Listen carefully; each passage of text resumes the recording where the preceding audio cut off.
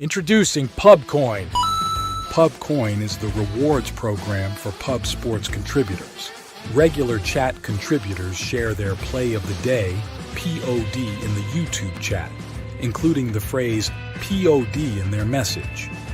At the end of the week, the amount of units earned are converted into Pubcoins. Pubcoin can be used as reward points for prizes, shop discounts, and contests.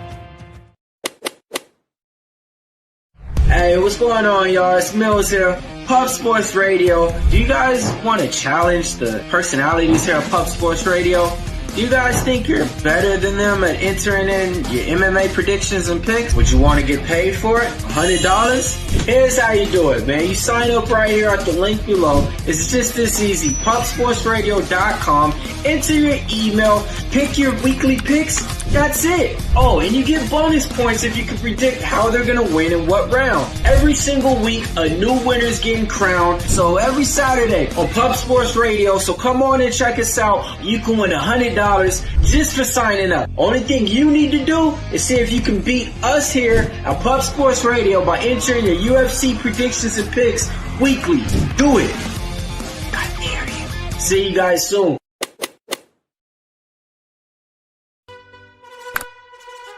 Your membership to Gold, you will be automatically entered in every horse race, every Wednesday and Friday. It is time to race horses. We are racing camels today. Shout out to the Gold members. We're racing in San Antonio immediately here. And we're off. 2 minutes, 74 canals on this racetrack. It's wide.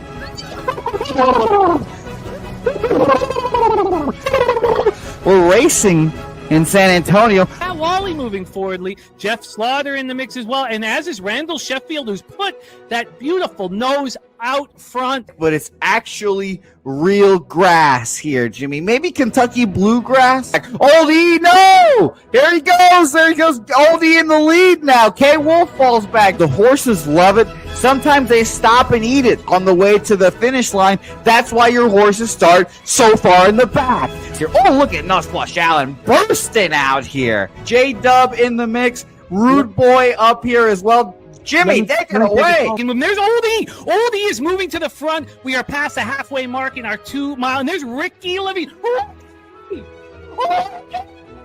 Oh my goodness, he's in the mix here. Jimmy, take it home. This is our first dog race ever. 19 seconds left in the horse race here. It's Fernando Mendoza trying to find the wire. 14 seconds left. Can Fernando Mendoza take this home? Here comes Kenny Kengan. Kenny Kengan wants a piece of the pie.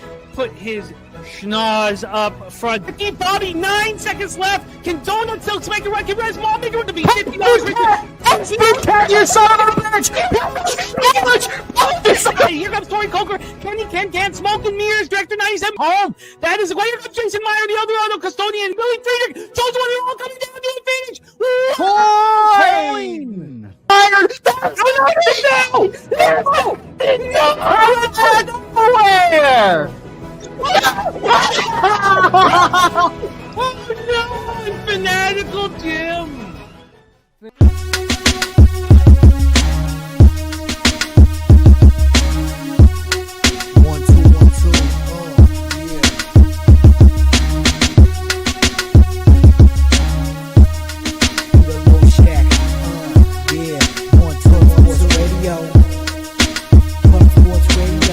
From the corporate Peter Low Shack, legendary sports handicapper, more dapper than a dawn. Father young phenom, known as Jimmy, who declared one day that the bag was here to stay. Information like a PSA, when we all PSR, Pub Sports Radio, bizarre. Is a man named Slaughter and he flipped the script. No competition in this but they quit the trip. Though we say we be pubbing, man, I want the bag and you love it. We want a top 10, we above it. Legend. What up, cappers, gamblers, punters, hustlers, low baggers? Happy Wednesday, October 22nd to all of you. Thank you for watching Betting with the Bag right here on Pub Sports Radio. NBA returned yesterday. And of course, my full game under went to overtime in I just leave it to I'm ready to attack this giant card, but that did get me right in the old bottom mouth. But I can't wait to cap today's card. I can't wait for today's show. We have NHL that we're leading off with. And then we get into NBA with Wine Time Sports and Justin McKelvey accounts beginning here. And then we roll into college football. And if you look on our video description, it's a pretty beautiful lineup of college football. We start with Wine Time and I capping the 2 Conference USA games this evening. And then we roll into Saturday, and we have Nick Frazier joining us from the Coolest Pod, the Water Cooler Sports talk show. And I'm excited to have him here. It's going to be a lot of fun. So we have Nick Frazier joining us for the SEC games. Records are up to date. And some stories are good and some are not so good. We'll get into them as we roll through. We've got action coming in. Kings money line for the Goracle. A lot of us are excited about Sacramento's lineup. I don't know. I mean, Sabonis is out. So Eubanks at center. I mean, he's not. When you put your lineup together in the offseason, you don't think we're going to start the year with Drew Eubanks at the 5. But Schroeder at the 1 will be fun to see him with Levine and DeRozan. I'm excited to watch the Kings play. We got Justin McKelvey stacks play today. Mitchell over 27.5 points, -104. Embiid 25 or more, -115 for Justin McKelvey. Res Mob in the house. We got Sancho. We got Talk Sports with JT. Cavaliers -1.5 for JT. A very angry offseason for the Cavaliers after they touched greatness during the regular season, but could not find it when push came to shove. Shouting out our PSR Gold members, Gorky, AM, Crystal, Craig, Chris, Bogan. Thank you guys for supporting us. We are excited, and our Discord for Silver and Gold members is popping off all day, all night. We got Serious Business in the house. We got Nordy. We got Chef Tony, Irish King, Pittsburgh Moneyline, and Crosby. Anytime goal was money. Nice job, Irish King. Super true story. Sancho moving on Klay Thompson over 13 points at -112. I think that is, the game of the night for a lot of us. I'm excited to attack the NBA. Last year was pretty good. It was buoyed by Operation Garcia and timing Operation Garcia right, which I think we can even do more of, but we'll get into it all. But last year was pretty good. 318 wins, 271 losses, which is lower, much lower volume last year. 54% plus 16.22 units, ROI plus 2.75%. I'm excited. I love basketball. I love capping it. And we've got such a great group to work with. I know that Brizzy got it started yesterday on the Peter Loshak show. We have 4 cappers that'll be, working here with me, being, Brizzy in NBA, Brizzy, Wine Time, Justin McKelvey, and Daryl Rice. So it's going to be a good group. I'm excited. Thank you guys for joining us. Jermaine, AM, Chef Tony, Kent Davies says, I'm with you on the Vikings. Couple of thoughts. Vikings defense has literally 0 injuries right now. Van Ginkel will play. Also, Chargers at home favorite between -2.5 and 3.5 in the Harbaugh era, and facing non-divisional opponents are 0-3 straight up. I am very excited about the Thursday nighter. Don't like being on the other side of Troy, but it makes it fun. It does add an extra dimension. Fernando Mendoza ready to get to work. Wine Time Sports, JM Res Mob. Yes, I did say I wasn't going to bet NBA totals, but there's certain totals that are must bets. And first game of the year, ring ceremony, and questions at point guard for the Rockets. How do you not bet the under? So I cashed the first half under and should have cashed the full game under. I mean, certain totals will scream at you. And that one, I mean, come on, it screamed at me, but I didn't get the glory. It was a rough night in NBA for me, as I thought that the creating rhythm and comfort with the Rockets would take a little bit of time, and it would override the fact that it was the opening ring ceremony. Obviously some injury issues with the Thunder, but I thought it would override, and I was wrong. Joey DFS is ready for the NBA state. We got 9 legacy flank stake play today. 76ers money line. Also on the Raptors, Wild, Red Wings, Sabres, New Mexico State, Orlando Magic, and the team total over for the Orlando Magic. There's my guy, Wine Time Sports. He'll be joining us here. We're going to get into the 3 games of NHL pretty quick here. I have not bet NHL. I was focused fully on NFL. I have not bet NHL since Medicate Monday with you guys when we cashed the Flyers. Res Mob, great to see all of you guys. Jermaine, Dizzy, Donuts, Knicks, and Sixers there. Michael Porter Jr., 20 points for Sancho. Let's get this all set up here. Make sure I've got everybody's action. Thank you guys for rocking with us. Chappie Funk ready to eat. We got Kong's Clips, Christopher Carter, Nasty Nate. We got Crystal Craig in the house. Miss Baseball, we've missed you. I hope the new job is going well, Crystal. We love capping with you. But it's important to succeed in other facets of life, which I know that you do. So congratulations on the new job, and thank you for rocking with us. Let's roll. Oh, Justin was on it too. Yeah, disappointing. But you know what, you guys, and you guys have seen it. I've been betting first half and full game. I've been going 2 units on all my totals now, especially the unders. The over is not always. Now, you could split that within 1 unit if you want, but I can prove that it's working. So I did get a little bit out of it. We got the Godfather in the house. Great to see all of you guys. Nut Flush, Allen, cashing with the Sharks team total over yesterday. Sorry, I was in football mode then. But thank you. Slatsy, Habs money line, Suzuki assist. This is a very strange line in the Habs game. Let's get right into NHL. I think I've copied and pasted everybody's action. So for one more time, thank you guys for being here with me. I'm excited. I'm pumped up and hopeful for a monster week ahead. So let's get to work and get into the National Hockey League. 7 p.m. Eastern. We have the Minnesota Wild at the New Jersey Devils. We're in the Prudential Center in Newark, New Jersey. Wild 3-3-1, 2-2-1 on the road. Devils 5-1-0, 2-0-0 at home. We got Philip Gustafson expected to be in the pipes. Let me know if I am wrong. Shout out to Little Domo in the house. Markel Occupancy. Great to see all of you guys.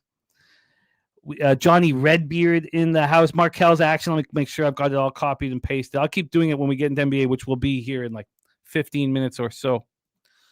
Let's get this here rolling. So, Ken Davis says, doesn't it feel like we should back these Devils even on the back-to-back? And my answer is no.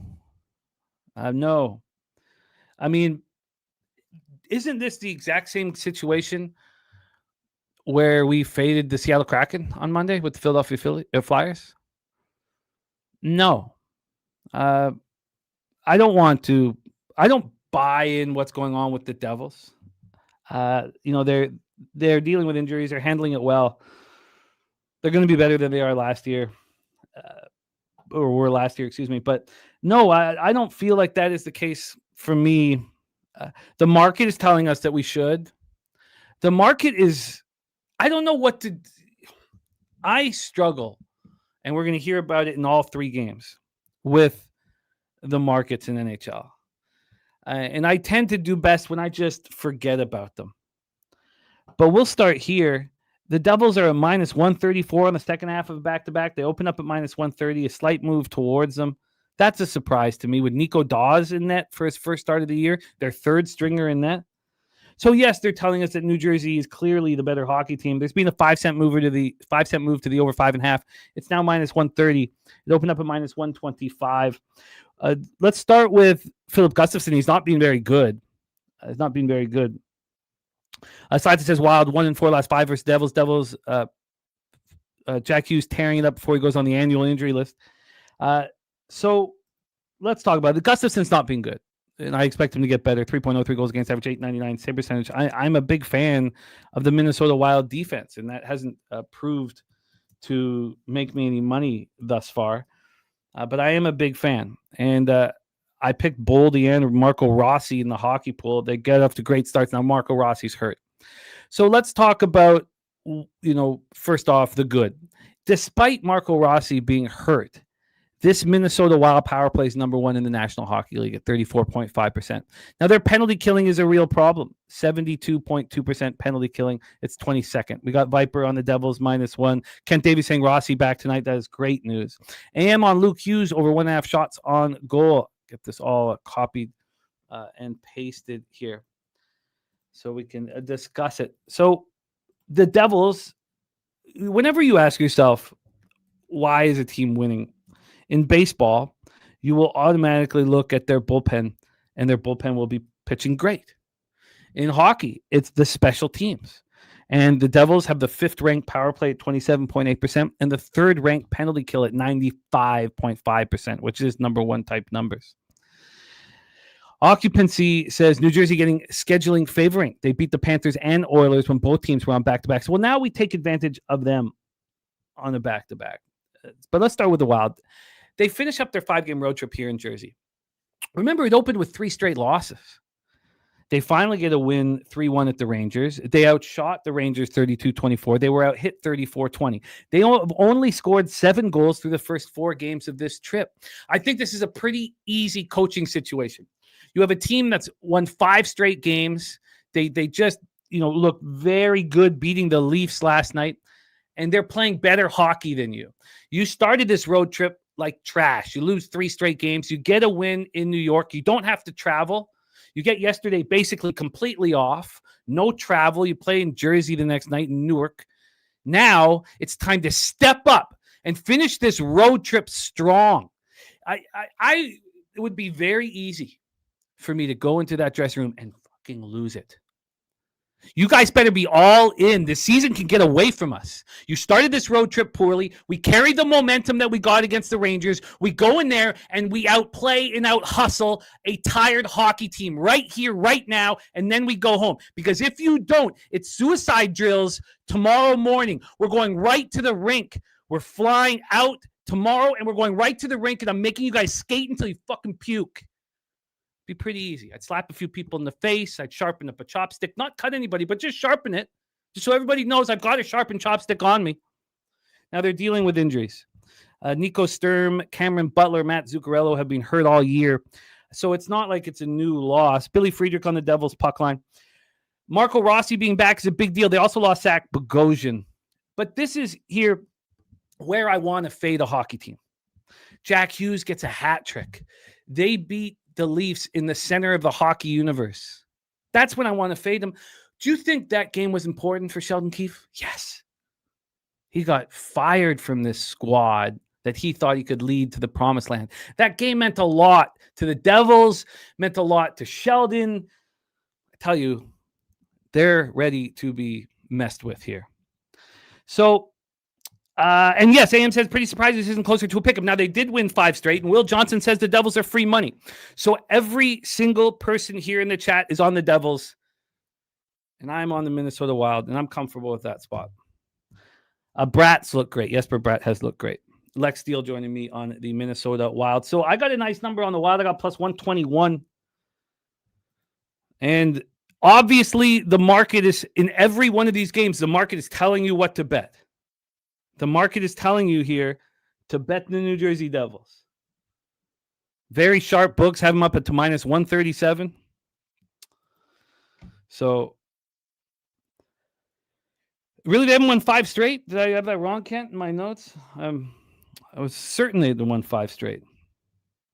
But I'm on the Minnesota Wild to get things started. Let's move on to game 2. Game 2, 7:30 p.m. Eastern, Detroit Red Wings at Buffalo Sabres. Red Wings 5-1 in a very similar situation as the Red Wings. Coming off their 5th straight win. Now, that was 4-2 at home over the Oilers on Sunday, so this isn't a second half of a back-to-back, which the Devils are on. We have Cam Talbot in net. Cam Talbot, 3-0, 1.77 goals against, average 923 save percentage, no shutouts. Alex Lyon, 4-0, 2.54 goals against, average 924 save percentage, 1 shutout. Spooner in the house. It is great to see you, Spooner. J-Dub ready to get to work. Thank you guys for joining us. Brandon Cummings giving us great info in the chat. And he's talking about the great Dylan Larkin, named the NHL's first star of the week on Monday after recording 9 points in the +7 in 4 games last week and earning a spot on Canada's Olympic team. I hope he would be a perfect player on that Olympic team. So let's talk about Detroit. Again, Detroit power play at 22.2%, ranked 15th in the league. It's not being great, but they're playing great. Penalty killing 92.3%. That's 4th in the league. There's some really impressive penalty kills out there. The Godfather moving on Rasmus Dahlin over a half assist.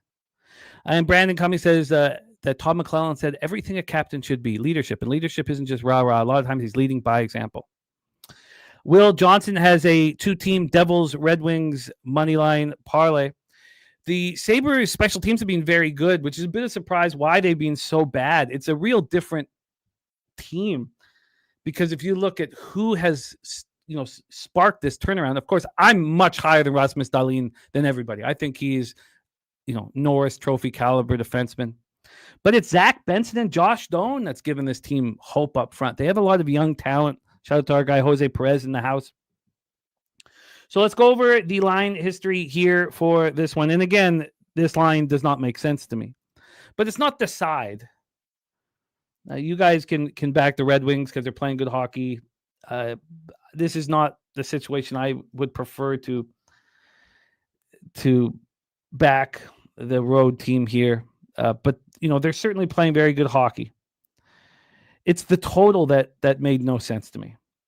Now, we've taken advantage of totals in college football when the total comes out and it makes no sense.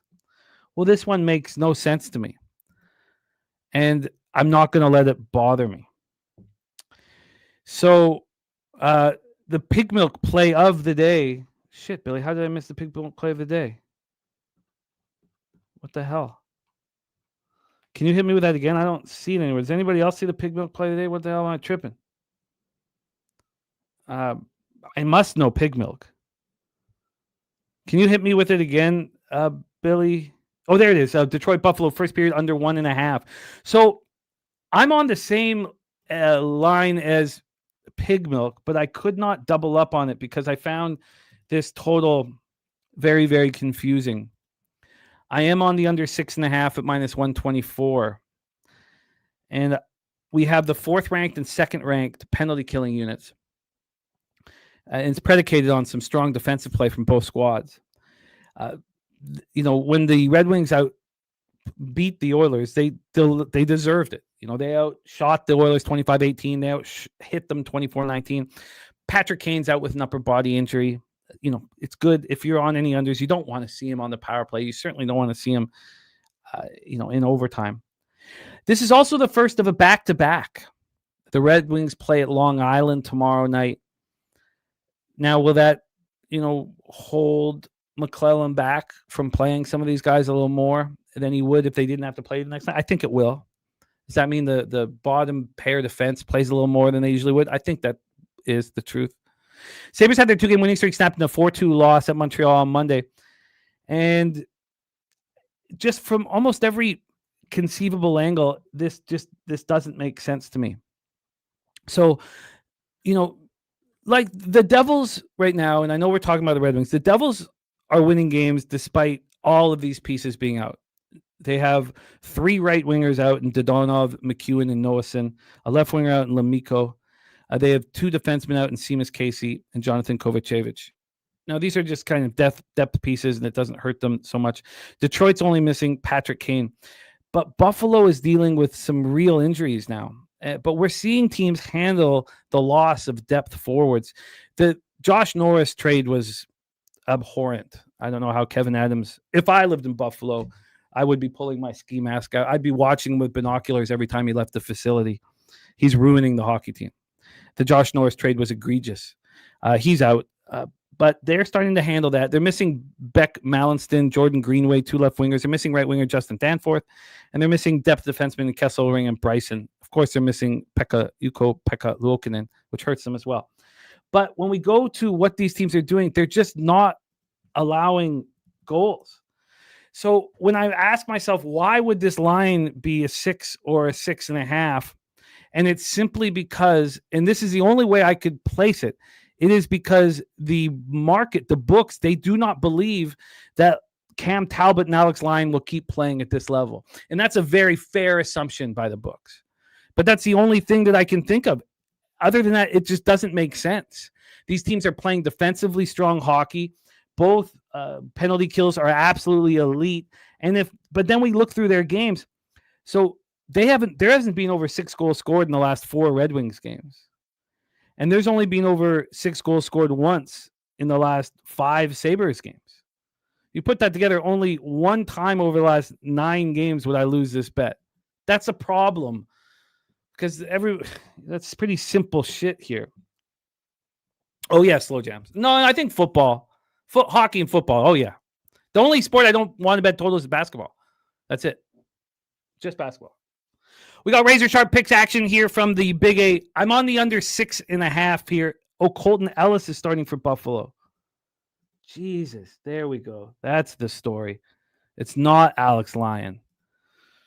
God damn, these sites are messing with me, man. Colton Ellis is starting.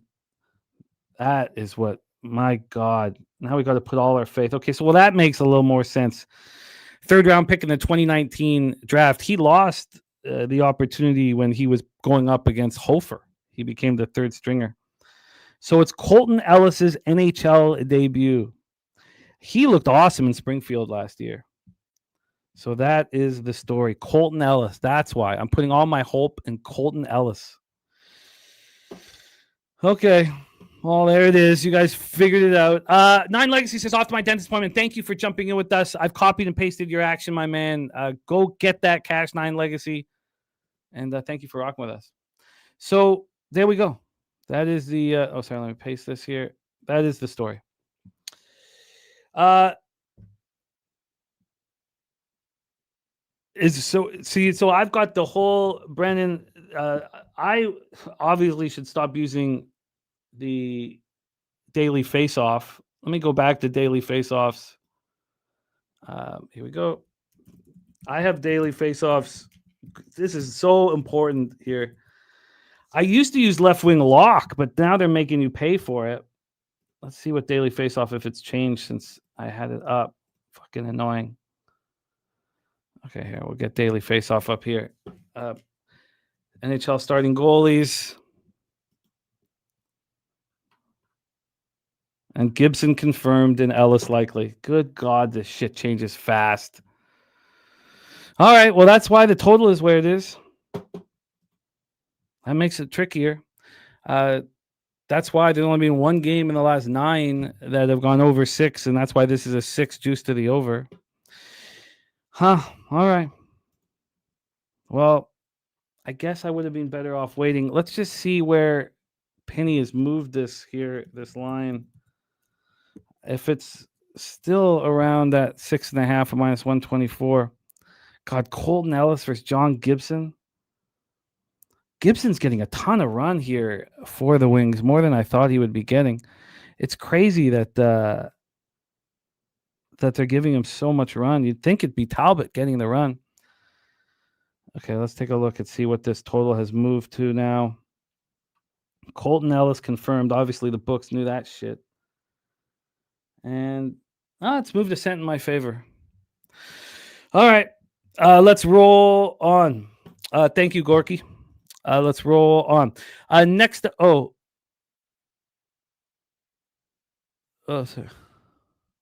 Okay, sorry. Okay, let's roll here. Gorky saying Gibson is, the goalie one. I mean,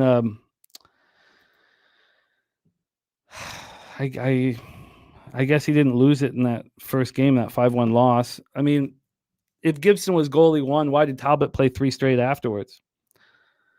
Mark Staszowski in the house. And yes, Peanut, we talked about them playing at the Islanders.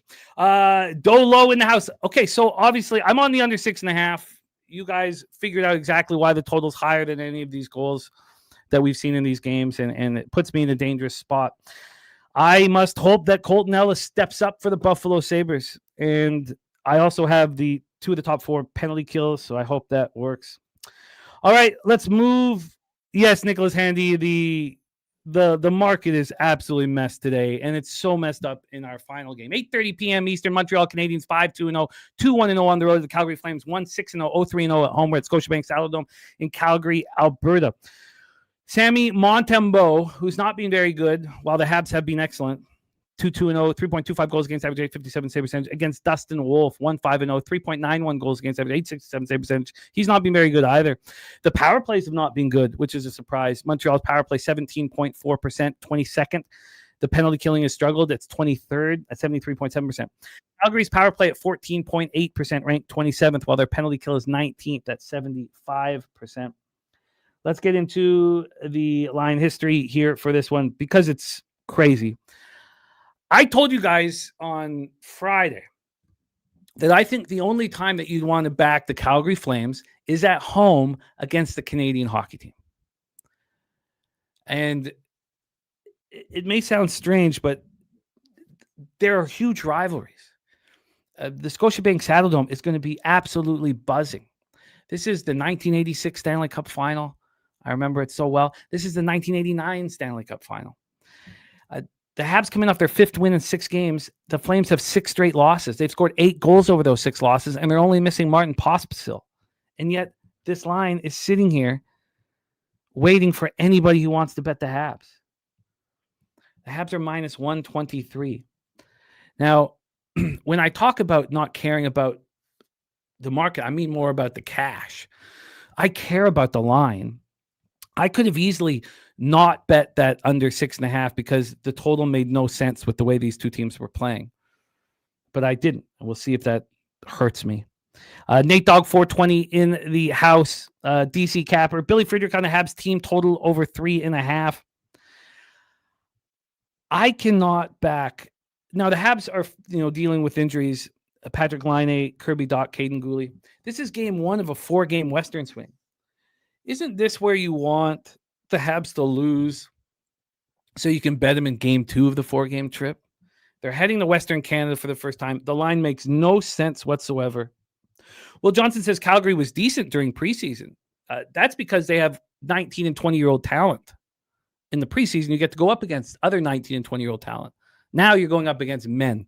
I'm on the team total under for the Flames, and I would like to fade them every single game. Alan Minton says, been riding the wings, can't get off now. Money line for me. I get it if you've been cashing, but remember, it's your money and not the house's money. Xavier Oliver in the house. Slatsy saying that the Doc expected to be back tonight. The Flames keep losing, keep looking bad doing it, and this line is insane. I cannot back the Habs here. And I'm not going to bet the Flames ever. So you put that together. You guys can handle how you want to hammer this. It's just, I cannot back the Calgary Flames. They're a very weak hockey team. And I told you guys they'd have a top 5 pick in the draft this year. Why are the Habs not minus 150 or 60? Why is it not moved 30 cents towards the Habs? So I'm off Habs Flames, but it feels like a sloppy spot where the over is going to cash. But even that, I'm hesitant to do because the Flames aren't scoring. Ken says the books are dangling the Habs in front of our faces. I'm not on the total, but I was very interested in the over. I was very interested in the over in a sloppy type game, but it's tricky to bet the over in any Flames games right now, unless you think that Montreal is going to be real disjointed and Montembeault will look bad. I don't believe that Dustin Wolf is as bad as his numbers indicate. So that is that. Just 2 bets for me. I'm on the under 6.5 in Detroit, Buffalo. And the 923 and 924 save percentages from Calvin Talbot and Alex Lyon are moot because it is Gibson and Ellis. And I'm on the Buffalo Sabres money line. Jesus Christ. I'm on the Minnesota Wild money line at plus 121 at the Devils. So I'm on the Wild money line and the under 6.5. Let's get into NBA here. Osby says, didn't once I hear someone say teams rally around a new goalie? They do. Now, Oz, if Colton Ellis was 31 or 29 making his NHL debut, it'd be a little different. But Nova Scotia kid, 25 years old. He was a highly thought of prospect. Played for Rimouski Oceanic in the Q. 3rd round pick, 93rd overall in the 2019 draft. And he's looked very good in the AHL the last 2 years. He looked excellent. The last 2 years, look at 922 save percentage in 24-25, 9 24 save percentage and 23-24. But obviously it was not part of my plan here. Peanut on the Wild money line and Detroit money line. Guillermo Zertucci in the house. And yes, Jeffrey, I was maybe I need to pay for left wing lock if I'm going to get this wrong information here. When did they update it? They updated this here with Gibson and Ellis. They updated Ellis at 10:37 a.m. 2 hours ago. It's a little late, but all right. There we go. Yes, Justin, I would like you on for NBA if that works for you. All right, let's get into NBA here on Pub Sports Radio. We have a massive, massive card, and we have guests ready for us to attack this card. But yes, Osby, they rally around. They rally around a goalie. I jump all over it when it's a 29-year-old or 31-year-old goalie. 25-year-old, it's a little different. And I'm not saying they're not going to rally around him. It's a little different. Let's roll. Please welcome our first guest coming to us from Los Angeles, California. And NBA is his thing. You guys have watched him crush Major League Baseball. You've watched him crush college football. Well, now it's time for you to watch him crush NBA. Please welcome our friend Wine Time Sports. Oh, let's see if maybe Jose's not here. Wine Time, what's good, man? How are you? Jimmy the Bag, good to see you, brother. Happy Wednesday. It's a good day, man. We've got NBA pretty much day one today. Yesterday, we had a couple games. Took a loss on the chin with the Lakers last night, but, you know, it ended up getting a lot closer. And, you know, we'll still take that any day of the week. Looking forward to cap this NBA card with you, Jim. Yeah, I love doing this with you, man. I'm blessed to do this with you. Excited. Got some good college football to talk about after that with our guy Nick Frazier as well. So that's going to be fun. And, yeah, just looking forward to a winning week, man. I'm excited. I am excited as well. We have a monstrous NBA card. And about the totals, Naam's right. I just thought that I'm trying not to bet them. But I truly thought that the Rockets Thunder unders were just a gift. And so I will bet some. Very few, but I will bet some. Now, Wine Time will bet a ton of totals, and everybody does what they can succeed at. So we have a huge card to attack. Irish King ready to rock. Let's bring on our next guest. You will see him capping NBA. We just had our first season working with him in the WNBA. Please welcome the star of the Stacks Play of the Day, Mr. Justin Mcelvy, to the show. Oh, let's get it. Stacks.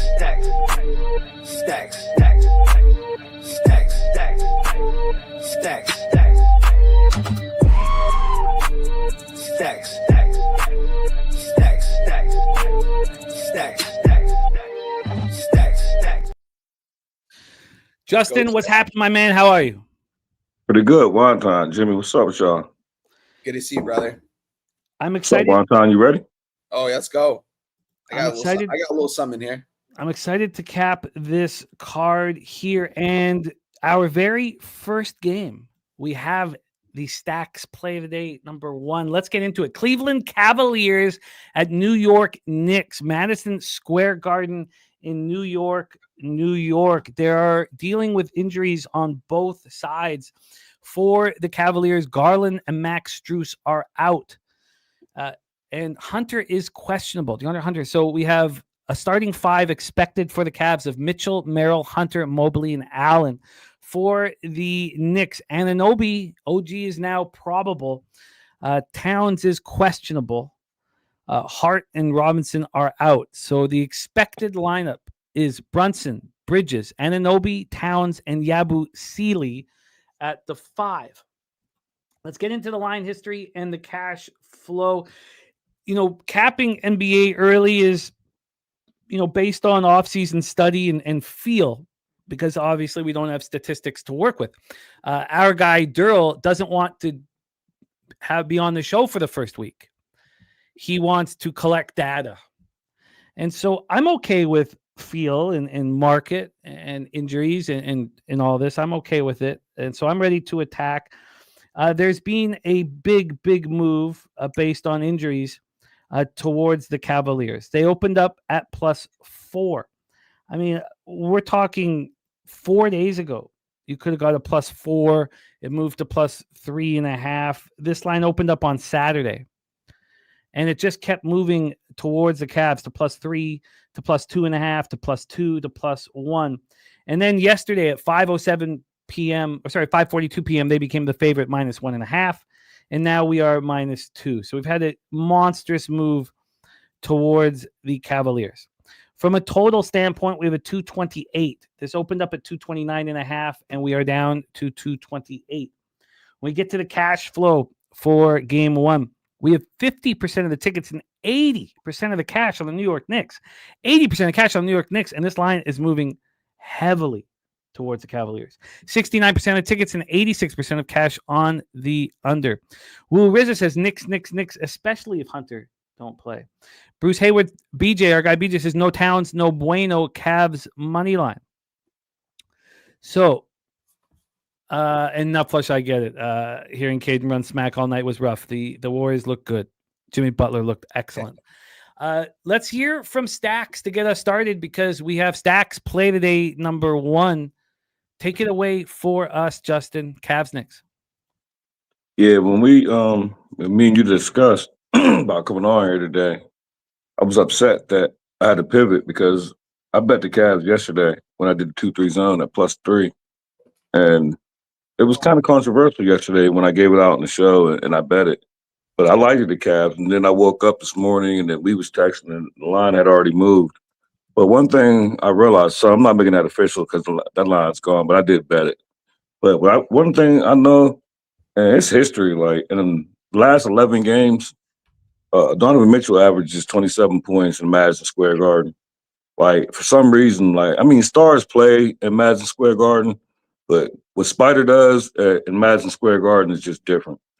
And I actually like Spider more than I like the Cavs to be on some real shit. So Stacks played in number 1 is Donovan Mitchell over 27.5 points. I got that at -104. I think I got that at Bet Rivers. And I just feel like, and when we talked about it yesterday and I gave out the Cavs, my whole thing is sometimes, like especially in the beginning of the season, I try to make things simple. And I got a little pushback because the Cavs always beat the Knicks. It's just something that they just do. And they say now it's 3-4 time or bang up. But my thing is, if I beat you up 4 times, what's going to be different the 5th time we fight? Nothing. I expect the Cavs to win this game. I think I don't need the points. I'm comfortable with the points that I got.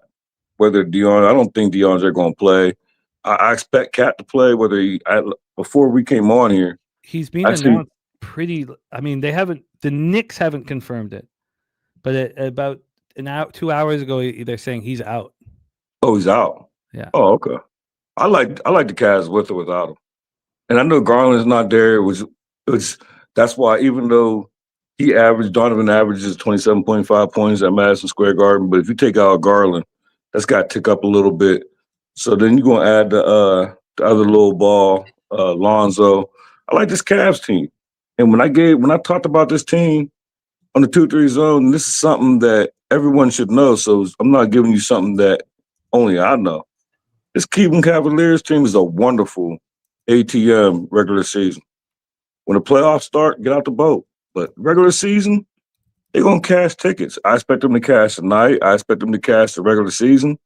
And I'm close. I would like to go to some Clav games only like a few hours away, maybe link up with Spoon or something. Go catch a Cavs game, see what it is. But I love the Cavs at +3, but official Donovan Mitchell. And I got 2 pair of his sneakers. Over 27.5 points, -104. Well, I will drive down and meet you guys at a Cavs game. I've done it many times. I used to, because we couldn't afford tickets when LeBron came to Toronto. It was cheaper for us to drive to Cleveland, get a hotel, and watch LeBron down in Cleveland. So we would go. But I got to go when it got to be a Cavs spot. I can't go there and not bet on the Cavs. And I don't want to go there and then bet on the Cavs and lose. Like the whole purpose is bet on the Cavs to pay for my whole trip. Oh yeah, no, I feel that. Like that's the purpose. So I'm gonna link up. I was gonna link up with Spoon for the Penn State Ohio State game, but so much done changed. My Penn State future just shot. Yeah. So there's no reason for me to go to Columbus. So Mitchell over 27.5 points for our guy Stack. Shout out to Mr. Sparkle joining us here. Respect, a new Kappa rocking with us. Looking forward to watch you work here. That's a new name. Yeah, Mr. Sparkle in the house. Will Johnson also. I'd love that. Will Let me grab my phone. that will definitely happen in the next few years. I don't know if I can make that happen down in New York, because I could just book down to Cleveland in a night. How far is it to Cleveland? 5 hours. Oh wow, that's crazy because that's wild because you're in another. I guess you call it another country, and it's literally 5 hours like to Pittsburgh. Huh? I'm 5 hours to Pittsburgh if I get over the border fast. And I'm like a little over 3 hours from Cleveland. Yeah, it's Toronto's got a good spot for like getting around to. I mean, I'm like 9 hours from Chicago, 4 hours from Detroit. You close, but you far. Yeah, but I can get. Because 5 hours really not that far for real. Yeah, I'm like an hour and a half from Buffalo. Cavs, Knicks, Stacks, Darius, or Donovan Mitchell over 27.5 points, minus 104. Wine Time Sports, Cavs, Knicks, take it away. Yeah, this is an interesting game here, Jim. I just want to touch over the market here really quick before I get into this. I just want to be sure I'm looking because that's important. You're right. Kent Davies also said that because it did refresh. Because I'm at right now, is this correct, Jimmy, if I'm wrong, 53% of the money on the Cleveland Cavaliers and 80% of the cash? Yes, but that refreshed. Okay. We had it that refreshed here. So I had that set up for the Knicks. So we have obviously there's a ton of cash and shit coming in right now with the cat news. So yes, that is exactly the case. Yeah, that's a lot of money on this Cleveland Cavaliers team. I was leaning towards the Cavs here. I mean, seeing them, they're up to a -2 right now at all my books I'm seeing right now. I mean, I think that's telling us everything we need to know. I like where Stacks is going on this Donovan Mitchell prop here. I mean, yeah, I'm getting over 27.5 at -120 right now. So it's definitely getting a little bit steamed up right now. And I do think, and when we know what Donovan Mitchell's going to go out there and do, he's going to go out there and be a killer every single time. He's going to go out there and try to score as much as he can, put the game on him. That's what he does. He's an elite scorer. We've been seeing him do it for quite some time now. Knicks, new head coach over there. They don't got Cat. I do see Cat props listed, but yeah, I don't think he's going to go in this one. Which kind of makes me want to look at some Jalen Brunson props as well here, because I think he's going to be able to put the ball in the bucket quite a bit today. If I'm seeing correctly, Lonzo Ball is going to start at point guard here for the Cleveland Cavaliers. Wow, that's crazy to see him playing basketball again. Shout out to him, but this is a tough game. I kind of wanted to be on the Cavs here in this spot, just seeing them go from a dog to a favorite, but it makes sense. Cat's out right here. I think this is a pretty even matchup, and now you're getting the Cleveland Cavaliers as a favorite against the Knicks at home on the opening night at Madison Square Garden. Seems like they want more Knicks money, but at the same time, a lot of money is coming on the Cavs right now. As you mentioned, must have happened in the last hour. Does anyone know when did Cat get ruled out? Was that well? He's not officially ruled out, but we were told that they were saying he's out at 9:59 a.m. So that's the line. The market knows that he's out because they switched this to the Cavs as a -2 for a reason. Then correct? They have to know something. Yeah. So Cat won't be playing in this one. I'm looking at some Brunson and Donovan Mitchell props right here because I think they're going to go at it here tonight. I think it's going to be a superstar matchup with those two guys on the court, and they're probably going to be able to get whatever they want here. Worried a little bit about how many minutes they'll play here in this one because it is game one. You mentioned you don't know how much legs they got under themselves, how in shape they are. It's a lot different from going out there and practicing than actually going out there in a real game time situation. So it's going to be a pass for me as of right now. I was really close to moving on the Cavs when Stacks was breaking this down. And then I was like, I looked at Wager Talk and I saw the money percentage and money. And I was like, wait, did this just change? Like, you know what I mean? Like, I was like, this is a little concerning now because everyone is coming in on the Cavs, but does seem like it's the sharper people that are noticing that Cat got ruled out. And they said, okay, we're going to hammer the Cleveland Cavaliers right now before everyone else finds out, probably within the minute after he got, probably at 10 a.m. They probably got their bets in. So, which is why we're seeing this line. I'm still leaning towards the Cavs. I might get there, Jim. I'd like to go back over this game probably at the end of the slate, but I'm close to the Cavs here, and I like what Stack said about Donovan. I'm going to look at Donovan Mitchell and Jalen Brunson, maybe move their points down a little bit and parlay them up together and get some even money for like a quarter, half unit. Not going to give it out officially or anything like that, but I do think those two elite scorers are going to go out there and do their thing at Madison Square Garden, opening night for both of them. And I'm leaning towards the Cavs. I'm close to the Cavs. I can't do it quite yet. I actually like I don't know if I like his points. because if this gets out of hand, then don't take him out. But I kind of like Brunson threes at home first game, especially if Cat don't play. But the only problem is until he officially, if you're going to bet it, you got to bet it now because Yeah. it will go up. When I looked at it earlier, I think it was juiced over 2.5. 2.5 plus 100 right now, Stacks. Plus 100? Minus 102, actually. That's still plus money to me. Yeah. That looks pretty good, too. It's just my only worry is taking player props in these first week. Like, that's why I didn't move on anything yesterday because I was like, I don't know how much these guys are going to play and how much in shape they are. I mean, they're professional athletes making a lot of money. I expect them to be in shape, but it is still game one. And I don't want to move on too many player props in the beginning of the season. I want to wait a little bit. And I think this is a Cavs or pass for me in this spot. I'm not going to do it quite yet, but I might get there. Yeah, these player props in early season yesterday, man, I had Reed Shepard. That shit, you have no idea how mad I was. Like, how you have 8 points at the end of the fourth quarter and you go to double overtime and you can't get one more basket? I just needed 10. Like, did Reed Shepard end up starting that game, Stacks? Was he the starter? No, he's not a starter. Okay. But 10 points, like, he's like the next man up. Like, yeah. you get 8 going into in the fourth quarter. You get 2 extra periods. Like, and then I get killed on my under. Like, that was like first day, like, and I said, you know what? That's why I'm keeping my plays limited now because I opened myself up yesterday and I got hurt. So I didn't. And then everything I played, like I gave out Durant at 23.5. He get hooked. Reed Shepard get hooked. Like the under was golden the whole game until double overtime because Durant can't make a free throw. Like just frustrating. Like to be on the wrong side and lose and by the hook and the under, like just makes you just wake up, go to bed mad, wake up mad. Like I hear you. Just frustrating. What size do the Knicks have here?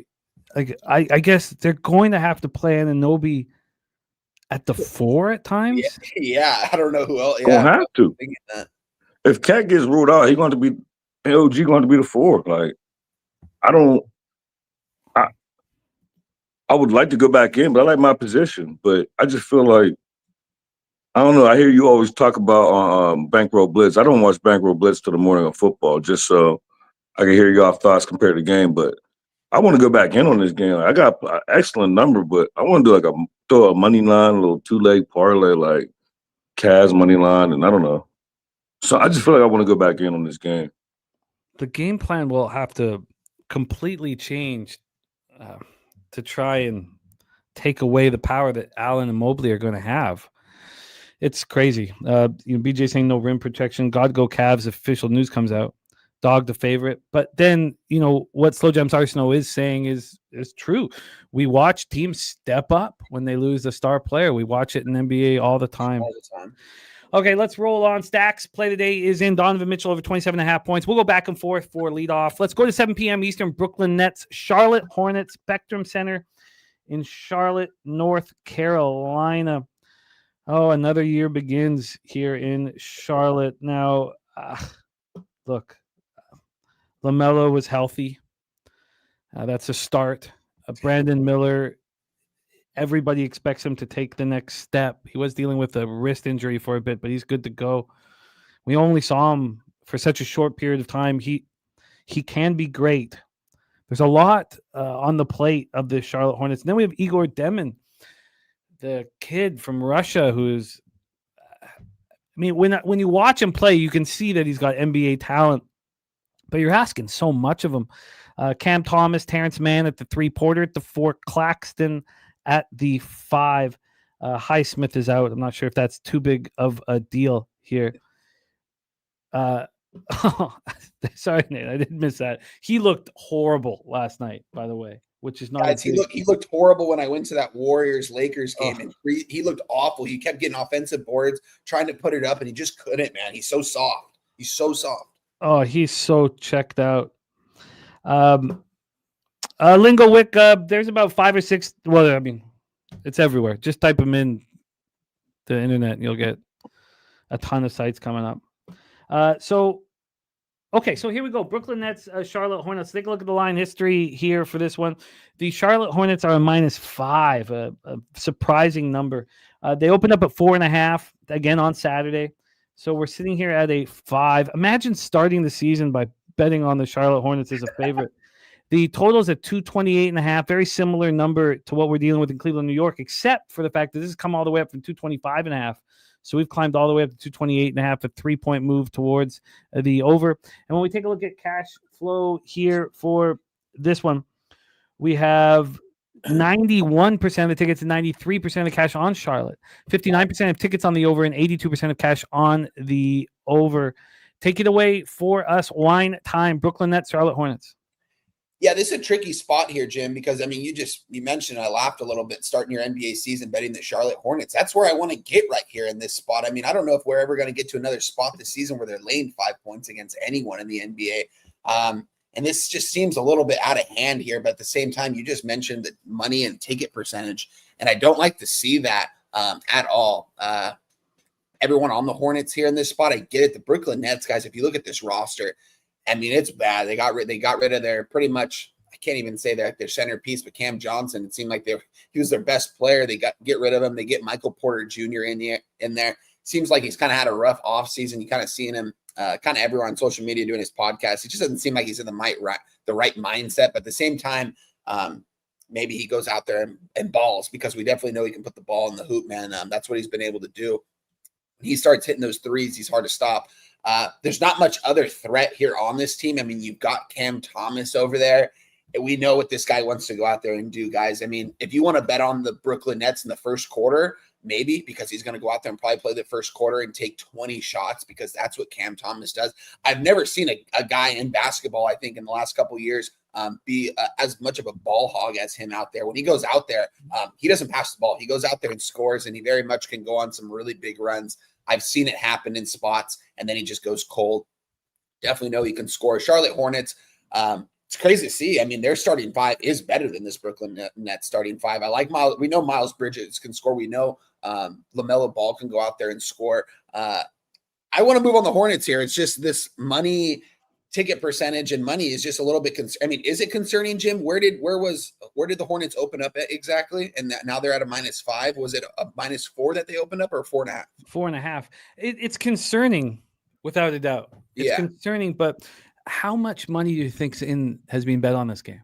Yeah, no, I mean, not too much. It could be, yeah, like the time, like a fucking Little League World Series game. Yeah. So now, question here is, I know that Igor Demon is 19, but at 6'8", he might be able to stay in front of LaMelo. You know, LaMelo isn't a speedster. He might be able to actually defend him. But I can understand your fears in this one. Why don't we, and Sexton coming off the bench to give them offense, he will help. Why don't we come back? Why don't you sit with this, and we'll hear what Justin thinks of the spot. Justin, take it away. It's a bum fight, man. Yeah, it's a bum fight, but I came here with only 3 official plays. It's a big slate, but like, I didn't like my WNBA record, so I'm taking this NBA when I come on here, like, extremely serious. So whether it's 1 play or 3 plays, but I got 3 plays, and this brings me to my second one. And you give me the best number you get. I'm on Brandon Miller over his PRA. And exactly for the reason what you said. I first looked at LaMelo, and I wanted to sprinkle his double-double, and then the odds jumped up when I went to sleep last night. It was +205, and then I woke up. It was +230. And I looked at the matchup, and I thought the same thing you said, like, he probably could slow him down. But Brandon Miller, like, I like Brandon Miller in Alabama. Like, he just catch a bad rep because of that little situation he had in Alabama. But like, if you take that outside or off the court, like, I think dude could ball. He can. And I don't see nobody on this Brooklyn Nets team that could slow him down. And I want everything. I want the points, rebounds, and assists. So whatever number you can get me for Brandon Miller at the best number, I'll take it and make it official. That'll be my play. It's not stacks. It's just my second official play. Let's grab it here for you. Yeah. Anything else you want to touch on in this spot, Wine Time? No, but I can get you right now, Stacks, over 27.5 PRA at minus 104 right now. Oh, yeah, I'll Definitely take that. like that. You touched it, man. Brandon Miller, when this guy's been healthy, he's a baller. This guy knows how to play He basketball. really is. It's really just him getting injured since he's been in the league. But when he's out there, I mean, he can score, man. And there's a lot of guys on this Hornets team that can score here. I like that look a lot, honestly. And I think that's a pretty affordable price for Brandon Miller at 27.5. Especially I think if he plays, no, you're good. I think if he plays 28 minutes in this one, he should be able to get that. We'll see if he plays 28 minutes. If he does, I think there should be no problem why he shouldn't get that. And I feel like it's blowout proof. It seemed like not the world. I don't look at markets, but just from what I hear and then the 2-3 zone, like a lot of people on the Hornets. And I'm not on the Hornets. If anything, I would take the team total over, but I don't want to be on no one. I don't want to be on the side. I don't want the Nets. But if you look back, the Nets did start hot last year. And then it's like they started too hot, and then they got rid of their team.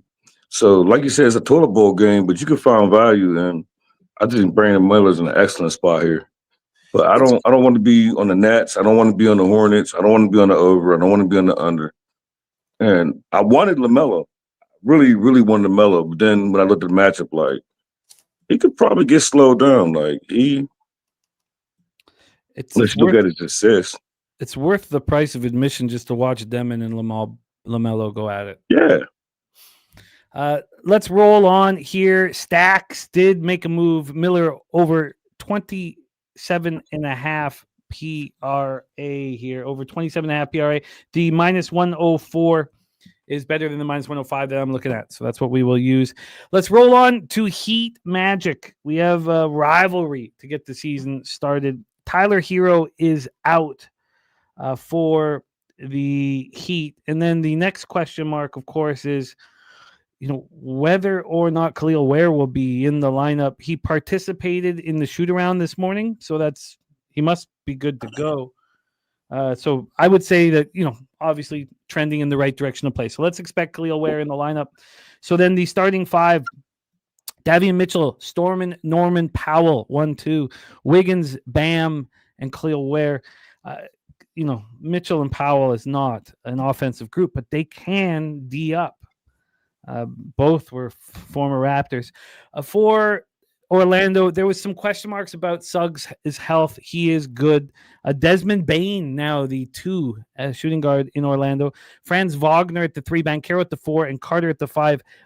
Franz's brother, Mo Wagner, is out. That's the only injury at this point for the Magic. So let's take a look at the line history and the cash flow and see how our cappers will attack. We'll have Justin hitting leadoff 214.5. That makes sense with Davion Mitchell and Storm and Norman at the 1-2. I mean, they're just not. I mean, Powell can get hot, but he's a guy who's a 4-year college player. He's built his career off intensity and being a complete ball player. Total opened up at 214.5, got up to 216, got up to 217.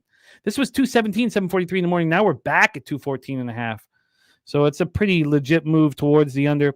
From a point spread standpoint, we have Orlando -8, -116. It's a big number. Open up at -8, -110. Now -8, -116. We have a big number. 6 cents of movement. So not much movement, but a big number. And we have 71% of the tickets and 88% of cash on the Orlando Magic, 66% of tickets on the under, and 82% of cash on that under. And we just saw that big move. Robert Franklin on that under. Little Domo on Magic first half. Dizzy Donuts Magic first half, full game and double result. Jason Meyer, the El Dorado custodian, says that 8.5 seems high. Sky is on the Heat +8 and have Joey DFS taking a look at that Bam Adebayo double. AM on Franz Wagner over 30.5 PRA. Stacks, take it away. Kia Center in Orlando, Florida. Yeah, I don't have nothing official, but like I'm this close. I want to bet the Heat. Like I do like this Orlando Magic team. They added Desmond Bane. I like them. They want to speed up the pace and play a little faster. But you got Andrew Wiggins with a full year now under this team. You still got Bam. You got Norman Powell. Like I wouldn't sprinkle no money line, but this is a big number. Like you should think that Orlando gonna come back and be at home and just blow them out. I don't think so. I want to bet the Heat. I stayed off this game. I didn't want to after last night. If last night didn't happen, I would have bet the Heat. But last night just told me, like, slow down for, like, the first few games and see how things go. But I think Miami, even though Tyler Hero not going to be there, I think the Heat got a couple little pieces that could keep it close. Like, ain't no money line, and I wouldn't do it early. But I would want the full game. I wouldn't want the Heat first half or nothing like that because I expect Orlando to come out hot. Like, there's a lot of expectations. They seem to think because they're favored, they're going to win the division. They're not winning the division. The Hawks going to win this division. I don't know why all the hype on this Magic going to the East. They're not going to the East, and they're not winning this division. But the Miami Heat, like, they're not bums. They're not good, but I wouldn't say they're like the Utah Jazz or the Brooklyn Nets. Like, and this is a mini rivalry. Like, so 8.5 points, they got some pieces not to get blown out. And I want to bet the Heat. Like I said, I'm not going to move on this game by no means. But if I do, it would have been the Heat. If last night didn't happen, I'd have been on the Heat right now. But last night then messed up my trigger finger. Yeah, it happens. I had it happen to me on college football on Saturday, and then I didn't make any of the additions in NFL because it just happens. I know exactly what you're feeling. I had all these plays written down, and then last night happened. I just balled that whole paper up. We got our guy Marley in the house, our brothers and bets. He says, I think the 8.5 is a bit much, but haven't bet anything. I don't trust this. I mean, you got Jovic that will help, Khalil Ware, Bam, Jovic, that's fine. And Fontecchio can stretch defenses with the 3. But, I mean, at this point, I don't know what you're going to get from Terry Rozier. So it's Pele Larson who you're going to need to have him, hit threes and play a big role. I just there's a lack of depth here for Miami, and it kind of goes away as soon as you have Tyler Hero scoring.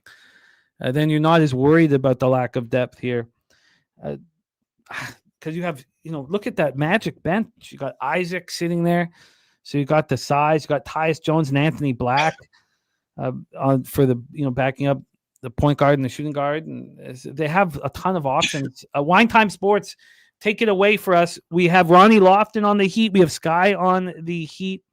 We have Lil Domo. We have there are people moving on it, but Lil Domo on the Magic first half. And take it away, Wine Time, my man. Yeah, this is easy for me, guys, here. We're going with the lowest total on the board here, and it's with 2 teams that like to slow the pace down. I mean, going back to last year, these are 2 under teams, if you think about it.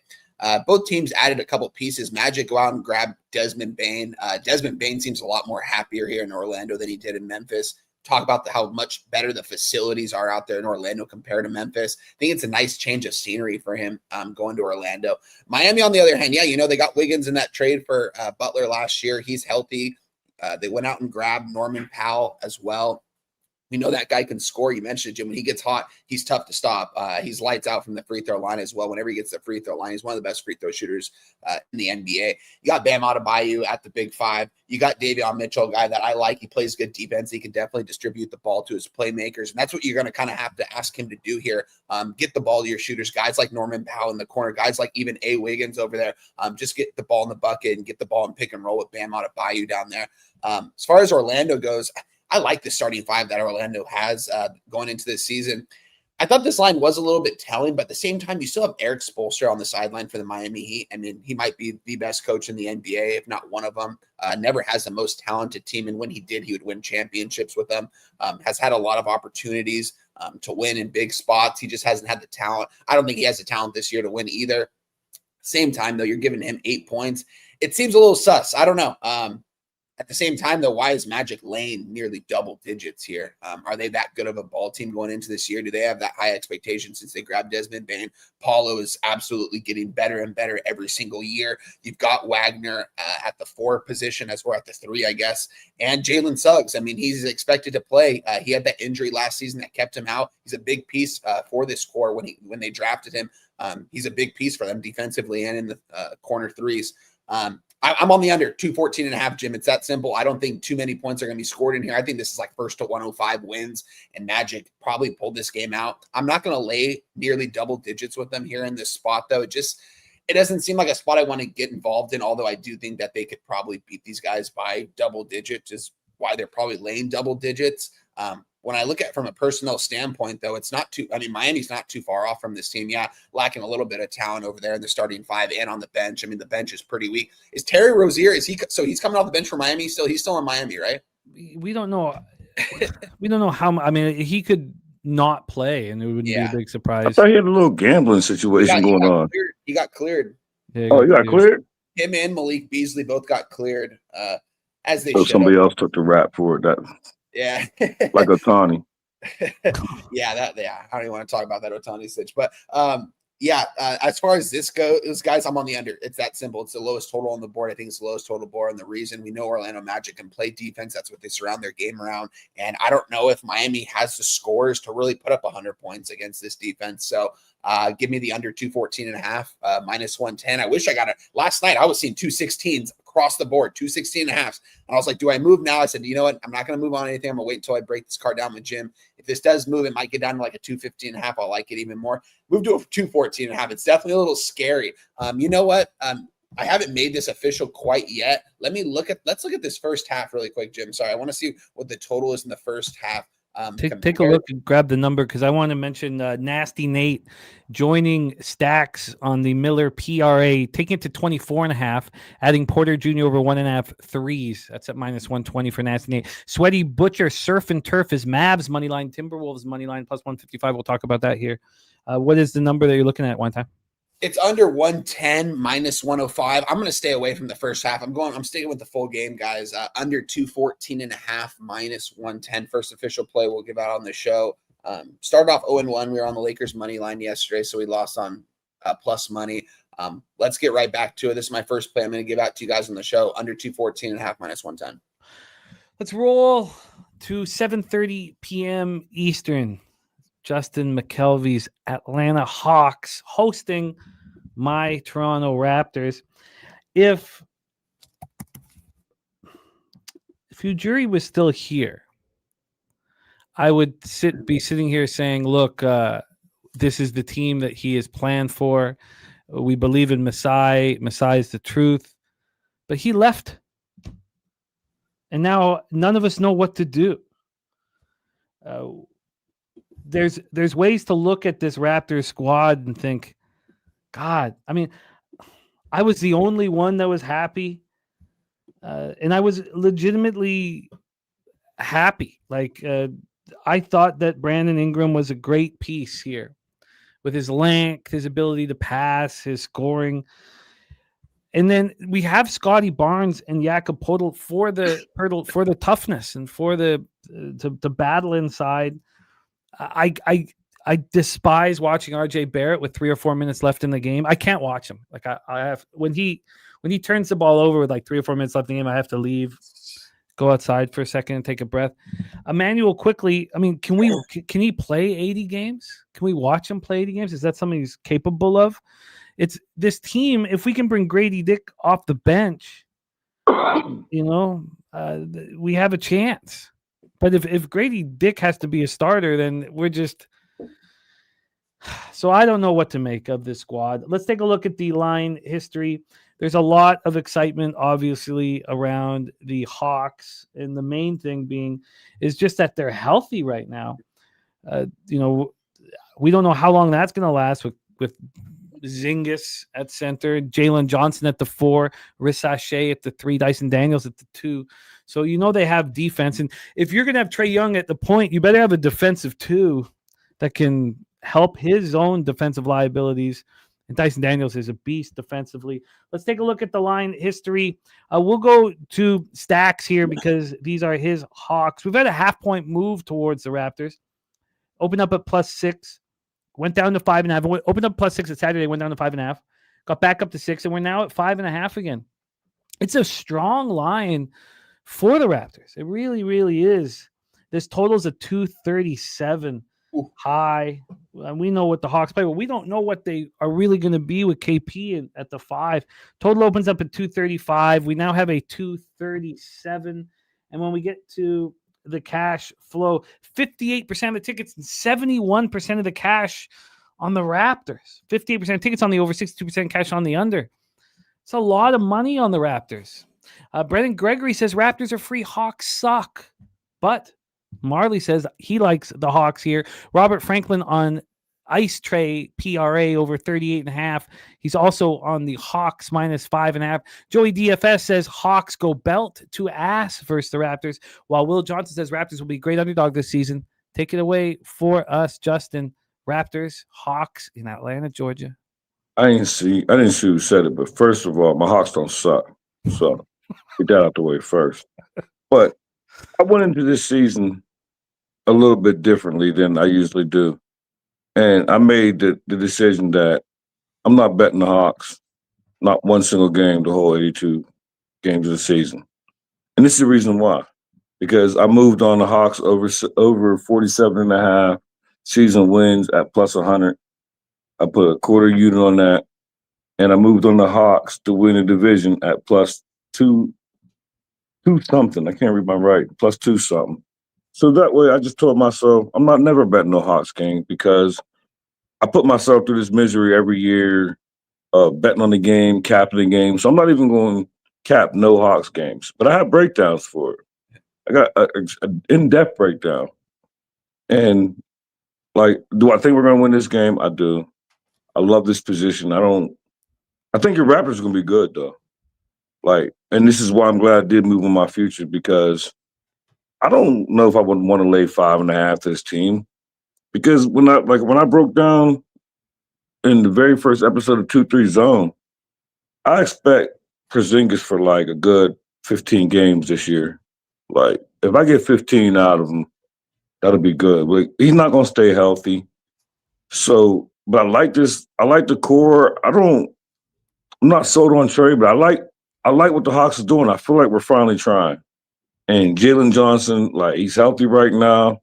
How long is that going to stay? I don't know. Hopefully he stays healthy. I like Richard Shea. I still don't know how to say his name. And I look at it from top to bottom, this is the most strongly I felt about my Hawks team in a long time. I like what we're doing. I don't trust. I like the signing of Porzingis. He's just not going to stay healthy. So it's I don't put much faith into it, but for us to get 48 wins, for us to win the division, I love both of those bets. Both of them was plus money. But I think we're going to play fast. And I would like to think that we're going to run y'all out the gym. Y'all got Brandon Ingram. Okay.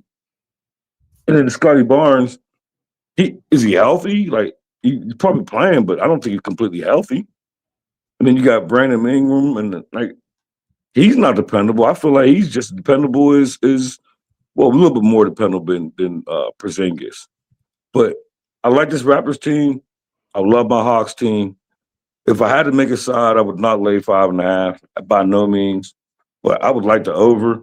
But I'm not betting no Hawks game. I'm not even capping no Hawks games. When the Hawks is on the schedule, I'm not even. It's just I don't care who they play. I'm not capping the games. I'm not betting no props because I just need them to win 48 games. But I wouldn't lay the 5. I wouldn't lay the 5.5.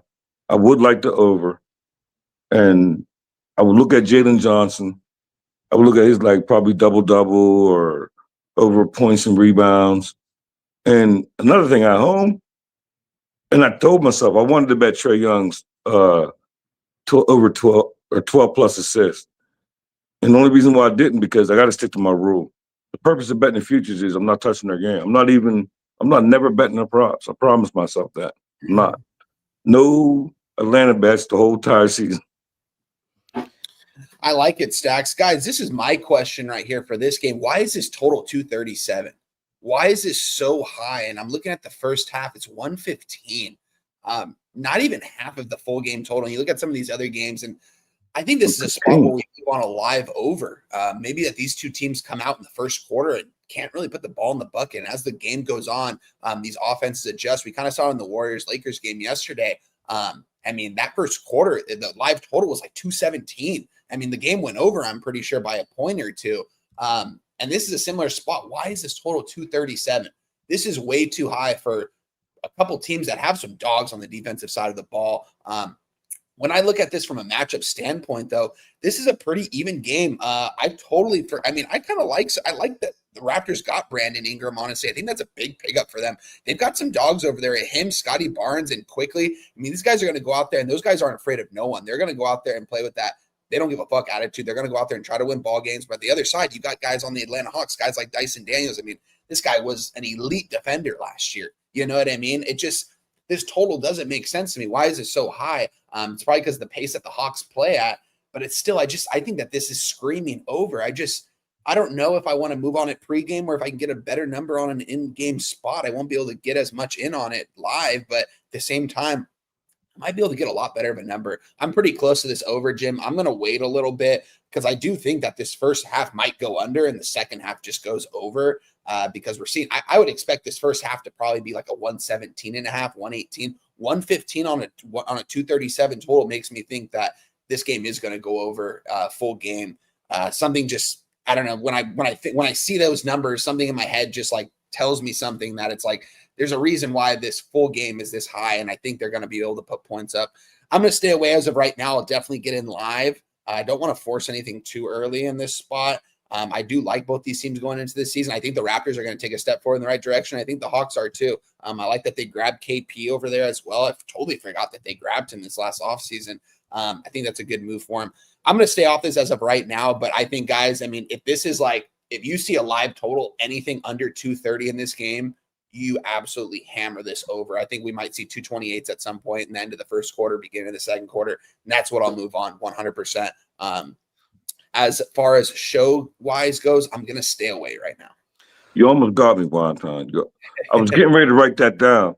And then I'm like, stop. Like, I'm not touching. I swear to God, I'm not betting no Hawks games. Yeah. And when you said that about the first half, the total, and then the full game, I was like, what? Yeah. And I almost wrote it down, and I was like, stop. You're doing it again. Don't listen to one time. I think that's the right bad influence.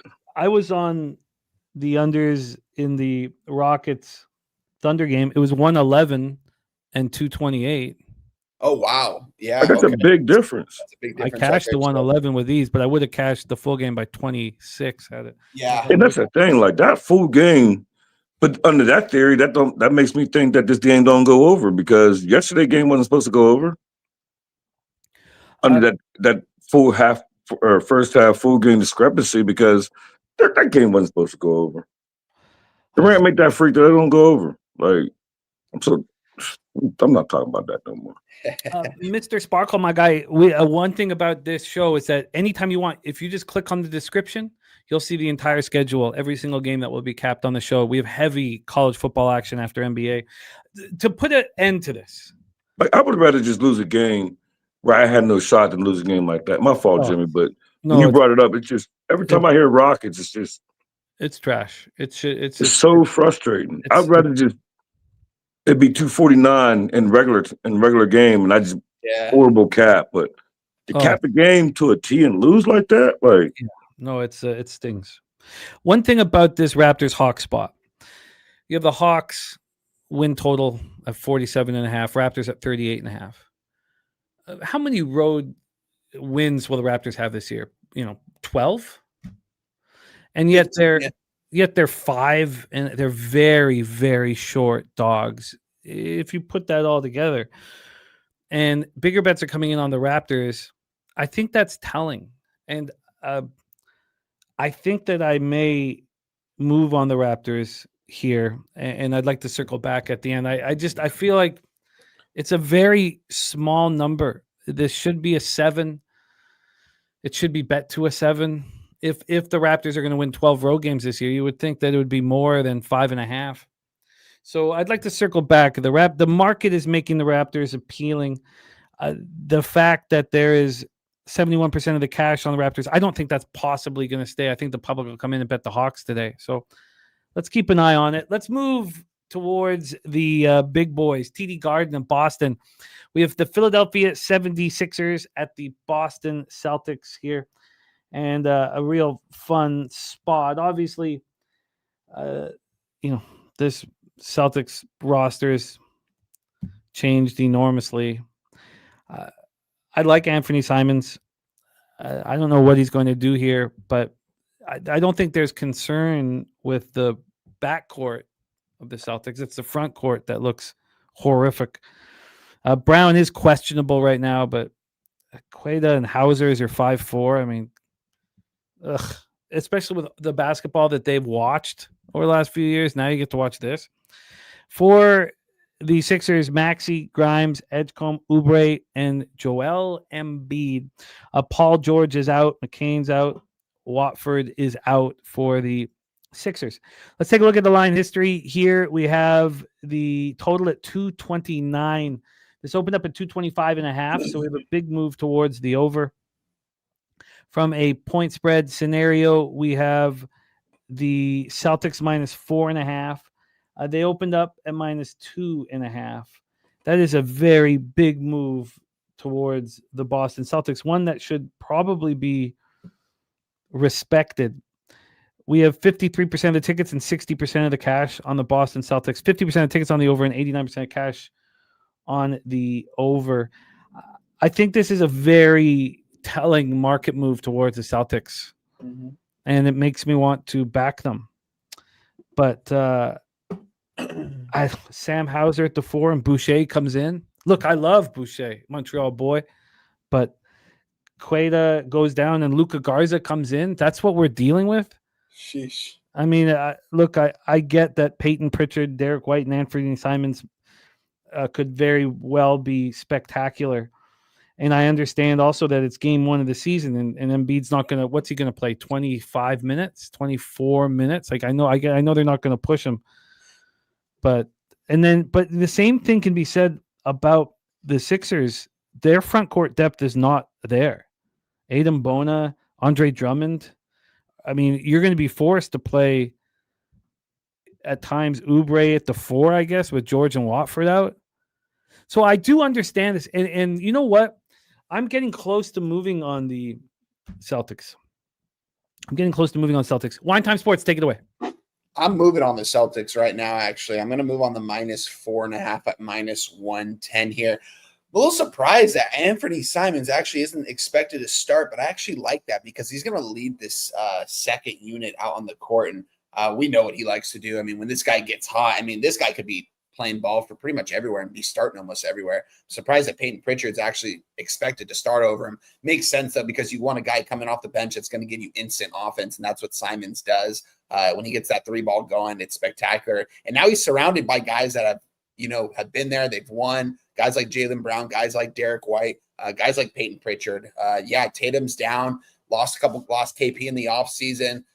Queta, this guy's going to be interesting to watch at the 5. I don't know how much I like him necessarily, but I like the Celtics here. And I think this market's telling. I think the 76ers you mentioned, I don't think Joel Embiid's going to probably even play 25 minutes in this game, probably 20 to 20, maybe 25 max, but I would expect probably around the 20-minute range. And looking at guys like VJ Edgecombe making his NBA debut. Listen, guys, if you guys remember me talking about this guy, third week of the college basketball season last year on Dabby Cab's show, he was going against, who was the guy from Kansas, the $1 million guy. And I was saying, this guy's better than him and he's going to outplay him. Ends up having a huge year. He goes, second overall in the NBA draft.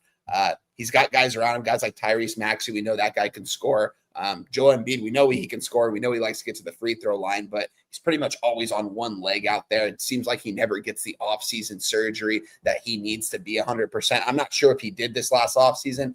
Haven't looked too much into that. My guess is going to be that he didn't get any kind of surgery. And it seems like something's been wrong with him for the last 4 or 5 years, and he just doesn't want to get it taken care of. Give me the Boston Celtics here. This is a better team than the 76ers. They're better coached. They're laying 4.5 here at home. I'm going to take the Boston Celtics here. I think they're going to absolutely probably smash these guys by 10-plus points. 76ers is going to be a team I think we can back later on in the season. But right now, I think this is a Boston Celtics spot. Also, a little bit leaning towards the over. It's just gone too much. I don't know if I want to take a 229 at this point. I'm going to just move on the Boston Celtics at the minus 4.5, minus 110. I think they take care of business. Give me the Boston Celtics. I like it. I like it, and I expect to join you. It's now Will Johnson got a minus 130 money line on him, and I'm not gonna let jealousy take over my feelings right now. Justin, Sixers, Celtics. That's wild. Y'all blew my whole air back. But This is what this is about. I'll start off with stats play today, number 2. Yes. I'm on Joe Embiid, 25 plus points at minus 115. And I have not bet the Sixers. Let me say that, but I'm gonna give y'all some pushback. I do not like the Celtics. If you take the market out of it, there's nothing about this Celtics team to make me want to be on the Celtics outside of what Will Johnson got. You talk about VJ Eskrim from Baylor. I like him. I think he's going to step up. I looked at his point props at over 11.5, but it's his first real game regular season in Boston, so I didn't want to get to that. There's absolutely nobody who's going to slow Joe Embiid down. You always want the centers against the Celtics. I think he's going to play more than 25 minutes unless he get hurt. And I'm not going to be an Embiid backer, but I'm going to back him today. And I want to bet the only thing that stopped me from betting the Celtics is because the number, or the Celtics. The only thing that stopped me from betting the Sixers is because the number moved against me. But I think the Sixers cover this game. I think the Sixers win this game. And you also, even if Embiid does play 25, I hope he cashed the points, which he probably won't if he does play 25 minutes. But you forgetting about dude from Auburn, Janai Broom. Like, I feel like he's going to be a contributor. I think the 76ers team with Maxey, Embiid, with VJ, with Quentin Grimes, like, and you take off all the players that you got from the Celtics, like, you pretty much got Peyton Pritchard and Jaylen Brown, who's questionable, who's going to play, but if he's questionable, he's not healthy. And you talk about this big 3.5 number, I'm not betting. No, I have not bet it. But I want to bet the Sixers. There's not a chance I would be on the Celtics. And I could be wrong. That's why I'm not making it official, and that's why I haven't bet it. But just to break the game down, and just so y'all know, I did get laughed at when I took the 2-3 zone and like the Sixers yesterday. I got laughed at. So y'all probably on the right side, but when I break this game down, it's a Sixers spot for me. See, I think of optics, and the optics around the Celtics are terrible. They are. So the fact that we know that their guard play will remain elite, and so you have the ability to slow Maxey down a little bit. I mean, he's a hell of a player. Embiid is a huge problem. He could control everything from the 5, but the optics are so bad for the Celtics. So I think that this money coming in this line move to the Celtics is very telling. I think it's very bullish. You're playing against the narrative. The fact that this is game 1 at home in Boston, everyone's talking about, look at this lineup. This isn't what we're used to. This isn't a championship lineup. We've given away key pieces. I think that it makes it appealing to back them here. And I'll tell you one thing, because both of y'all, I respect y'all so much. Y'all will probably keep me off, but I really like the Sixers. So I don't mind being wrong. But if the Celtics win this game, I don't care who they play in the next game, I'm fading them. Automatic fade. This Celtics team is not going to be like that. Like, I wanted to bet the Celtics not to make the playoffs. But the only reason why they say Tatum's ahead of schedule, he might come back in 6 months. So that still gives 3 months of Tatum to – I couldn't get there. But this Celtics team, like, no Holiday, no Horford. So what? Jaylen Brown going to do everything, him, Pritchard? Like, I don't see it. I don't see the Celtics team being relevant this year. I feel like they're going to be slightly above average basketball team. And I would think the Sixers would be better positioned than that. Like, I think the Sixers, when they're healthy, but you can't trust Embiid. But I think if you compare both these teams at health, I think the Sixers are going to make more noise than the Celtics. I think the Celtics team, the market is down on them for a reason. I mean, the market has them going 42-40, the Celtics. That's So wild. nobody's sitting here thinking that they're going to. The problem is, though, is that they're at home and they can step up and I just like fading the optics. You know what I mean? I like fading it. But my fault. The missed the playoffs was plus 155. That tells me they're not that down on them. They saying they going to the playoffs. Nobody thinks either the Sixers or Celtics are going to do anything this year. Celtics win total at 43.5. I mean, Sixers win total at 43.5. Celtics win total at 41.5. I mean, nobody expects anything from these squads. I mean, I get it. And there's nothing wrong with the Sixers bet. I just think it's a pretty bullish move we're seeing by the market, and it's one that I can get behind. It'll keep me off. It'll keep me off the Sixers, but I like the Sixers. Let's roll on. Head to the United Center in Chicago, Illinois. Pistons Bulls is our next spot. We do, in that last game, have wine time on the Celtics -4.5, -110. I expect to join them, and Embiid 25+. We have Pistons Bulls. God, I love this. It's nice to have NBA back, man. It's nice. It is. Let's get into the line history here. We have the Bulls at home at +2.5. They opened up at +2. They got up to +4.5. This morning they were at +4. So we've had a lot of buyback on the Bulls at +2.5. We have Ivy out for the Pistons, Sasser doubtful, and Karis LeVert now probable. The Bulls, as you guys know, don't have Kobe White in the lineup. I mean, Zach Collins out too, but no Kobe White. Another year of Bulls fans watching Vucevic on the floor. It makes me happy. I don't know why I get joy out of other fans' misery, but that makes me happy. But they do have Buzelis, who looks like a monster, and Josh Giddey wanting to take that next step here. So we have a move back to the Bulls, which is a bit of a surprise. From a total standpoint here, we have a 236.5. This one opened up at 234 and it's just climbed. Now we're at 236.5. And then when we get to the cash flow, the all-important cash flow, 71% of the tickets and 88% of cash is on the Detroit Pistons. 71 and 88. 77% of tickets on the under, 60% of cash on the under. This is a real big move towards the Bulls. Oh, yeah. A move that has to be respected, I think. And look, I'm not excited about what this Bulls team is necessarily going to do this year. A lot of belief in these Pistons, and it's because of Cade Cunningham. He's a beast. Duncan Robinson at the 2. I think that's a bad decision. I don't. Yeah. But Thompson at the 3, Tobias Harris at the 4, Jalen Duren taking the next step last year. Now he's got Isaiah Stewart and Paul Reed. This is an old school front court, man. I mean, the best Raptors team for all of us was not. I mean, obviously we won the NBA championship, which shocked everybody, but it was Antonio Davis and Charles Oakley at 4-5. That was the fucking team. That was. I've never been a bigger Raptors fan in my life than watching those two fucking monsters at the 4-5. And Pistons are starting to create that with Duren and Stewart and Paul Reed. Stacks, take it away. Pistons Bulls. Yeah, when I looked at this game, I don't have no action, but I was looking at Vucevic, and I like his double-double. I like his points and rebounds. I haven't gotten there. But more importantly, I kind of like the Bulls. I didn't move there, and I kind of like the over. But I have no action because, like I said, like all the games that I had, like Vucevic and I had the over, I had the Bulls. This is all things I wrote down yesterday at the 2-3 zone.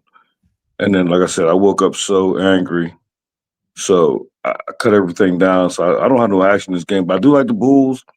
And I don't know. I think this Bulls team is going to be pain in everybody's ass this year. Like, I feel like they're going to be fighting. I feel like, but the Pistons, they treat us right. Jalen Duren treated us right.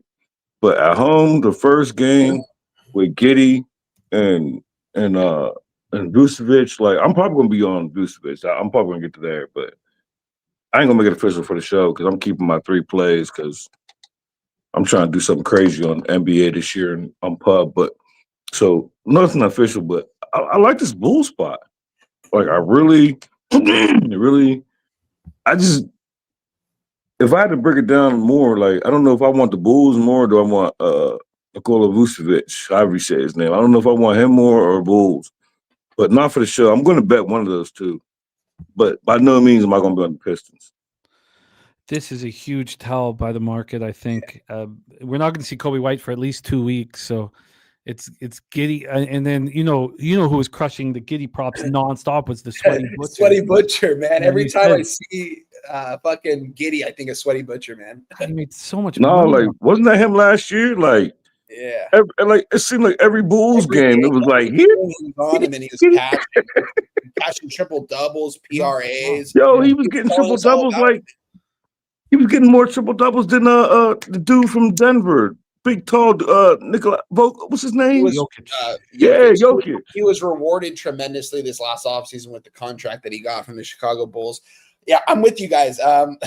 You guys know me, man. And when it comes to NBA, guys, I'm not taking no 2.5 points. I'm taking the money line here with the Chicago Bulls plus 120 here. I'm also very close to moving on Mateus Buzz Ellis. Shout out to my guy from Lithuania. I never knew he was from Lithuania. My grandma's from that country, so shout out to him over there. It's hard to make it over here and play professional basketball at a high level, and he's doing it. His point prop is at 16.5 right now. That's crazy, man. Like, why is it? It's because he can score, and I think he's going to score today. I'm not going to make it official. I'm going to throw a little something on it, but we are going to move on the Chicago Bulls money line plus 120 on the dot. Very close to moving on this over as well. I think that this is screaming over. The markets is, I mean, what is it? Most bets and percentage and money is on the under, and it's a high total here. I think points will be scored in this one. I'm going to stay away from the total. I don't want to double up too much in some of these games on the total and side because I go 50-50 too much and I lose some juice in those spots. So I'm simply going to go with the Bulls on the money line. I think they win this game outright. The market is telling that they're only a 2.5 point dog against a Detroit Pistons team that made a playoff run last year. We talked about it all year last year. The kind of hype that not hype, but they're just such a gritty basketball team. It starts with Cade, man. I mean, he's established himself as a true superstar in the NBA right now. And I just think that it's NBA. It's a long season. This is a bull spot. I mean, this is just a market standpoint. If I'm looking at it from an X and O standpoint, it's not going to really lead me there. But at the same time, I think this team's going to have grit. They're going to be in Chicago. This place is going to be rocking. They made some moves in the offseason. Who's their head coach now again, Jim? It's fucking... It's not Donovan still, right? Did he get let go? I think he got fired. Let me double I check. thought he got fired. Bulls. Oh, yeah, you're right. No, it's Billy Donovan. Yeah. Wow. I was like, what the hell? Donovan's still the coach? He is. He was getting a lot of heat last year, but I like Billy Donovan as a coach, honestly. I think he does the right things. And this is the kind of team I think that's going to serve him right. Not saying the Bulls are going to make a playoff run by any means, guys. I do think this team's going to be able to fight, and we're going to find value on them. And we're finding value early on against a Pistons team that made the playoffs. I think the Bulls are going to probably win this game outright, so I don't need the points. I'm taking the plus 120. They're going to win it. I'm going to place it right now. I'm going to tweet it out. I'm not going to make it official, but I'm going to tell you. Let's go. I'm going to bet the Bulls too. I ain't making it official, but I'm adding that as soon as the show over. We have the spreadsheet play today in both NHL and NBA from our Ron Crawford, the co-star of Justin McCelvy in the 2-3 zone. Spreadsheet play today in NHL is the Detroit Red Wings. In the NBA, it is in this game right here, FedEx Forum in Memphis, Tennessee. If you're listening on headphones, we are going to change this music. It's so you might want to turn your headphones down a little bit. Shout out to our Ron Crawford.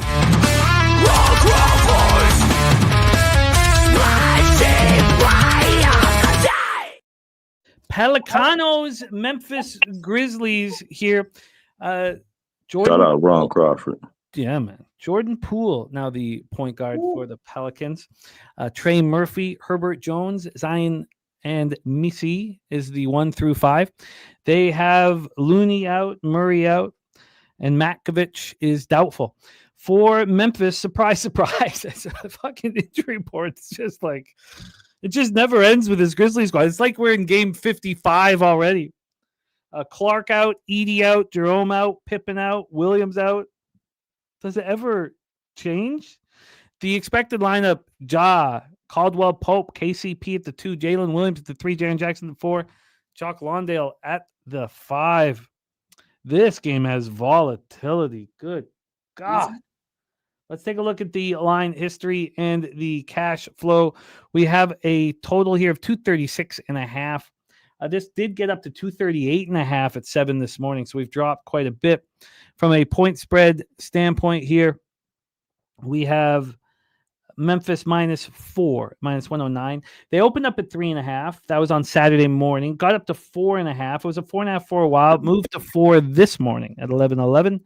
And that's what we have. So we have a half-point move towards Memphis. And when we look at the cash flow here, 64% of the tickets and 93% of the cash are on New Orleans. There's a lot of money on the Pelicanos for the line not to be moving towards them. 50%. Wait, hey Jimmy, real quick, my fault. I'm probably high. I heard you wrong. His spreadsheet is Memphis, right? Yes. Yeah, I'm high. I thought you said Pelicans. No, Memphis Grizzlies Okay. are the spreadsheet play of the My day. fault. No, where's my man? So that's where we stand here. A lot of money on the Pelicanos. A lot of money. And 59% of tickets, 90% of cash.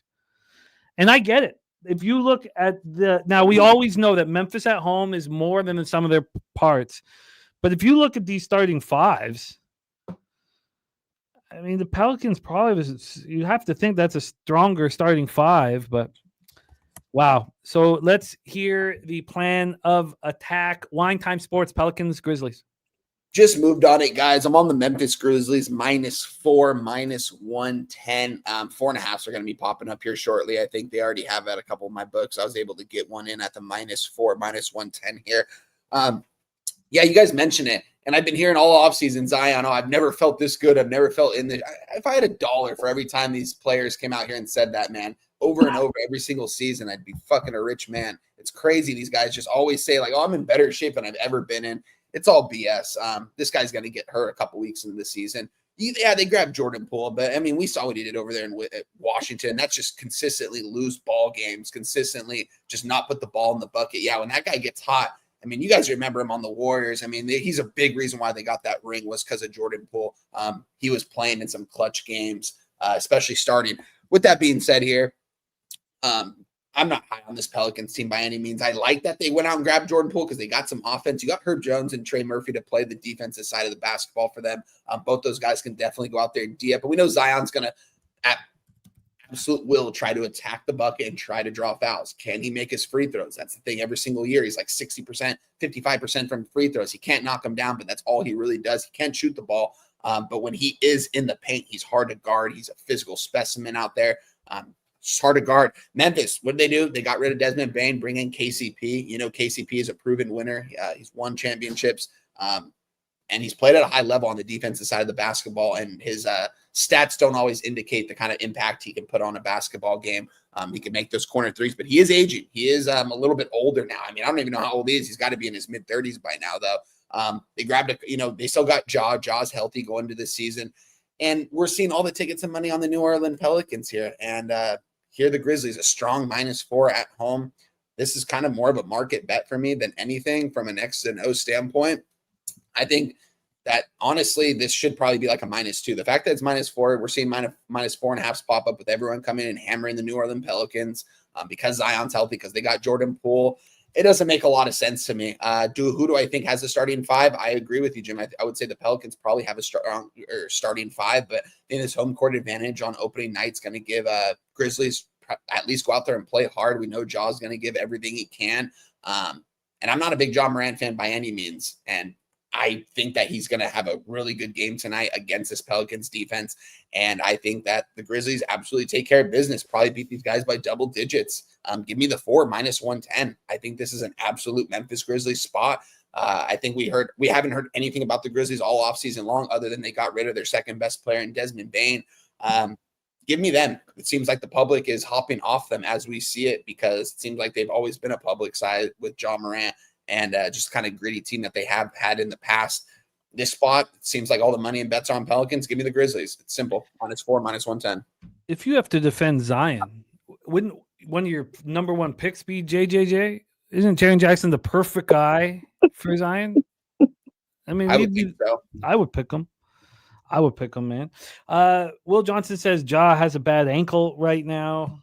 I mean, says that he's good to go and he wants to rock and he wants to be a leader, and he's not going to be, playing cops and robbers with his friends. That's what he says. So I believe him. I think he's going to step up here and be a leader and start right here, right now. And I think his ankle's fine. Let's hear from our guy, Justin. Take it away. Just because that's the last thing that you said. Didn't you defend Ja last year? And he pissed you off? Yeah, it was like I defended him for a couple years, and then last year I stopped defending him. He's hard to defend, man. I swear. Ja's like, Like, I don't know if he want to be John Wick or if he want to be the MVP. Like that's weird. I don't have no action in this game, but Wonton like him, the spreadsheet like him. I might join the party. I ain't making it official on y'all's plays. I might join the party. It's just these are two people that I don't in the NBA. I just don't like. I don't like John Morant. I respect his on the court talent. But I feel like he's confused. Like, you want to play with pistols, you want to go to strip clubs. Like, and then Zion, he's another one. He likes strippers and getting strippers pregnant and getting fat. Like, come on, man. Like, y'all make millions and this is what y'all doing. So these is like two teams I really don't even want to. That's why I don't have no action. And have you ever seen a guy sweat more in an NBA game than Zion Williamson? It's crazy. Yeah, and it's like you were so good in Duke, and then you got that check in the NBA, and like you just went crazy. And then Ja was in college, and like you had so much aspiration, and then like now you go to NBA, now you're playing with pistols, and you're making YouTubes and going on Facebook Live with pistols and shit. Like, come on, man, like play basketball, and he's a hell of a they both hell of a basketball players, but. So I don't want to be involved, but I see. I like this Memphis team. I like JJ. I do like on the court John Morant, and I like this Grizzlies team. But it's just these are just two players that I don't want nothing to do with. And then usually when they play against each other, for some reason, it's like you could probably take both of their points total over because they like to go against each other for some reason. Yeah, weren't they drafted in the same class? Were they 1 and 2 in that draft? I want to say yeah. So they got like a little. 1 and Ja was 2, yeah. Yeah, they got like a little thing. So when they play against each other, like this is when. So maybe I don't know. Maybe I'll tell y'all with the Grizzlies and then parlay. Maybe I'll alter down and parlay the points for Ja Wick and Stripper Zion and parlay their points props over.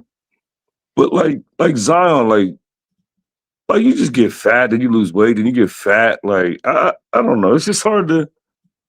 And they both got pieces, and like I don't know. None of these teams is making no noise in the West. Like somebody's gonna have to make the playoffs, but I want to say when we capped this game on the 2-3 zone yesterday, I want to say like three of because there was 4 of us yesterday. I swear I want to think 3 of us passed on this game. Like nobody had nothing to do with this game. I like it. You moving on the Grizzlies, Jim? I'm going to move on the Grizzlies. Again, it's now the problem is with the injuries that the Grizzlies have in their backcourt. Ja's ankle's got to hold up. But from reading everything that he's saying, he claims, and I believe him. He's getting older. Yeah, I believe him. That he's going to be a leader. Yeah, I mean, look. He's a joke. He's a joke. He gets no respect anywhere he goes, and he caused all this. And you can change that story. That's what life is about. You can change that story. And I think the Grizzlies, again, it's an optics spot. I kind of like it here. Little Domo says Ja cooks tonight. Let's roll on.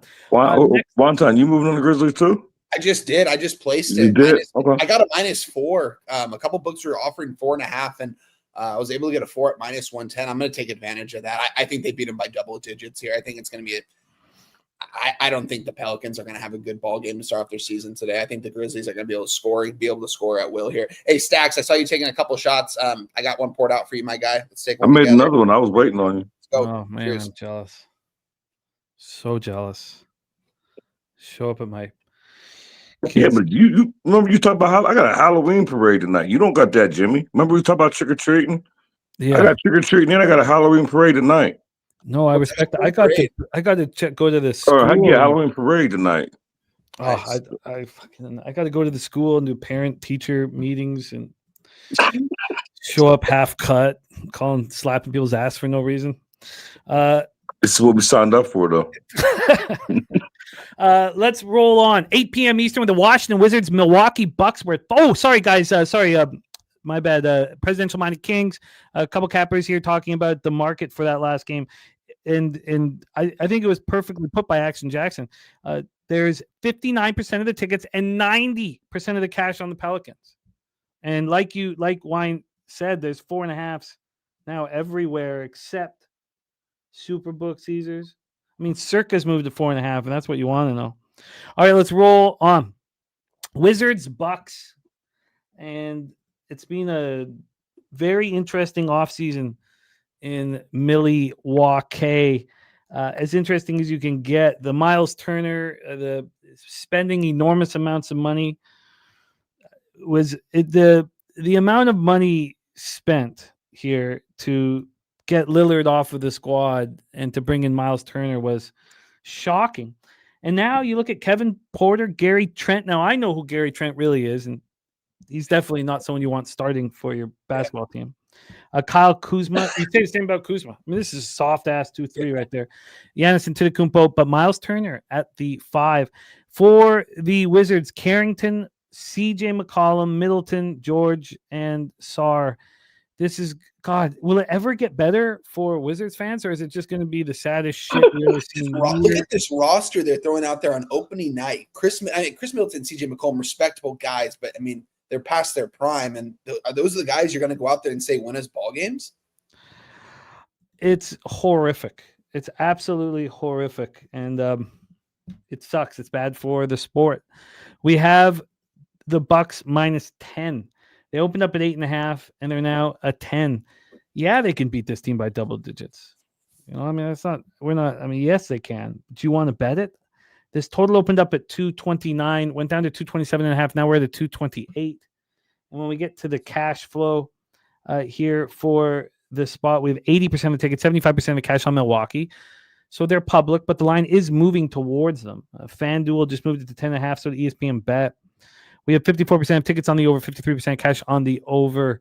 Justin McKelvey, take it away. Wizards, Bucks. Yeah, when I look at this game, I don't have no action in this game, and I'm not going to. But if I wanted to be on anything, I kind of want to be on the Wizards. I'm not impressed with this Bucks team. You get Miles Turner, you get all the ancestors of Giannis, got all of his little ancestors coming here. I'm just not impressed with this Bucks team.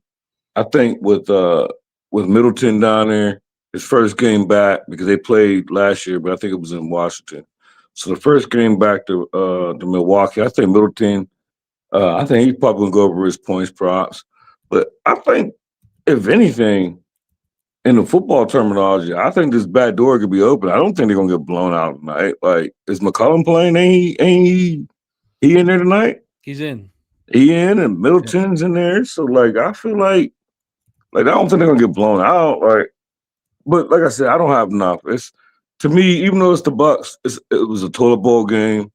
But I did give out the Wizards if I had to make a bet yesterday on the show, and there's not a chance I would be on the Bucks. I just think the Wizards could be in this game. They could be thrifty. They could fight a little bit. I just don't see them getting blown out. Just everyone think because Miles Turner went there and Giannis got all of his ancestors that this Milwaukee team's going to be a threat. I don't think they're going to be a threat. Like, I don't even like when you talked about the first top 3 teams in the East. You only mentioned Milwaukee. Like, they mentioned Orlando before Milwaukee. Definitely. They talk about the Cavaliers, Knicks, and the Magic. They don't talk about Milwaukee. So, like, I don't believe in this Milwaukee team.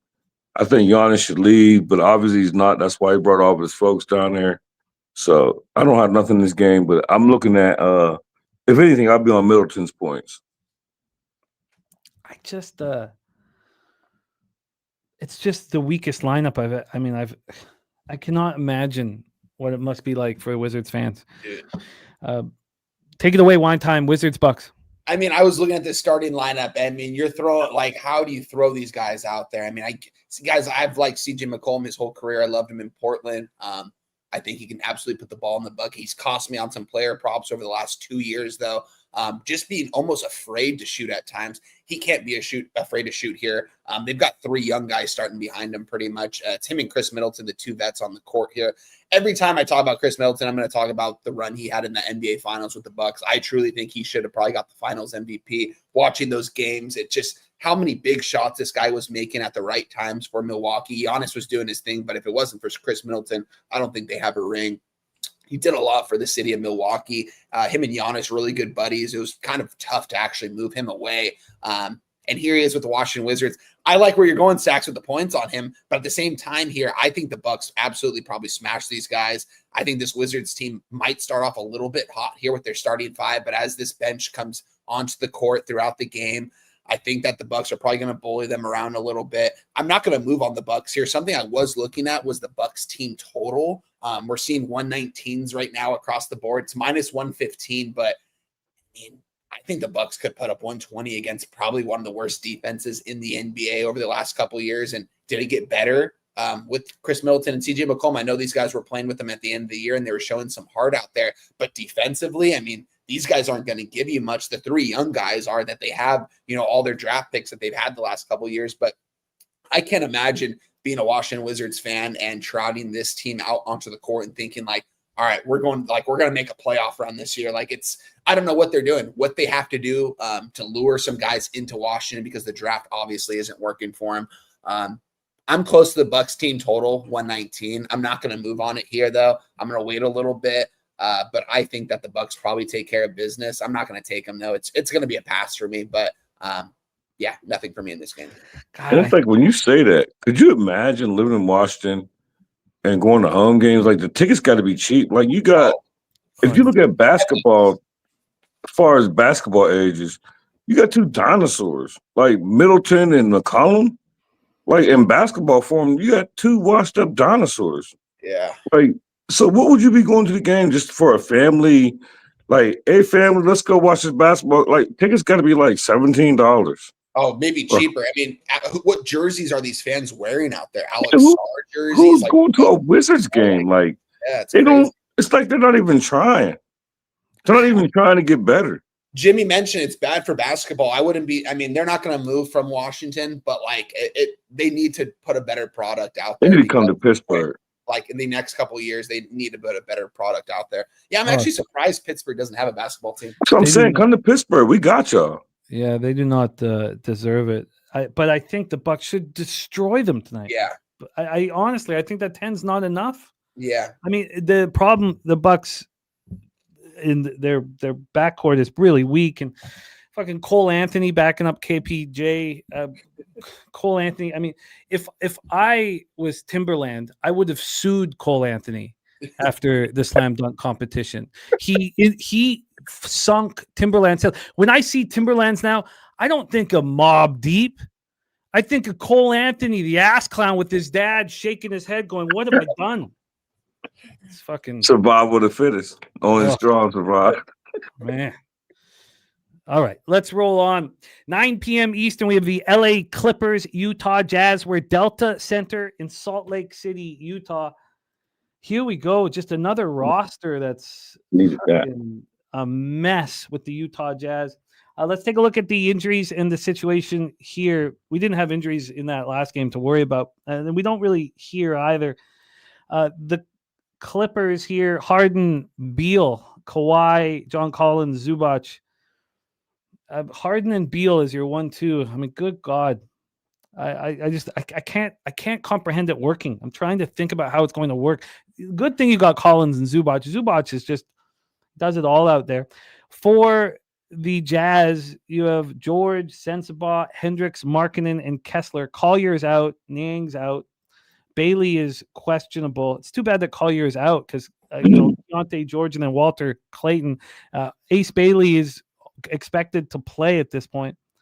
Hendricks, Markkanen, Kessler. You got Nurkic on the bench for Kessler, and then Filipowski for. They got bigs. Let's take a look at the line history here for this one, and the cash flow. Line history wise, we'll get wine time to hit lead off for us for Clippers Jazz. We have a total of 226. It is juiced to the under. It opened up at 227, a 1 point move towards the under. And on the point spread here, we have the Utah Jazz plus 9.5.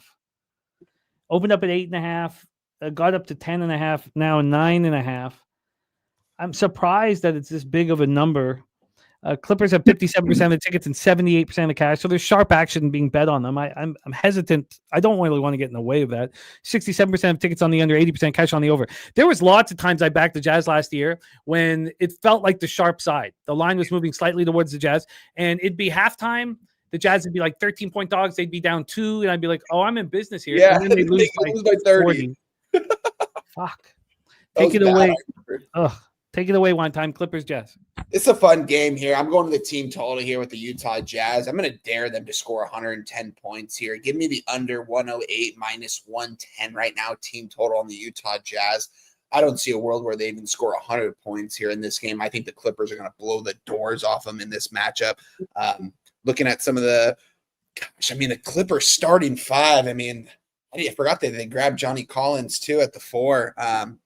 They got some guys, man.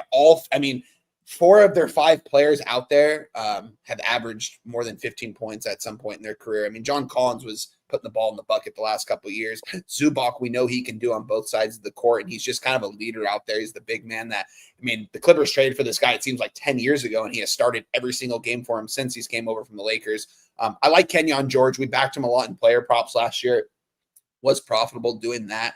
I think he's going to take a step forward, but this team it's simply, I don't know what they're really, Ace Bailey, is he going to go out there and start today? Yeah, he is. Point props at 11.5 right now. That's going to be fun to watch. You got Larry Marketing, a guy that everyone likes to watch play basketball. He's good. I didn't even know Nurkic was on this team, man. That's how bad it is right here. Give me the team total under for the Jazz, Jim. It's quite simple. I don't think they even score 100 points here. If this total was, it's low for a reason at 108. Is this the lowest team total on the board here? I just want to check. 108 as of right now. No, the Heat is they're 103 right now. Wow, crazy. Give me the under 108 team total for the Utah Jazz. No way do they score 100 points in this matchup. This Jazz team is bad. There's going to be times to back them this season, guys. As Jim mentioned it, we tried to back them at times last season. Right when you mentioned that, I was like, dude, yeah, the Jazz, it seemed like they'd be up at halftime when they'd be a big dog, and all of a sudden just lose by 40. So I don't like this Jazz team by any means. Maybe we find value on them at some point. Not here. Give me the team total under 108 minus 110. Yeah, under 108 minus 110 here for the Jazz. Team total under for one time. I guess I'm just going to stay far away from this basketball game. Stacks, Justin, anything you like here in Clippers, Jazz?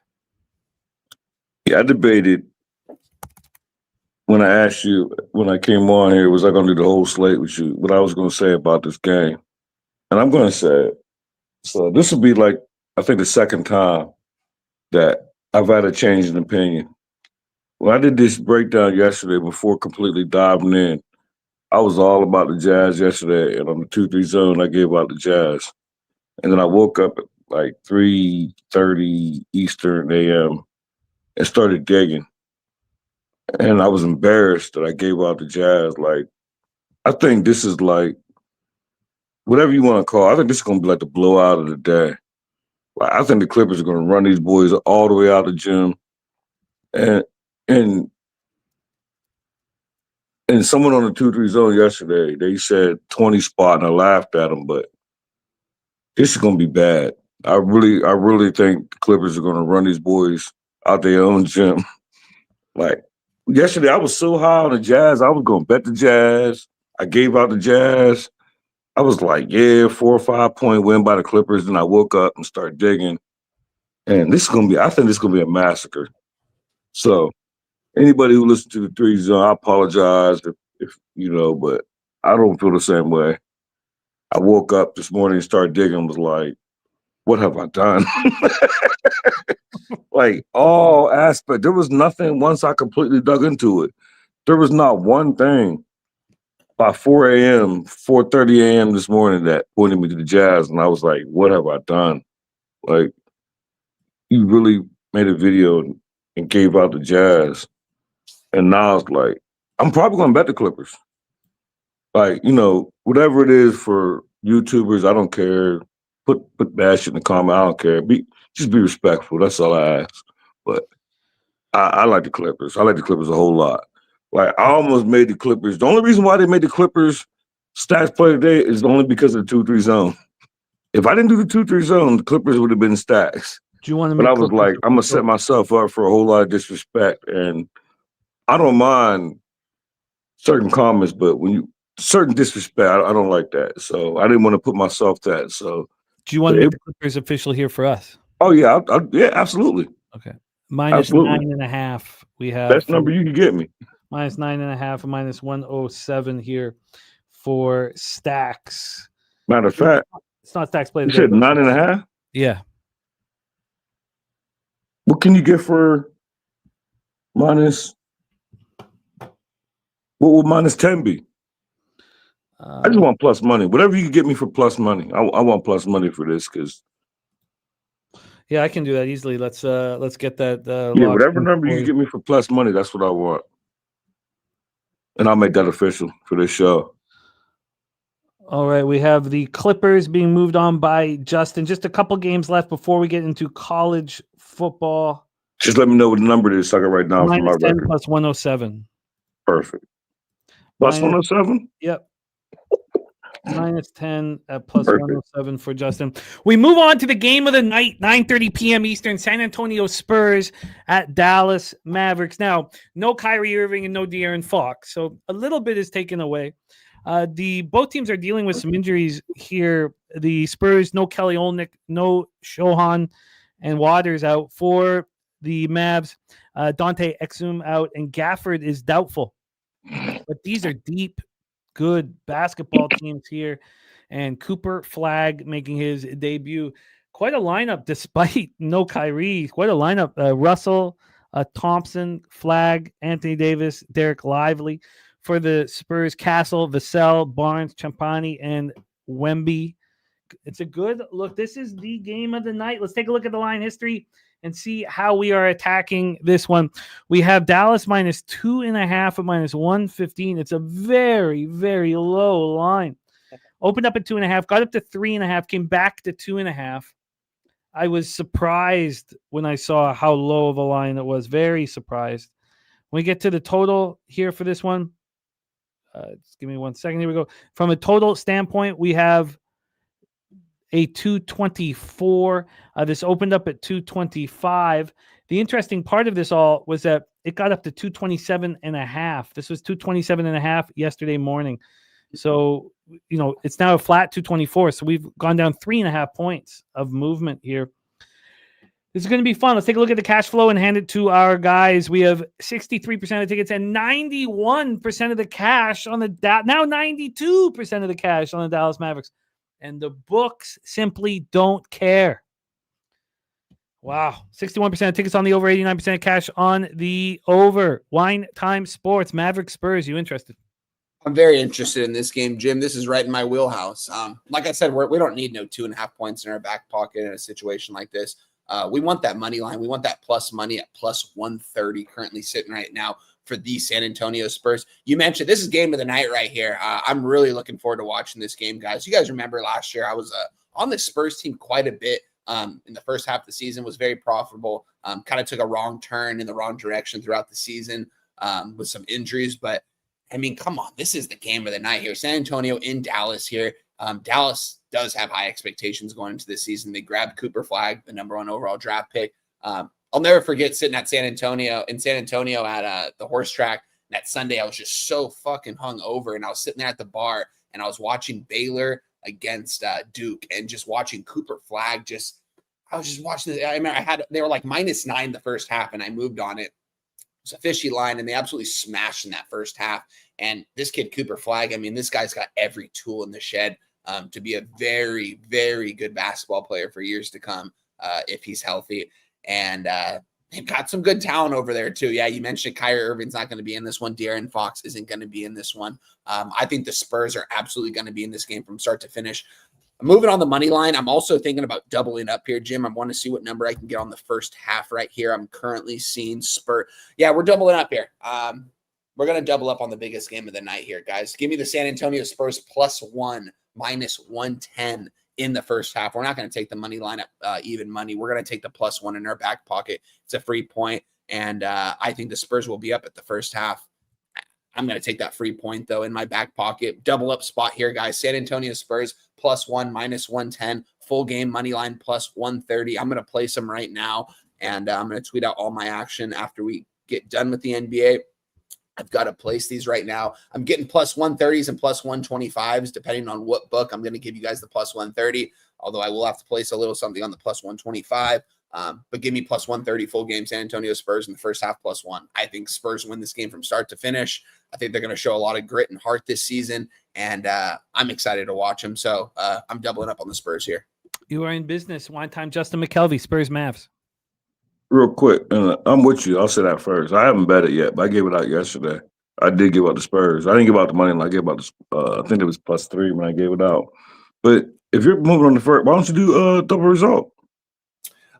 Just because, what is the double result? I mean, double result's probably some good plus money. I might. I'm about to say you might get something husky for You'll that. get plus money, but I do the same thing when it's this low. Yeah. I don't bet the double result just because you put too much emphasis on the final, on the end of the game, when you could easily put yourself in a situation at halftime where you can't lose. So when it's this low, this is the only time I don't use a double result. It was just and if one time's breakdown made me just make people want to run to the windows. So you start talking about first half, and I already liked the Spurs.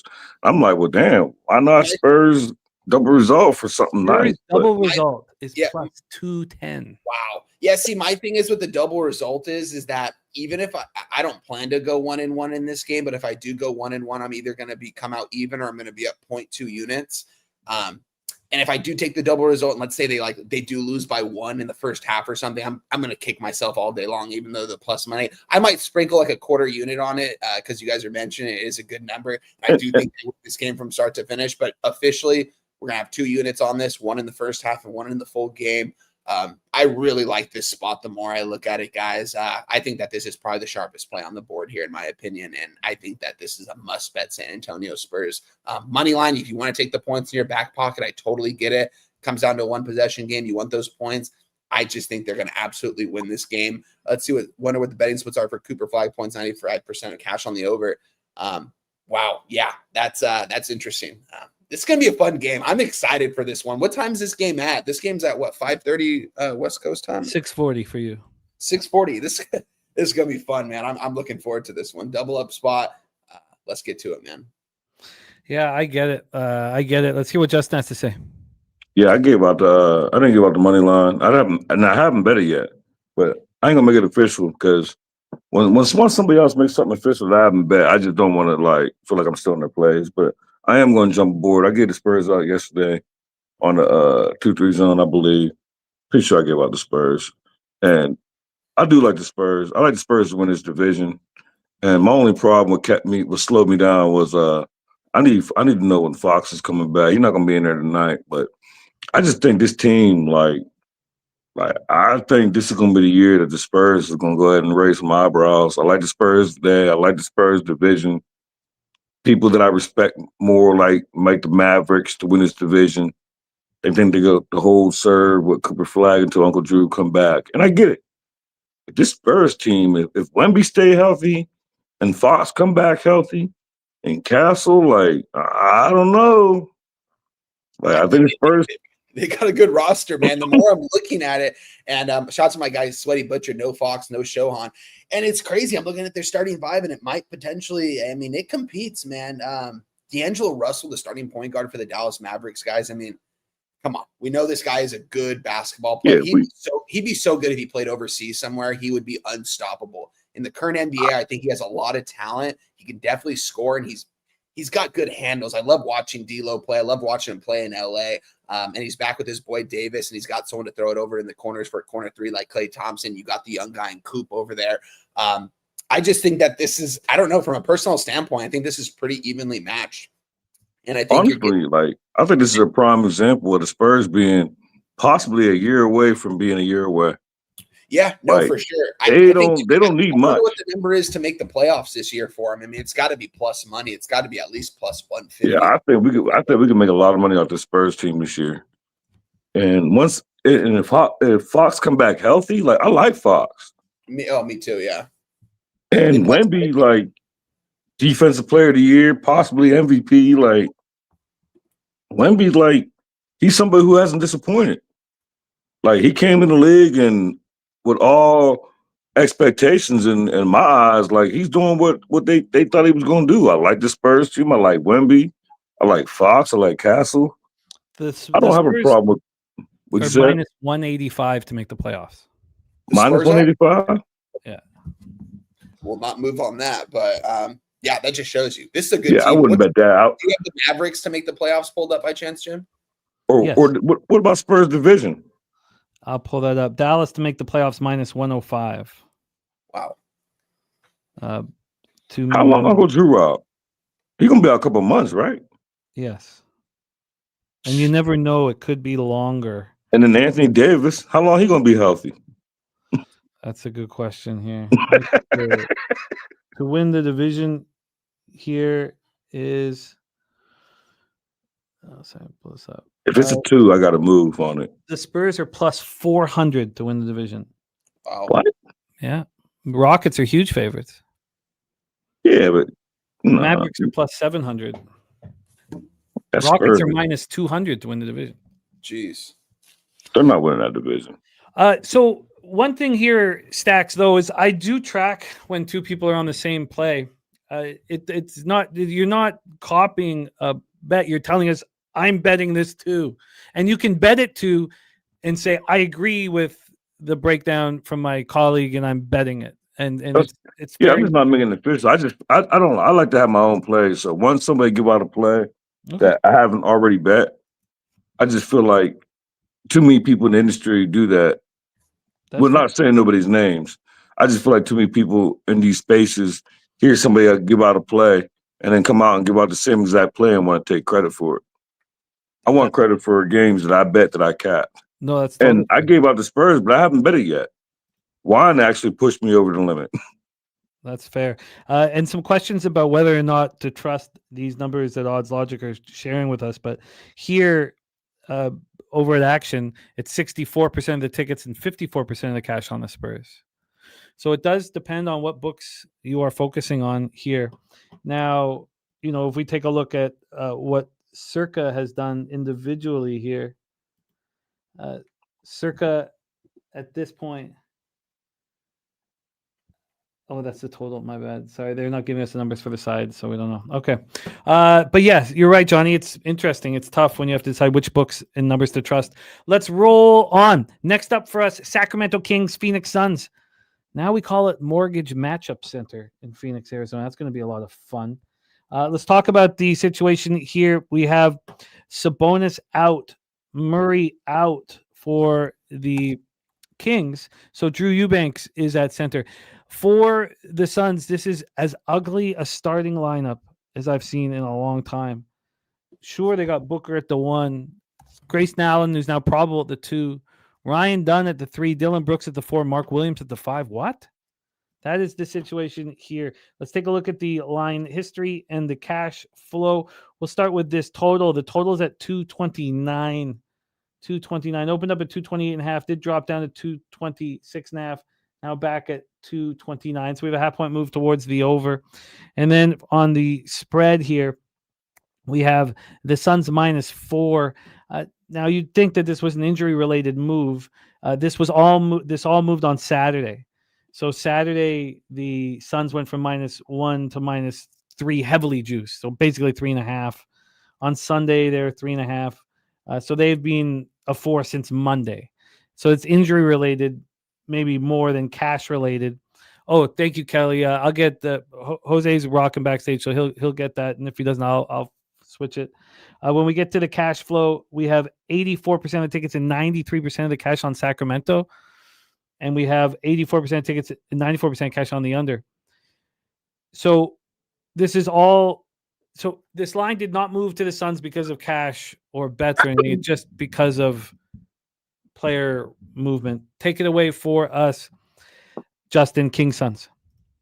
I don't have no action, and I'm not going to move on this game. I would like maybe move on it live, but I like this. I like the Suns in this spot, but I'm not betting it because I'm trying to keep my action minimal. And I like Book, and I kind of like Stu from Charlotte, Williams, Mark Williams, I think his name is. Yeah.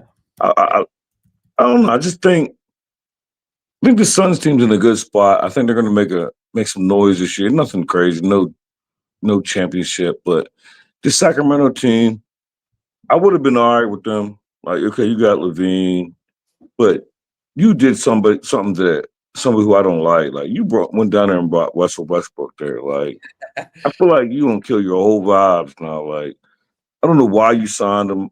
I feel like you're gonna mess up your whole team. And that signing alone is what really pushed me. And this opened up. Well, I don't know what it opened up at, but earlier in the week, I looked at the Suns. They was like, the money line was like minus 122. And I didn't jump on it. And then they got away from me. And so now I'm going to stay away. But I think the Suns cover this. I think this is like a first half full light. I think this could be a double result. If anything, maybe that's what I'll do. I haven't bet it yet. I'm not going to make it official, but I'm going to look into it more sometime before this Halloween parade that I'm looking so forward to. But I think the Suns double result in this spot, whatever the number is, I think that's a good spot. This Sacramento team, like, you got Westbrook. Like, I don't even know, like, Levine, and I don't know. It's just I like Booker. I like Williams. I like the Suns team this year. Like, I think they're gonna make some noise. I think they're gonna catch us a few tickets, but I like them tonight.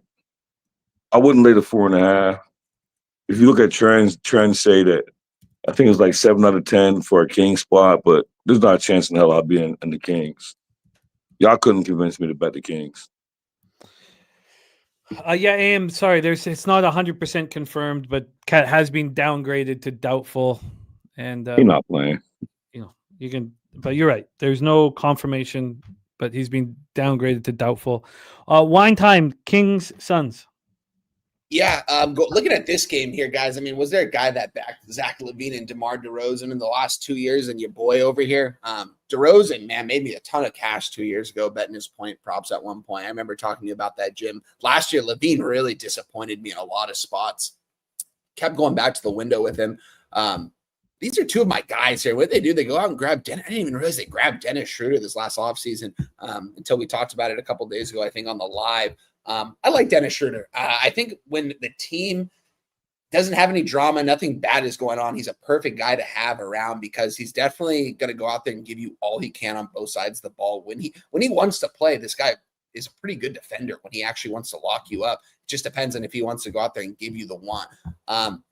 To me, I wanted to back the Sacramento Kings. Jim, did you say someone was ruled out? Like, why is this I feel like the Suns shouldn't even be a -4 here in this spot. I'm looking at the Suns roster. I mean, listen, guys, Devin Booker's a hell of a player. He had his chance to win a ring years ago with Chris Paul when they went to the NBA Finals and they went to the Western Conference Finals. They had all that drama bringing KD over, thinking that he was going to bring his big bro over to change some kind of scenery. They look bad out there. And I don't think the Suns are ever going to make a run at the playoffs if they have Devin Booker as their number one option. I like Devin Booker, but I just don't think he's a winner like that when it comes down to it. The Kings, I think the Kings have a better starting five. I mean, if we're being honest here, if we're looking at both these teams starting five, it's mismatches. I think the Kings have a much better starting five out there.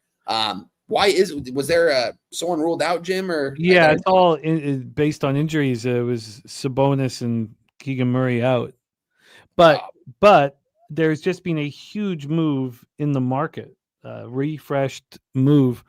So now we see it. 72% of tickets are on Sacramento and only 52% of the cash. That just moved drastically. It's going to keep me off this game because I wanted to move on the Kings money line. I think they're the better team here. I think they're the better squad, and I think they go out there and beat these boys. But the market's telling me something different here.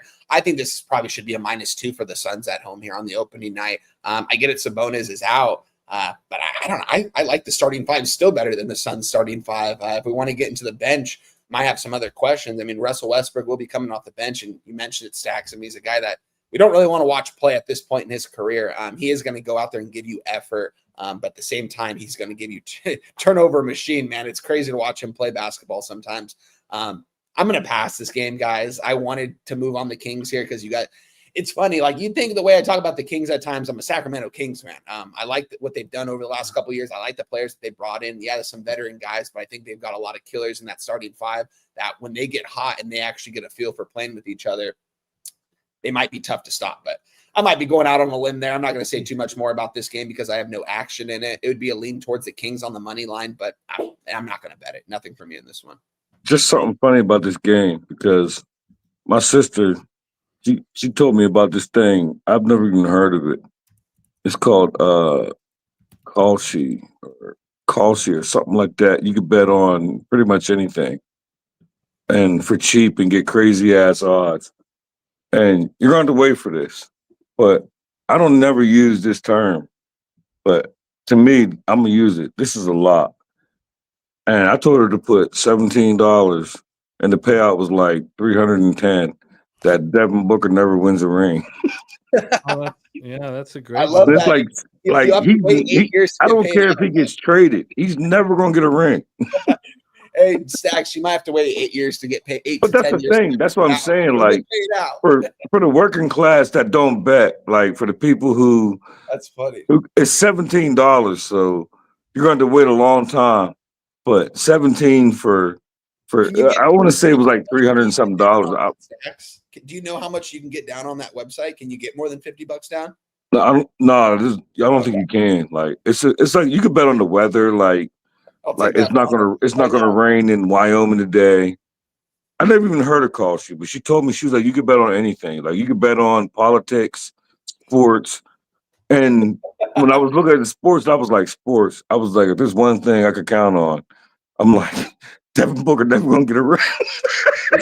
Stack, shout out to Sweaty Butcher. He said, better hope that app is still paying in 10 years. Oh yeah. But that's what I'm saying. There's so many variables, but for $17, like you said, you're going to have to wait like a decade. So, 17, just something that I did with myself. I told her, like, I said, it's a lot. I said, there's not a chance of that. I don't care if he gets traded to the Warriors. By that time, Steph will be gone. So there's nothing. He's not getting no ring. He's going to be like Dan Marino.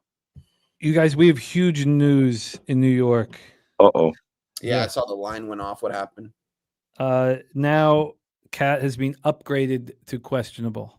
Wow. And the line has moved accordingly. I'm looking at 1.5s. Yeah, I saw 1.5 still. Okay.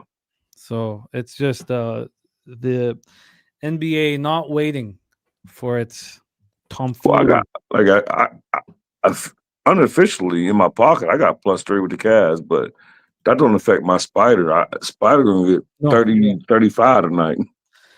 All right, let's roll on to our final spot on the board. Before we get into college football, excited about today's college football card. We are being joined by Nick Frazier. We have Nicholas Frazier rocking with us. He joined us a few weeks back for SEC breakdowns. He's got the coolest pod 23, the water cooler talk sports on YouTube, and he is a SEC capper, and he came and joined us. He went 3-2 plus 0.9 units. Is that the Auburn dude? Yes. Yeah. Okay. Yeah. So we have Nick Frazier joining us here shortly. We're just going to get through the Wednesday games first, and then we're going to bring on Nick. I'm excited to have him rock with us. Let's get Shout into out Nick. Yeah, man, he's money. I'm looking forward to having him rock with us again. We have Timberwolves, Blazers, Moda Center in Portland, Oregon, and it's hard for me not to like what's going on in Portland. I think they're building something over there. We have a confirmed lineup already. Drew, Sharp, Abdia, who was a beast last year, Kamara, who was very good defensively. If he can calm down his fouls a little bit and stay on the court a little bit longer, not get into foul trouble and stay that active defender, Klingen at the 5, it's a fun team. Going up against, Ant is questionable, but we expect him in. Conley, Ant, McDaniels, Julius Randle, and then Rudy Gobert. Let's take a look at the line history, and we'll hear what our guy Justin's plan is here. Minnesota opened up at -3 and quickly went up to 4.5. They were 4.5 on Monday. Back down to 3, back down to 4, now 4.5 again. Very little movement, though, really. We get to the total here for this one. We have a total of 221.5. It's 221.5 for the pick'em. Opened up at 219.5, got up to 221.5, then dropped back down to 219.5. Now we're back at 221.5 again. Very little movement, but U-shaped. And then when we get to the cash flow here for this one, we have 91% of the tickets and 89% of cash on Minnesota, 70% of tickets on the under, 62% cash on the under. And I want the Portland Trailblazers. And AM now saying reports are saying Cat will play tonight. Unbelievable. Crazy. I mean, it's just unbelievable. I cannot. I mean, We've seen this before, though, Jimmy. NBA fuckery. it's just that's such. I mean, now that we've legalized gambling in most of the states, you can't have this stuff. There's got to be some. Thankfully, I've not moved on the game yet, but I feel bad for our expectations and watching the line move and making decisions based on it. And I'm gonna say this publicly because I stand by it. This is why I think the 2-3 zone should be the day of, because there's so much NBA. I ain't gonna say the word again, but the F word. Like doing it the day before. Like look at this line. Like look at what's going on with this cat situation. Like we got to give out the plays the day before, and then it's like I'm comfortable with my calf spot, but if I gave out the Knicks and then juggling, like it's just too much. Like the NBA, and they've been doing this, and it's like you got to be careful. It's almost like you almost got to wait like an hour before tip off to put your bets in, or be stressed out or try to buy out of a bet or get the other side. Like I don't know. It's just frustrating. Extremely frustrating. I think that more so than the injury report is you want the market to marinate. That's I think the bigger part. That's why it's tricky to get in the night before, because when you get in the night before, the very first thing you do when you wake up is, oh God, you have to look and see, what did this go against me? Is it gone with me? Is it instead of using that as information? Like you said, this is the first time I woke up and seen the Cavs was a favorite, and I was like, finally, something broke in my favor. But it's usually not like that. Usually I'm on the wrong side of that. Timberwolves are the second leg of the Sweaty Butcher Surf and Turf. I now maybe this is going to be something that's costly for me, but I like the Blazers. I like the Timberwolves money line is the second leg of the Surf and Turf. It is the second leg of the Surf and Turf. And we have TJ in the house with his NHL. Minnesota money line, Detroit money line, Calgary team total under 2.5 at plus 125. Thank you for sharing that with us, TJ. So take it away, Justin. Take it away. Plan for Timberwolves, Blazers, and then send it over to our guy Wine Time. I will be right back. Yeah, this is when I broke this down yesterday. My first whole thought was, I didn't give out a side. I gave out a total. I like the over. I'm strongly on the over. I'm probably going to bet this over. But like the team that I broke this game down, they was all on Portland, and I agree with them. Like there's nothing that would have me on the Timberwolves when I break this down. Like I like the additions. Like they got Drew down there now. Like I think that they got a couple little pieces, and I didn't break the numbers down. They gave it on the 2-3 zone. But the trends points to Portland, this Minnesota team, whether Anthony play, he's going to play. It's just NBA manipulation. He's going to play. Yeah. But the fact that he's on the list, like, and even if he's not, this is the same old Timberwolves team. Like, this Timberwolves team is the same that we've been watching since Anthony Edwards been here. Like, I like this. I haven't bet it, but I wouldn't be on. I respect Mr. Exotic, so like this Sweaty Butcher, and I get his Timberwolves money line. I couldn't do it. I would be on. I mean, I wouldn't be on the Trailblazers money line, so I guess I get it. But if I was on the side, I would be on the Trailblazers or Trailblazers spread. But more importantly, I really want to bet this over. Like I really. And when we did it yesterday, what's that? 220 now. So yesterday, I want to say it was like 221.5, and I gave out the over in this. And I do like the over, and I'm probably going to bet it after the show. I just want to do a little bit more digging. But I like, as far as the side, I like this Portland team. I think they're going to be scrappy at home. I think they got some pieces now. I think Drew, maybe not today, but I think Drew's going to be a good fit there. We know Dane's back home, but he's not going to play. He's done. I don't think he's going to play all season. So, but I don't know. I like this Portland team. I like this Portland spot. Game 1 at the crib. What's so funny? It's just funny, Stacks. Damian Lillard was probably one of my favorite players going into that series against the Denver Nuggets years back. Cost me a lot of money. I was in Vegas for that series. I think they got taken out 4-1 or 4-2. And listen, I was a big Damian Lillard fan until he kind of got traded over. He came out, he said, I don't want to leave Portland. He wanted to leave Portland. He wanted to get out of there. He wanted to go chase rings, and he couldn't do it. He couldn't stay healthy with Milwaukee. This has been the same story with Damian Lillard for the last couple of years. Is he a first ballot Hall of Famer? Absolutely. I mean, he's a top 75 player of all time, and he's one of the greatest shooters of all time. No denying that. And when it comes down to clutch, one of the most clutch shooters of all time as well. He is going to be out for quite some time.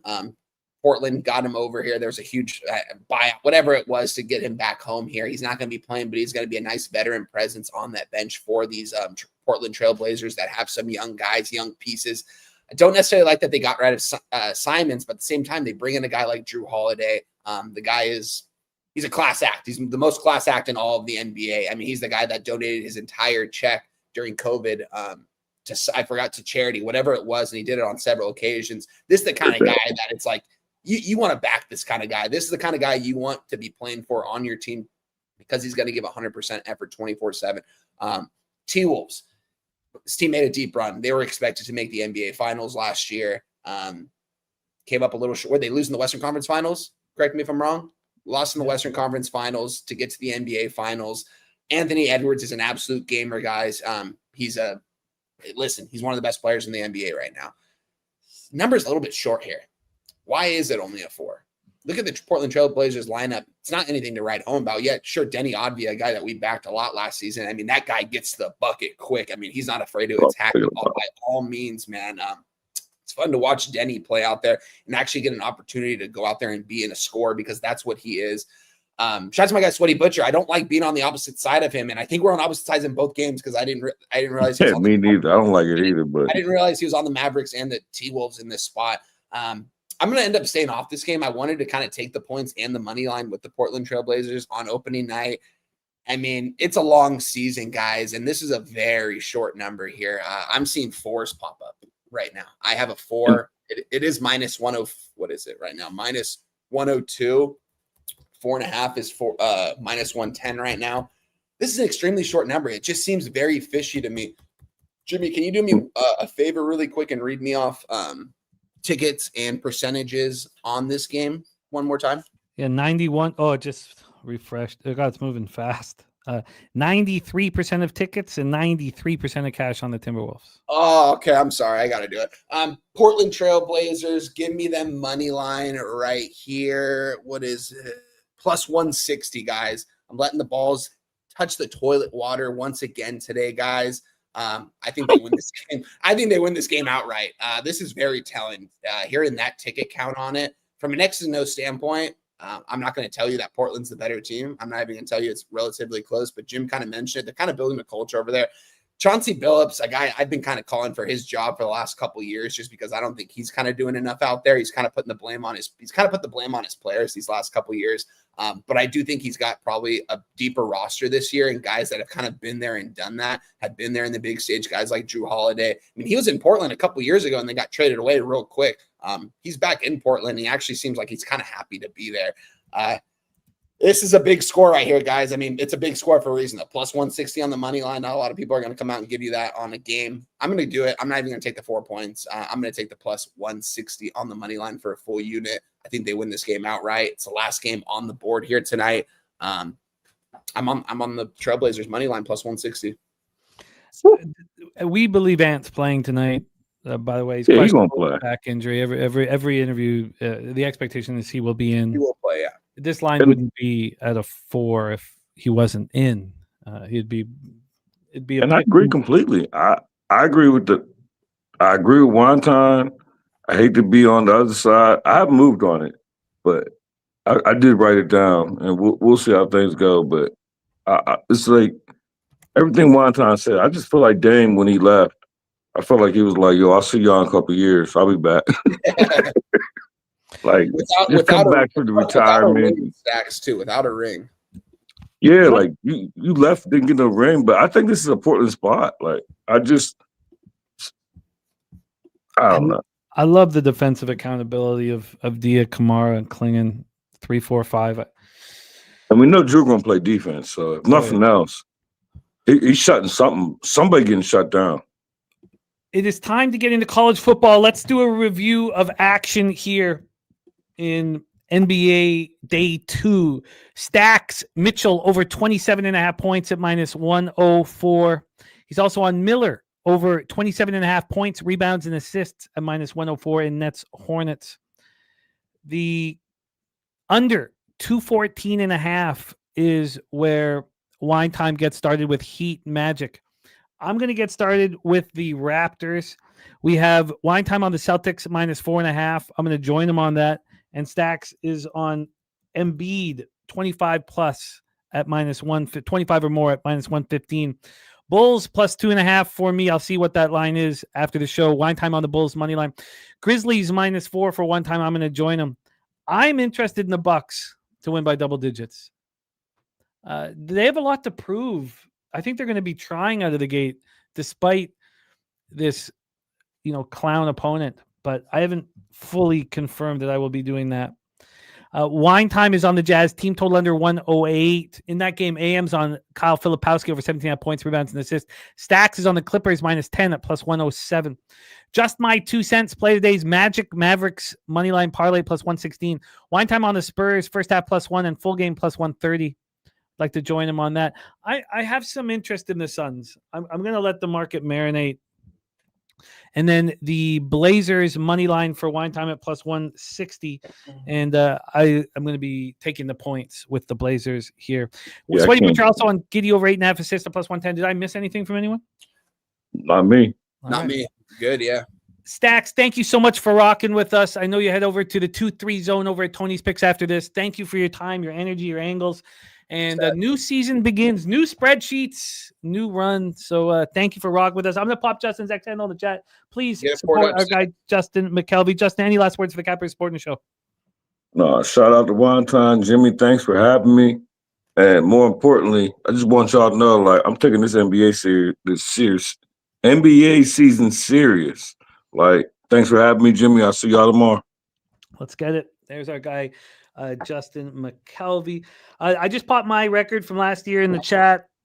I'm excited to hammer away once again this year. We have Durrell starting next week with us. We have Justin, Wine Time, and Billy Brisbane as Jimmy, our really quick. When are we going to start planning the Vegas trip for the opening week of NBA playoffs? That's a good question. Operation Garcia. Yeah, that's gonna. It's a tricky thing. Talking about it for years, man. It's a tricky thing to pull off, but I've been asking people about how they think we can do it, and it's basically $2,000 a pop. Yeah. Until you get kicked out, you can only do it the one day at each. Yeah. It's a tricky thing, so we'll figure that out. Kyle Fields, yes, join our Discord. Silver, gold members get the invite to our Discord, please. We'd love you to be a part of that. Let's get to work. Wine time with the Wednesday college football action because we want to bring Nick Frazier. He's backstage, being very patient. Yep. Sorry we went a little long, Nick, my man. Thank you for your patience. Let's get to work here and attack the board. I believe it's just on our YouTube channel, Kyle. I believe it's just on our YouTube channel, my man. But Jose can come in and help, or someone in the chat can come in and help. But let's roll. We have Wednesday Conference USA action. So this is what happened to me one time. Friday night, I went to bed. I was down 0.37 units on the year. And Saturday, I had one of the worst days of the year and one of the worst days I ever had. Two of the totals that I doubled up on, I went against you. And that hurt me badly. I went 1-3 on those. I shouldn't have done that. That won't happen again. I was just trusting the market too much, and I got slapped in the face, and it hurt. The run, though, was 2 weeks ago? Was on a Thursday with Conference USA. I went 6-0, and I was starting to build back up. And now my record's absolute trash. This is Wine Time's up-to-date record here. And Wine Time, you've been talking about how, tough start, slow start, rough start. Look, if this is a rough start, this is a bad year. It's pretty good, man. It's pretty good. And you're in a perfect spot right now to climb. And if this is bad, it's pretty good, man. So let's get to work here. Middle Tennessee Blue Raiders 1-5, 0-2 in the Conference USA. The Delaware Blue Hens 3-3, 1-2 in Conference USA. Delaware Stadium in Newark, Delaware. 56 Fahrenheit clear, 6 mile per hour winds. Let's get into the line history and the cash flow and talk some X's and O's on this spot here. First off, let me move over here to the odds page and get this up as well. Over here. Sorry, take 1 second. And let's go. So we have, at this point, Middle Tennessee coming off the bye. We just watched Delaware come off the bye and fail to menace. And I think we can figure out why that was. I generally like to back teams off the bye, and we have a sharp book at 8.5. I'm looking at a 9.5 here. So Middle Tennessee opened up plus 10, and that was on Sunday at 1:53 p.m. By Monday, they were a plus 8. That's a big move to Middle Tennessee. Now it's a 9.5, so there's been a point of buyback, but that's a pretty big move. From a total side of things here, we have a 55. It is juiced to the over at minus 115.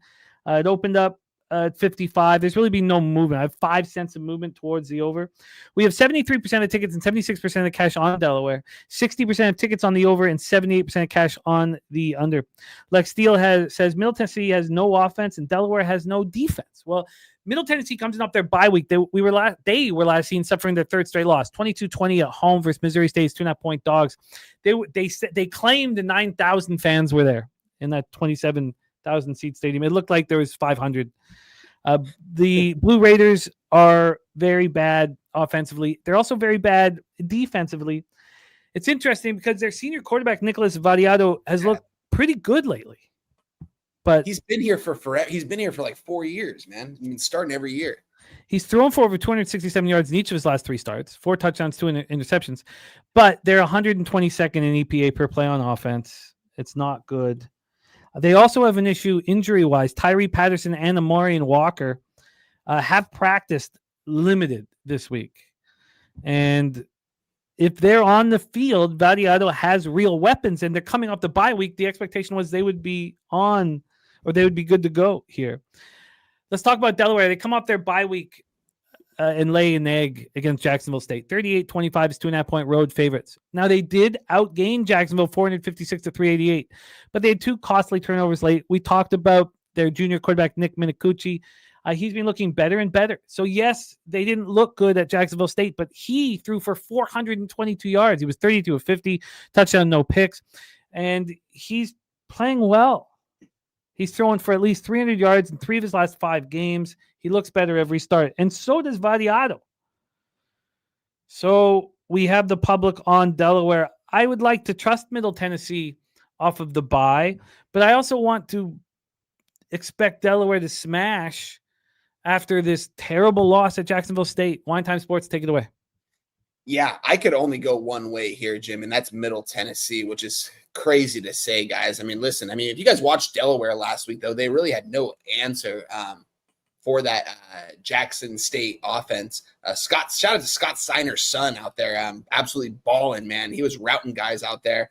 He's got an NIL deal with the WWE. Seems like he's on his way there right after he graduates from Jackson State. But getting back on topic here, this just line is telling to me. I'm seeing 9s across the board right now at some books. My sharpest book has a 9 right now. I'm at minus. It's a +9 at minus 110. Another book's giving me 9.5 at minus 110. Now, let me just refresh this because this looks like everyone's coming in here, hammering Delaware, probably throwing their money line in a bunch of parlays to go out throughout the week to public. Not crazy.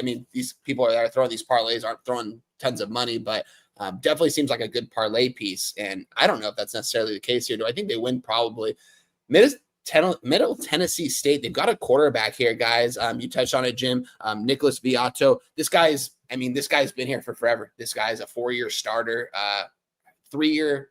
He might be 4-year, but he's thrown for over 3,000 yards in the last couple years each season. This guy can sling it. There's no question what they want to do, and that's throw the ball. They got to get the hands on the ball of their playmakers, guys like Nazi Cox. He's a transfer from Fresno City College. This guy was one of the better wide receivers in JUCO 2 years back, I want to say, and absolutely had a crazy year at Fresno City College and ends up coming over to Middle Tennessee, and he's their number 1 receiver right now. You got to get the ball in his hands, I think. Guys like Miles Butler, he's a graduate student. He's been here for forever. Came over from Central Arkansas a couple years back. You got to get the ball in his hands as well. 6'2", 205 at the slot position. He's very fast.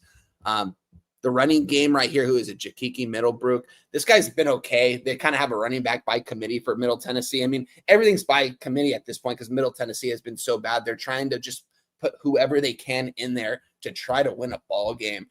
And guys, it's a Wednesday night here. Wednesday night, I believe this is in Delaware. This is going to be played at Delaware Stadium, Newark, Delaware, guys. It's funny, it's 18,000 strong. You know, that's what it holds here at the Delaware Fighting Blue Hens home field. I want to be on Middle Tennessee. This line is moving towards them. This might close at an 8.5 if we're being honest here in the next 4 to 5 hours. And people are just continuously, it doesn't matter where you look, Jim, Action Network, Wager Talk. It's all saying that public money and public betting is coming in on Delaware right now. Moving the line down here. It's a simple spot for me, guys. It's going to be from a market standpoint. I'm just going to throw a half unit on this, but we're going to count it for a full unit.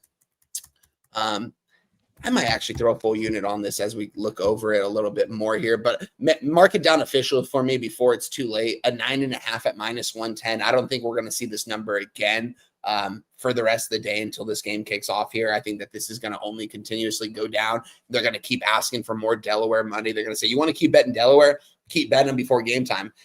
I wouldn't be surprised if it gets to an 8, which is a huge ask, but I think it's going to get to a minimal 8.5. And I know it's not that big of a difference, but I just think that the line's telling us a story here. Middle Tennessee, a team that's absolutely fighting for wins. They're 0-2 in conference, 1-5 overall. Derek Mason's job is kind of on the line in some sort of way. I mean, he's got a fifth-year senior quarterback that's been starting here, in his system for forever. And they have 1 win this season. I don't think that this is a home field advantage at all because we're talking about 18,000 at Delaware here, guys. Do I think the fans will be in the stands? Absolutely. I don't think it's going to be a hostile environment for Middle Tennessee, so you could probably take that home field out. It's not a big travel spot either for Middle Tennessee. I'm on Middle Tennessee. I'm gonna move on it right now. Plus 9.5, -110. Jim, mark me down as official. Going into this game, I was texting Moose about it. I was like, "What do you think about MTSU?" And he's like, "I'm just staying off." And I'm like, the more I look at it, it's telling me to take Middle Tennessee. And so I'm going to do it. Give me the plus 9.5 at -110. Who knows? I might even sprinkle this money line at plus 270 because I think they might get this game outright. Nothing official on the money line, but mark me down Middle Tennessee plus 9.5 -110, Jim. You're in business. I can't sell Delaware low, but I want to buy Middle Tennessee low, but that would require me selling Delaware after a terrible, embarrassing loss after a bye. So the two, it just nothing combines. I think that, but what's the matter what I think? It's just you would expect that Tyree Patterson and Marion Walker would be good to go after the bye week, or we'd know about that already. If that's the case, then I do think the over is in play despite Middle Tennessee's lack of offense. I touched on it. The quarterback, though, this guy can make every throw on the field. This guy's been in the system for years. I mean, I think that they could put up points in this matchup. Absolutely, Jim. I'm right there with you. I'll keep looking at the over, but this may just be no move for me. It just doesn't set up right for me here. Ron Crawford is on the under 55 here in this one, which I can understand completely. So we have wine time moving on Middle Tennessee plus 9.5. Spooner also on Middle Tennessee. Justin Mcelvy on the over 54.5. Spooner got Middle Tennessee plus 10 at -120. Let's go to game 2 here for Conference USA before we get into SEC action with Nick Frazier. We have Missouri State Bears 3-3, 1-1 in Conference USA. The New Mexico State Aggies 3-3, 1-2 in Conference USA. Aggie Memorial Stadium, 73 Fahrenheit clear, 2-mile-per-hour winds. Now, we do have weather issues on Saturday, but we don't have any tonight, and we don't have any on Sunday in the NFL. This total is a 50.5 right now. It opened up at 52. It didn't drop until yesterday at 2 p.m. It got down to a 50. And now we're at 50.5, a half point of buyback. From a point spread standpoint, we have this sitting with Missouri State -1. They opened up at 1.5, got to 2, and then came back to 1. Take a look. I know that the money line comes out afterwards, but why don't we just take a look at what the money line's done? Very little. New Mexico State The Aggies opened up at plus 105. They're now minus 107. So I guess that's more than very little, 12 cents of movement. Let's take a look at the cash flow here for this one. Cash flow wise, 58% of tickets and 80% of the cash is on New Mexico State. It's a lot. 57% of tickets on the over and 84% of cash on the under, though we do see it dropping here. Missouri State comes in off their bye week. We last saw them in their first Conference USA victory, the 22-20 win at Middle Tennessee is 2.5-point road favorites. And Jacob Clark's been hurt now for a while, and Deuce Bailey has been in, and he's looked pretty good. He doesn't quite, get as much out of the team as Jacob Clark. We expect Deuce Bailey to be in at this point. Now, let me know if there's a differing of opinions or if there's information that I don't have. Then we have AM says sneaky New Mexico State spot. I wanted to back them, but I've gotten some cold feet. They come in off their third loss in 4 games. They fall 30-27 last week at Liberty's 11.5-point dogs. They played great. Got the cover in hostile territory. What's changed is they're running the ball. Last 2 games, their first 2 conference games, they've been running the ball with authority, something we didn't see at all in the beginning of the year. So 241 yards and 3 touchdowns the last 2 games, which has taken some of the pressure off of senior quarterback Logan Fife. And, this is the Missouri State, when we go back to Missouri State here, they play very slow.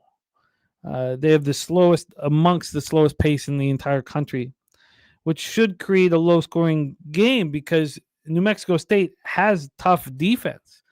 It's the Logan Fife-led offense that's been the problem. But, again, Missouri State plays with a slow pace, but they're very vulnerable against the pass. The question is, can Logan Fife and the Aggies offense take advantage of it? Ron Crawford says Aggies outright. Justin McKelvey has New Mexico plus 1.5 in his pocket.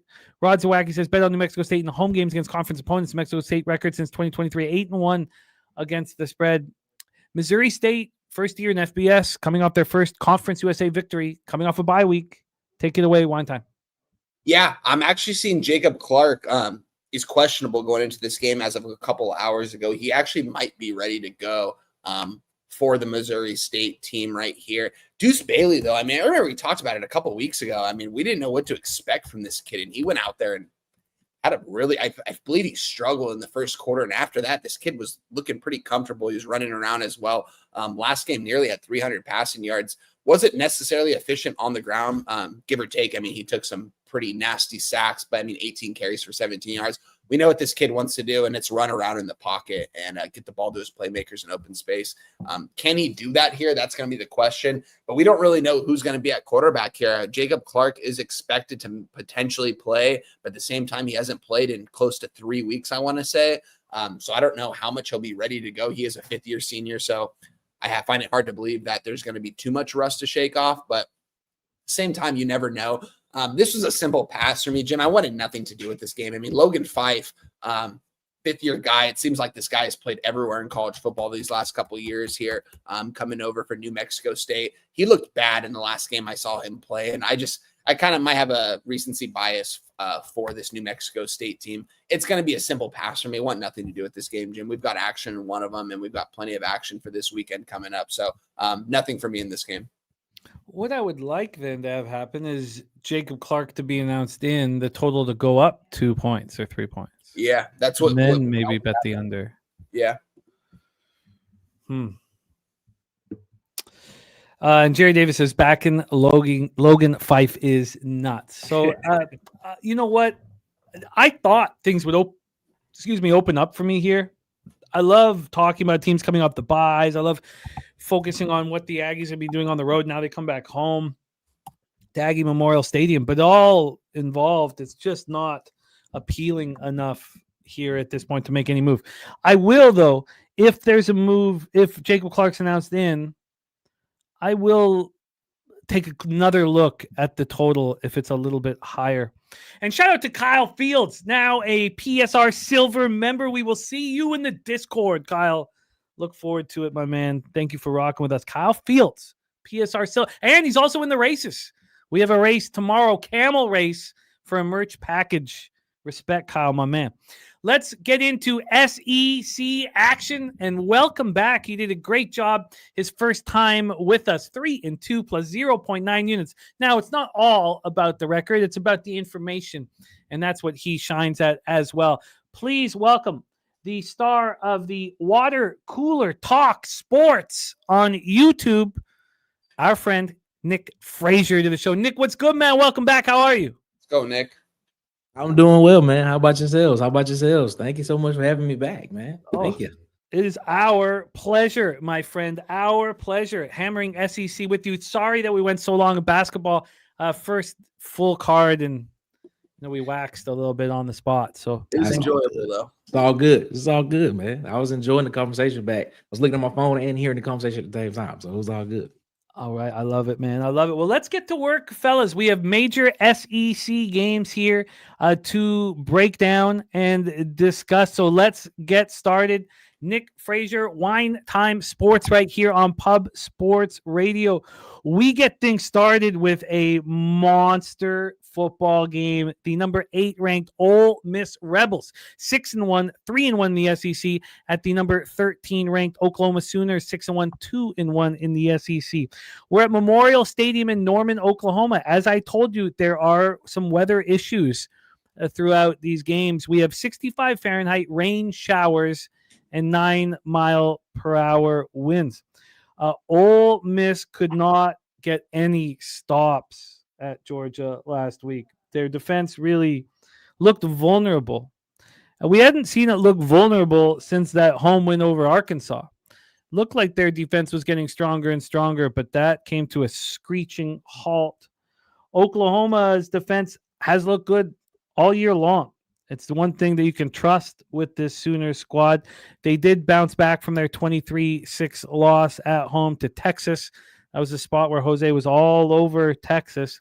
They bounced back from that spot with a 26-7 win over South Carolina at South Carolina. Just 4.5-point favorites, but they were nasty. South Carolina only put up 224 yards. Oklahoma just controlled the ball on the road. Let's take a look at line history and cash flow, and then hand it over to our guy, Nick Frazier, to get us started. Line history-wise, we have – I'm on the money line. Sorry, let me just move over to the point spread here, and let's roll. Line history-wise, we have Ole Miss on the road right now, plus 5.5. It's a tricky number. It's a number that we take advantage of in the NFL. They opened up at 5, went down to plus 4.5, and now they're back at 5.5. But that 5.5 is juiced. It's a very interesting spot. I can't wait to hear what Nick says about this defense that was just nowhere to be found against Georgia, which was good for us. Look, we were on Georgia, but I was on Georgia double result and -7. So I did not get the double result. That blew up in my face. From a total standpoint here, we have a 54.5, which seems mighty high for an Oklahoma game. And it's just been climbing. It opened up at 51.5, and it climbed and climbed and climbed all the way up to a 54. And then let's get the cash flow up here for our first SEC game of the board on the board here for us. Cash flow wise, this is just going to take a second. I apologize. And as I wait, maybe we should just get to the analysis here. It's taking a second. So is it going to jump on now? Yes, it is. Okay, here we go. So cash flow wise, I'll have all this set up a little faster for the rest of our games. But cash flow wise, we have 50% of tickets and 51% of the cash on Oklahoma. Very 50-50. Wow. 66% of tickets, 59% cash on the over, and the line steaming towards the over. Nick, take it away. SEC action. Rebels, Sooners. Yeah, man. Looking at this game, man, as you stated before, man, Ole Miss's defense could not stop anything in that game against Georgia. And it looks like Georgia's defense couldn't stop Ole Miss's offense as well in that game as well. The storyline in this game is going to be best on best. Ole Miss offense going against Oklahoma's defense. Number 3 total offense against the number 1 total defense in the conference, man. So that's what you're looking at, man. A lot of questions about Oklahoma. Can they run the ball? When you look at that Texas game again, Oklahoma had against Texas, John Mateer coming off the thumb surgery, throwing the ball 38 times, only running the ball 11 times for 33 yards with Torrey Playlock. But then you go into the game this past weekend against South Carolina for those guys, and that flip brought your attempts down to like 25, 26. Had your guy, Torrey Blaylock, run for 101, had the same amount of attempts as well. I think you probably see that again in this game. I think you see them try to manage John Mateer, not try to give him too many attempts throwing the football, just to try to, give that thumb a little bit more rest. And they've shown that they can run the ball a little bit against this on the offensive side of the ball, which was a question for Oklahoma at the beginning of the season. Ole Miss. Shout out to Lane Kiffin, man. He's always going to be able to do anything he wants to do on the offensive side. He can find a quarterback from Fair State, Division II, to come in and run his offense, man. But the defense has me a little bit worried here. But listening to what the weather reports might be in this game, I'm gonna stick with Ole Miss plus the points here, and I'm gonna stay under that 54.5 on this game. Ole Miss and the under for Nick Frazier. Wine Time Sports. We're in Norman, Oklahoma for our first game on the board. Take it away. Yeah, I didn't end up moving on anything in this game. I find it a little interesting that Ole Miss is still ranked 8th, though, coming off the loss to Georgia. I know it's still Georgia, but, we know Georgia is what they are from years past. And, 3-point win over Washington State, 4-point win over LSU. LSU's not they're okay. They're kind of in the middle part of the SEC, if you ask me. Tulane, it was very impressive because I was on Tulane in that spot, and they absolutely smashed them. They were also in Mississippi. Took care of business against Arkansas. We know Arkansas is the number 1 offense right now, I believe, in the SEC. They're just one of them at least. They're absolutely scoring at. Doesn't matter who they play. They score points. But they can't stop anyone. Oklahoma, I think John Mateer is going to be ready to rock and roll here in this game. I think he should be probably ready to go. I didn't personally move on anything in this game here. I think the line's a little telling, though, that Oklahoma is the favorite by this much in this matchup. I know Oklahoma's the 13th team in the nation. They're playing at home. We're seeing a high total, too, which is a little surprising. I think Lane Kiffin needs to take a step away from Twitter, guys. This guy's on Twitter more than we are. This guy's tweeting that. He's doing so many different things. Doing hot yoga in the morning before these ball games instead of getting prepared. And then you go out there and lose. You got to have high expectations with Lane Kiffin. This guy's, they call him the portal king for a reason. One of my favorite head coaches in all of college football. I think he needs to switch something up here because him being on social media and all that stuff is just simply not working out for him. I don't know. This is a tough game for me. I didn't move on this spot. I honestly lean to Oklahoma just because they are the favorite by this much, and I don't think Ole Miss is the number 8 team in the nation anymore. I think that going into the season, they took a tremendous step back, not only on the defensive line, but at the quarterback position. But yet they were able to get through their first 6 games being undefeated, give or take their schedule. They didn't have the hardest schedule out there, but yet they're still the number 8 team. I don't know. Them being a dog here has me a little concerned. I think Oklahoma might be the side, but although I didn't move on this game, I didn't really have an angle on this one. I don't want to back John Mateer here in this spot. He doesn't look 100% healthy. Who do I think is the better team here? It's Ole Miss. Why are they getting the points here on the road? It is Norman, Oklahoma, a very hostile environment. This place is going to be rocking and rolling. This is an environment that we should all probably get to at some point if you haven't been to. One of the most hostile environments all of college football. It's going to keep me off this game ultimately. From a next to no standpoint, I could only go Ole Miss. From a market standpoint and seeing where this line is, I would say Oklahoma. But Ole Miss coming off a loss. Lane Kiffin knows he can't take 2 straight losses here. If he does, they're done in the SEC, I believe. So it's going to be a tough game. I'll be rooting for my guy Nick on the sideline because I got nothing in this game. Like I said, I like Lane Kiffin. I think he's one of the better offensive minds out there. And who knows if he's coaching at Ole Miss next year because there's a lot of job opportunities that are going to open for him. So that's going to be interesting as well. Pass for me, though, in this game. We roll on, but we have moves. Oh, don't worry. We'll get that fixed for you, Kyle, my man. I'll copy and paste that. We'll get that fixed so you can get into our Discord. And thank you for becoming a member of the channel, my man. So we have Nick Frazier making moves. Ole Miss plus 5.5 minus 110. The under 54.5 minus 108. Next up for us, the aforementioned Arkansas Razorbacks in Fayetteville, Arkansas, hosting Nick Frazier's Auburn Tigers. 0-4 in the SEC. An angry group, 65 Fahrenheit, rain showers, 9-mile-per-hour winds. Let's get this one set up. I was on Auburn plus 1.5 last week. Nick, and it felt like someone ripped. It was like a ripped through the TV and took my beating heart out of my chest and smashed it on the ground. Of course, the second missed field goal in overtime to just give me a little bit of hope, which is the worst thing. You want the hope to be taken away from you. You don't want to get it back and have, oh God, it was just, it was horrific here. Is this a bounce back spot? We're also dealing with the rain showers again, 65 Fahrenheit, 9-mile-per-hour winds, just like we had dealt with. Let's take a look at the line history and the expectations for these two squads. First off, we have Arkansas at -1. Opened up as a pick'em. I see a 1.5 on the board, but this was a pick'em for a while. They were a +1.5 a couple days ago as well, bouncing all over the place. So a basic pick'em type situation. From a total standpoint here, there we go. From a total standpoint, we are dealing with, just two completely different teams. Who's going to dictate the pace? Well, they expect Arkansas to, and this total's a 56. Very, very high number. Now we're seeing the same thing with Ole Miss, Oklahoma, but this total opened up at 57.5 and got up to 58.5. That was the first move over the first 5 hours, and then it's dropped 2.5 points since then. So a big move towards the under. 86% of the tickets and 92% of the cash is on Arkansas. Yep. A lot of money on Arkansas, and I get it. Auburn has put up 54 points in their last 4 games. Yeah. But it's not like Arkansas is winning. They're just scoring. That's all that's happened there, whereas Auburn is not doing any scoring here.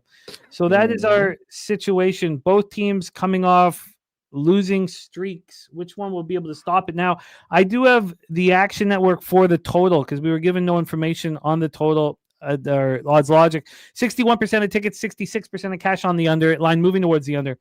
An important thing, and it's almost worth maybe keeping Action Network because I thought I was just going to ditch it, but we don't have money line splits at other books, and we have money line splits here. It's a very different story. 43% of the tickets and 61% of cash on the Hogs.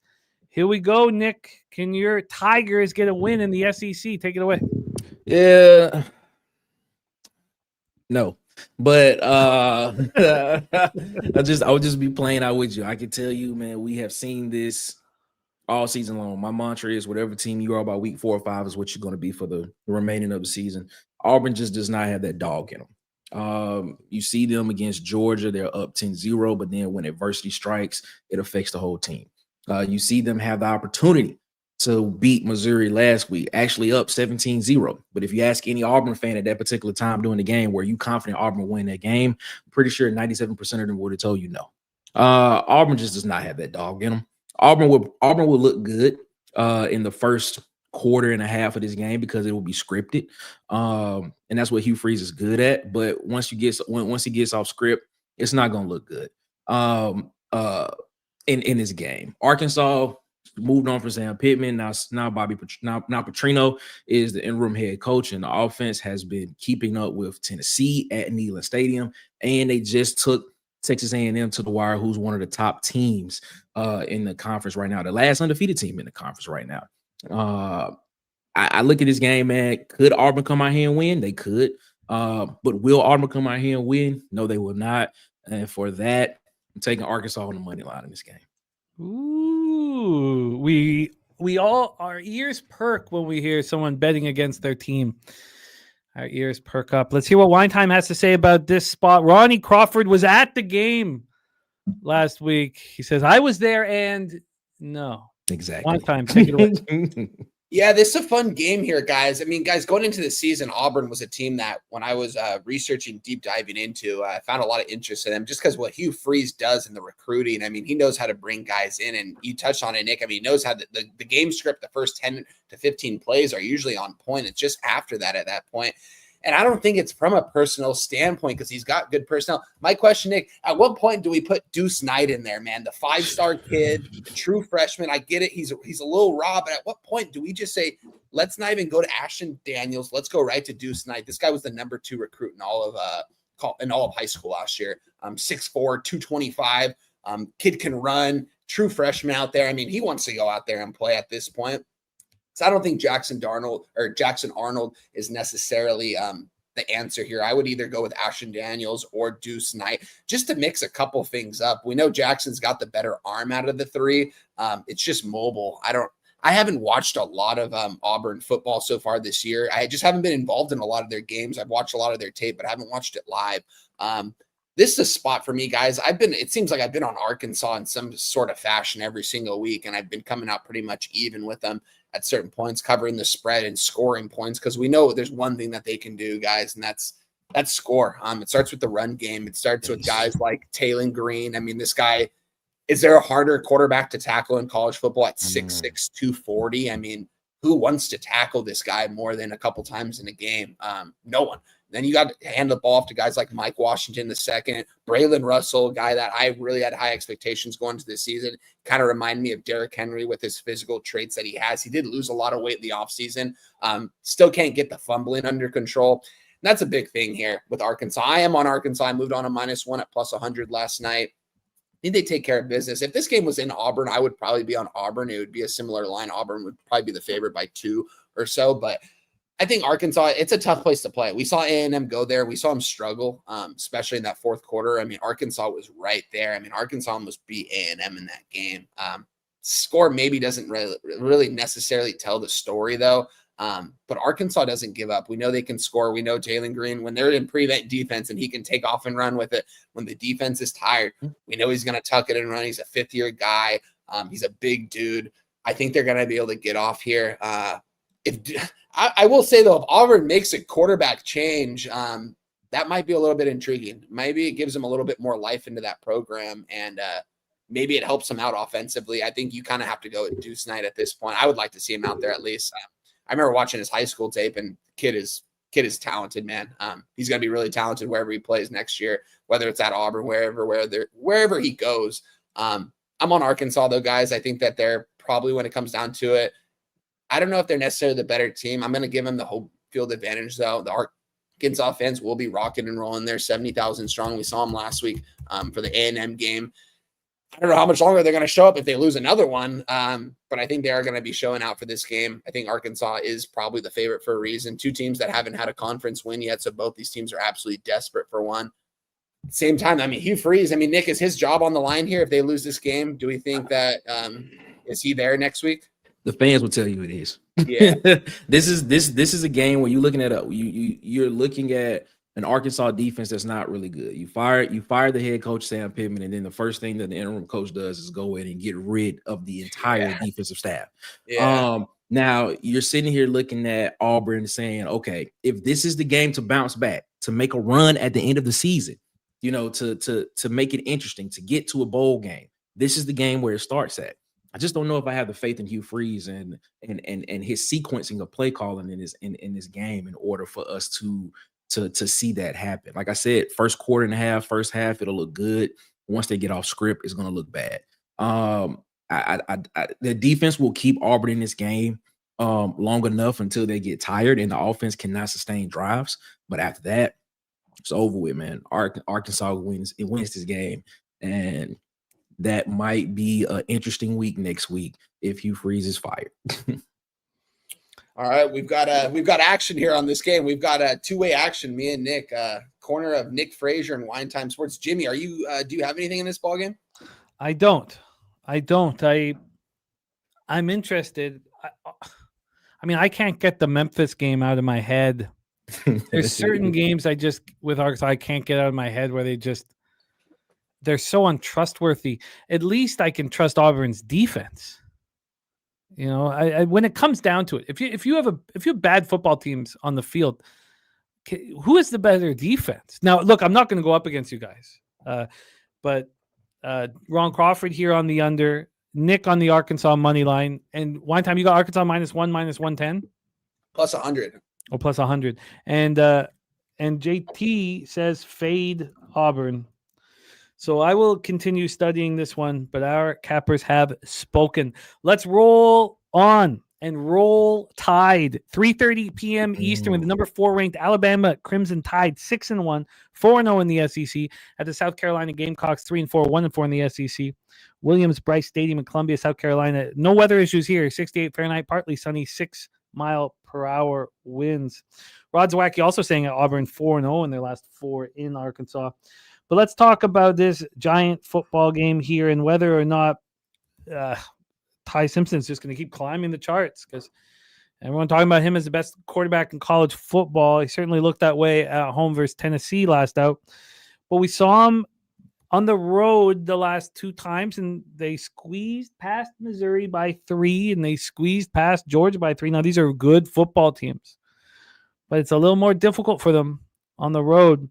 South Carolina coming off back-to-back losses. They lost at LSU 2010. They played tough there, and then they were embarrassed, I guess you could say, versus Oklahoma, only putting up 7 points, putting up 220 or so yards. Let's take a look at this line history and cash flow here. I got the money line up. Let me just quickly switch back to the point spread, and let's see what we are dealing with. Now, Bama did get that loss early in the year, which maybe puts them in a situation where they're not going to be. There are no letdown spots. Is that possible? Because this feels like one. Yep. South Carolina opened up at plus 13. They quickly went to 13.5. Now they're plus 12. I think that's telling. If I was to back them, I'd probably only want to back them first half, because I feel like the longer the game goes on, the more capable Alabama is of sort of suffocating their opponent or just beating them up. We have a total of 47.5. This one has not moved. It's moved 3 cents since it opened. 3 cents to the over. That's it. Just 3 cents. And when we get to the cash flow, Jerry Davis says, give me Bama. JT on South Carolina. Resmob says, can South Carolina score enough to cover? Justin McKelvey on South Carolina. And we have cash flow-wise for Bama, South Carolina. We have 77% of tickets and 94% of cash on Alabama. This line's not moving towards them.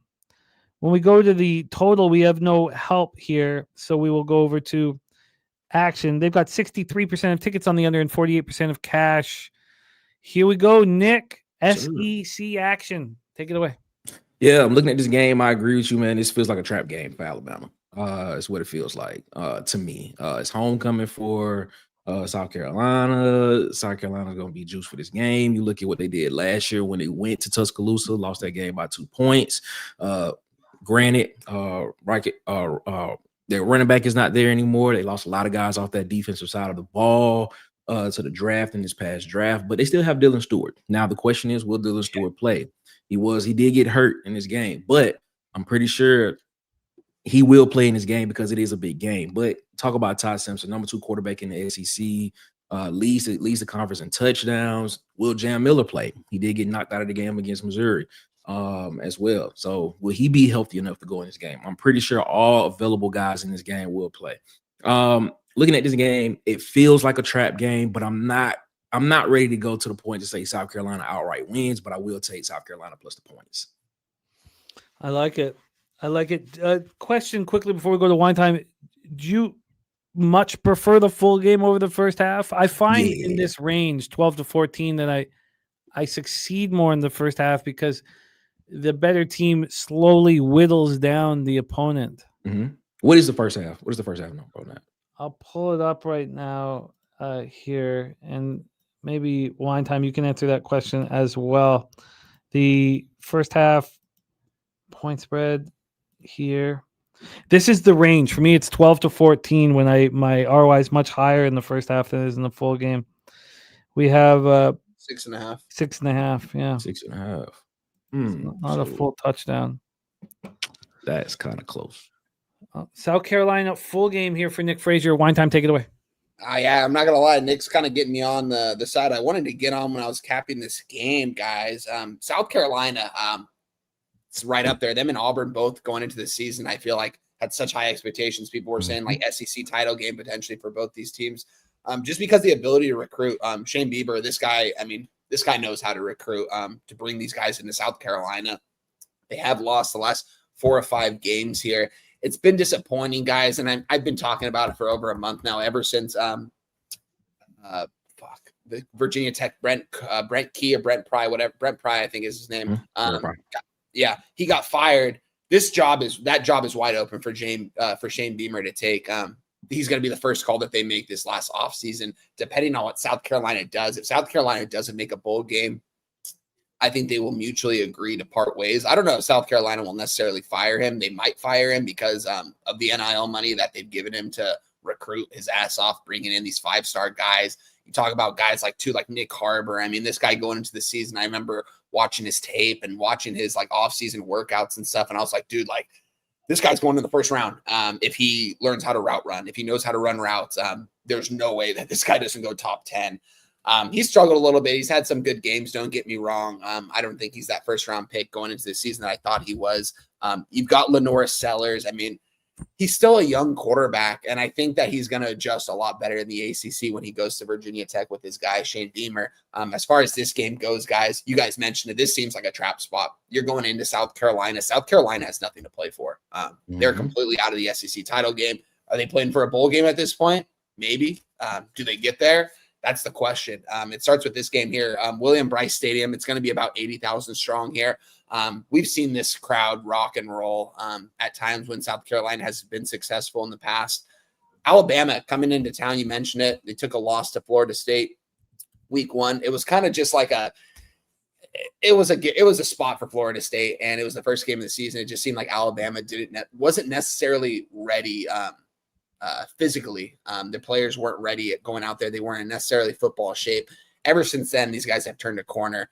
12 points now. I mean, this is way too many points. There's no way I'm taking Alabama minus 12 here. I could only take South Carolina on the spread here at the 12, especially if this just continues to go down. I saw 12.5s earlier this week. We're seeing 12s. We might see 11.5s pop up. And if we see 11.5s, I think that's when I move. I'm going to stay off it as of right now. But I mean, Nick even mentioned it. Upset alert, guys. I mean, Alabama lost one game this year, and it was to Florida State outside of conference. The game ultimately means nothing. I mean, when it's all said and done, like I said, guys, conference games, I don't think out of conference games means anything anymore other than to the teams that have to pretty much go undefeated to get to the college football playoff, or teams like Notre Dame that aren't in a conference that have to play Power 4 programs.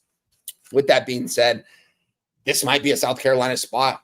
We've seen South Carolina. We know they have the talent to compete with Alabama. I mean, can they put it all together on the field? They have the talent on the field. They've got the athletes to do it. You mentioned it, Nick. I think Dylan Stewart's going to be ready to rock and roll. I think he was out for the last game for a reason. This guy, guys, next year, he's a true sophomore right now. He's 19 years old. At the age of 20 next year, I'm going to say right now he's going to go double-digit sacks if he plays a full season, and this guy is top 5, top 10 in the NFL draft. That's how impressive I think Dylan Stewart is. I mentioned too, I mean, think about the other edge rusher on the other side of the football. What's his name?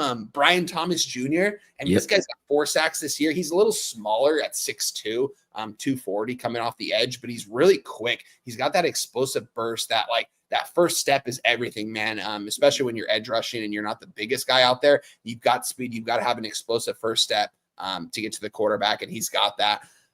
I like South Carolina here. I'm not going to make it official yet. I'm going to look over this game and I'll tweet it out and I'll message both of you guys if I do end up moving on this game, but I'm close to South Carolina, guys. It's a pass as of right now, though. Nick, some decisions to make. Do you want South Carolina plus 12 minus 105, plus 12.5 minus 109, plus 13 minus 116? I'm going to go with the middle, 12.5. 12.5 minus 109, and you are in business. I'm interested in joining you. Nick, you moved on the under in the Ole Miss Oklahoma Sooners game. That one did have some weather issues here.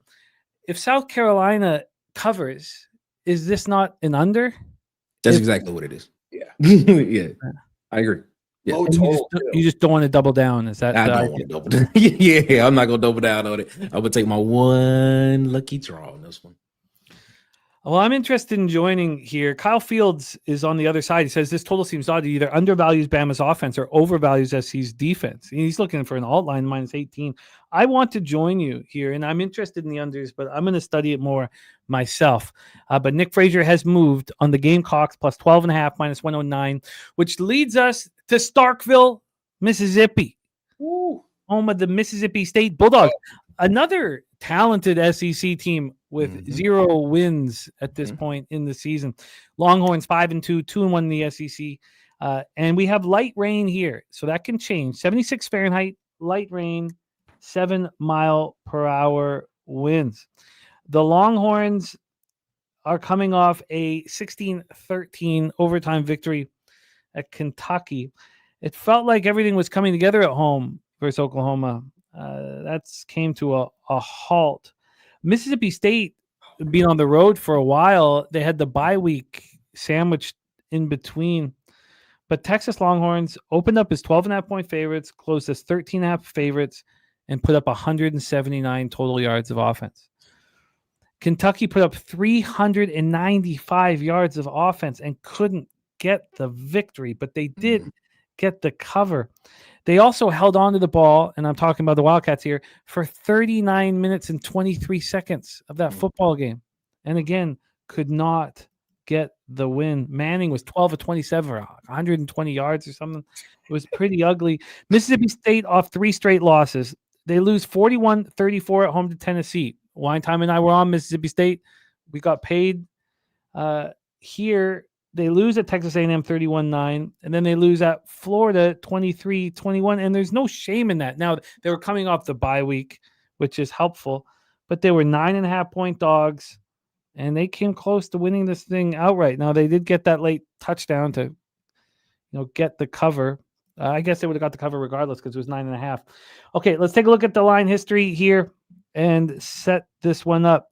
Mississippi State +7 at -113. They opened up +7 at -115. It did go down to 6.5 a few times, but it's not right back from Wentz. Let's take a look at the total here for more SEC action with Nick Frazier and Wine Time Sports. We have the total at 44.5. This one opened up at 46.5 and immediately went to 47. Well, 5 hours in, it went to 47. Now we're all the way down to 44.5. And cash flow here for this one. Sorry, I didn't have it set up. We have, come on, show me. Please show me the cash flow. And I can't, God, too many games here. So I think I will continue looking for it. Here we go. We have 50% of the tickets and 79% of the cash on the Longhorns. The line's not moving towards them.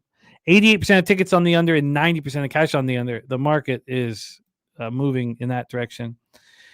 We have a final score here from AM, 31-10 Texas. Nick Frazier, we're in Starkville. Take it away. Yeah, looking at this game, man, the beginning of the season, Mississippi State was going to be my most improved team from last year. Going from 2, I have them winning 6 games, making a bowl game, and getting their 7th win in the bowl is what I have them at. I look at this Mississippi State team, man, and I look at how they play at home. They played against Tennessee and took Tennessee into overtime, and Tennessee's talent just overpowered them there. But then they went on the road to Texas A&M and fourth quarter. A team that's trying to find a way to win, and they just couldn't get it. I think the noise at Kyle Field got to them there. But then they come back to Florida, and if it wasn't for a fumble on the 15-yard line and then the late game interception by Blake Shapen, Mississippi State has a win at Florida as well, man. I'm just looking at these guys on the offense side of the ball. Blake Shapen is doing well in the conference, man. Fluff Bothwell, who went down, who Jeff Lebby is saying it's a stretch if he plays this week, but you got guys behind him in Devon Booth and Xavier Gaden who can carry that load. You're talking about Brendan Thomas and Anthony Evans on the outside as well, and don't forget that guy on the safety on the defensive side that has 3 interceptions, and Braylon Lanier. I like Mississippi State right here, man. I really do, man. I really like Mississippi State right here at this spot at home with the home field advantage, with the cowbells going, and with the way that they play. Yeah. I'm taking Mississippi State plus the points here, man. I want to take them on the money line, but I'm going to take the safer bet right here. I'm going to be risk averse, and I'm going to take Mississippi State plus the points right here. I will line shop for you, Nick. Let's hear from Wine Time Sports. Take it away. I mean, it's crazy. I mean, me and Nick are coming on here and we're just thinking the exact same thing here. I love it because I know he's got, for me, I'm not the biggest SEC capper. There's a lot of games that I haven't capped a lot of SEC this year just because I think it's so close. But this week in particular, I was looking at, I'm right there with you, Nick. I was there with you on Tennessee. What do they call at the Horseshoe in Starkville, Mississippi? I mean, people kind of underrate this place, especially going into that Tennessee game. They had such, they were rocking and rolling on offense. Jeff Lebby, I mean, this guy is an offensive guru. There's a reason why he's been able to score points. And that A&M game, guys, that score does not indicate how close that game actually was. It was that second half where A&M just completely blew the doors off of them, and they really had no answer. You mentioned it, Kyle Fields loud, 110,000 people compared to Mississippi State, which is 60,000. It's going to be 60,000 strong at the Horseshoe, though. It's funny you brought up Devon Booth, man. It seems like this guy. It seems like this guy's been in college since I've been in high school. This guy is a sixth-year running back. He shares the backfield with Fluff Boothwell, the sophomore transfer. You mentioned Xavier Gayton too. Could get some touches in this game. Then you talk about a guy like Blake Shapen. This guy as well. I mean, this guy has, he's a sixth-year guy. He's been in college for forever. He can make the throws on the field. I like Mississippi State here simply at home, guys. You guys have heard me say nothing but bad things about Texas since the beginning of the season when we were on Ohio State, when we faded Texas in Florida. By the way, Mississippi State probably could have beaten Florida and got Billy Napier fired. You know what I mean? Texas, that game, I think even the score probably indicates that Texas got dominated in that one. The score just makes it look a little bit closer. As far as Arch Manning goes, guys, I don't want to hear it anymore. This guy is not going to be going to the NFL anytime soon. And if he does, it's not going to be until probably he signs an undrafted free agent deal. That's how bad he has been. And that's how bad he has looked. Going into the season, I thought throwing all the expectations on the kid was a little too much. I did think he had talent, but I mean, I've talked about it since last year. I mean, when people were calling for him over Quentin Ewers, and Quentin Ewers was winning ball games for him, getting him to the playoffs. I mean, Texas ain't going to the playoffs this year, guys. There's absolutely no way they can win out the rest of the season. And I don't even know if they go. Probably do because they are Texas. Why is Texas ranked right now? This is the worst ranked team that I've seen in quite some time here. Do they have the talent? Yes, because we know what Sark's going to do, and that's going to bring players in. He's got all the money to do it. And there's, for such a long time, guys, you guys have heard me say it, like the game script for Sark. His whole career, it's like the first 15, 20 plays are already lined up. They've been practicing those all week. That's not the case anymore. He doesn't know how to come up with the game plan at all, it seems like. Not even in the first half, but in a full game. They have been shut out multiple times in the first half or have scored under double-digit points. And I don't think anything changes here. Mississippi State defense is a little suspect, I will say, but I think their offense is arguably better than Texas's offense. And I think Mississippi State has played in a lot tougher games than Texas, and they show a lot more heart, and they're going to be at the Horseshoe. This isn't going to be this is going to be at the, no, not the Horseshoe. Oh, I forgot I'm already missing things up here, but Mississippi State at home here. I think they're going to take care of business. I love Sark as a coach, but I think that this team isn't that good that he's throwing out on the field. A lot of guys that have been here for forever, they didn't really necessarily hit the transfer portal hard at all. A lot of these guys are guys that have kind of been growing with the program. I think it starts from Arch Manning, and I don't think he's that good. I'm going to take Mississippi State. I took them +7, -110. I sprinkled the money line as well, guys. I think they win this game outright. I'm not going to give that out as an official play just because I don't have a full unit on it, but +220 right now on the money line for Mississippi State for a little 1/5 of a unit. I'm going to take that all day long here, especially at home. They should have beaten Tennessee. They outplayed Tennessee that game. They should have. I agree. And Tennessee, another team. Why are they? They just got blown out by Bama. I don't know why they're even ranked as high as they are. With that being said, Mississippi State, I'm not saying they have more talent on the field, but I think they're going to have more heart, and I think they're going to play for their home fans, knowing that they need a conference win here. And this is the chance to get it. Maybe they don't get it. I think they can stay within a touchdown, though. Give me Mississippi State +7, -110. You can find that same number at pretty much everywhere. It might be a little bit more juicy now at -115, but I'm still seeing -110s. Mississippi State +7 all day here. You both are in business. Wine Time and Nick both on Mississippi State +7. For record-keeping purposes, I did find the -108 for Nick. and minus 110 is what Wine Time has bet. We roll on, heading to Tiger Stadium in Baton Rouge, Louisiana. 72 Fahrenheit light rain again, and 9-mile-per-hour winds for the undefeated Texas A&M Aggies. 7-0, 4-0 in the SEC. The number 3 ranked Aggies at the number 20 ranked LSU Tigers, 5-2, 2-2 in the SEC. It was not easy. 45-42 victory on the road last week for A&M, but they got the job done. Something they've been doing all season long. Reed threw for 3 touchdown passes and 280 yards. They were outgained by the Hogs, 527-497, but they did enough. 8.5-point favorites. Opened up 7.5, closed to 8.5, and just got the job done. And the Aggies remain undefeated.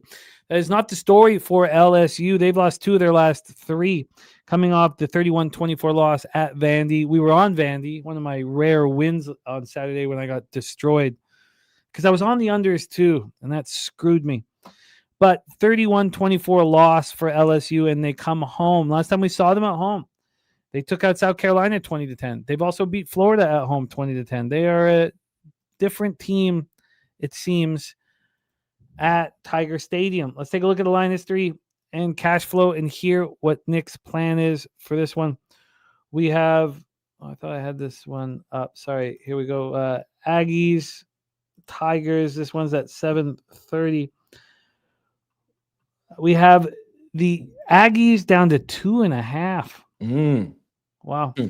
So, or I should say up to 2.5, I guess. The reason why, so this opened up at 1.5 and moved to 2.5. It's heavily juiced. It feels like a 3 is coming. By the way, there was a look-ahead line that was available from just for a few days in late August before the season started. The look-ahead line, there was a lot higher thoughts of LSU than A&M at the time, and the look-ahead line was LSU -5 for this game. But it opens up on Saturday at plus 1.5 and is now 2.5. So we've had a 1-point move towards the Aggies. Let me get to the total here for this one. From a total standpoint, we have a 48. Opened up at 49, quickly dropped to 48, got down to 47.5, and it's back at 48. And we get to the cash flow. We have 59% of tickets and 52% of cash on A&M. That's it. Now, we do have total information from a different site, from the Action Network. They have 81% of tickets and 85% of cash on the under. Nick Frazier, take it away for us. Aggies, Tigers, and Baton Rouge, Louisiana. Yeah, you cannot discount Tiger Stadium at night. That is an actor. That's gonna be an actor in this movie that we're gonna see Saturday night.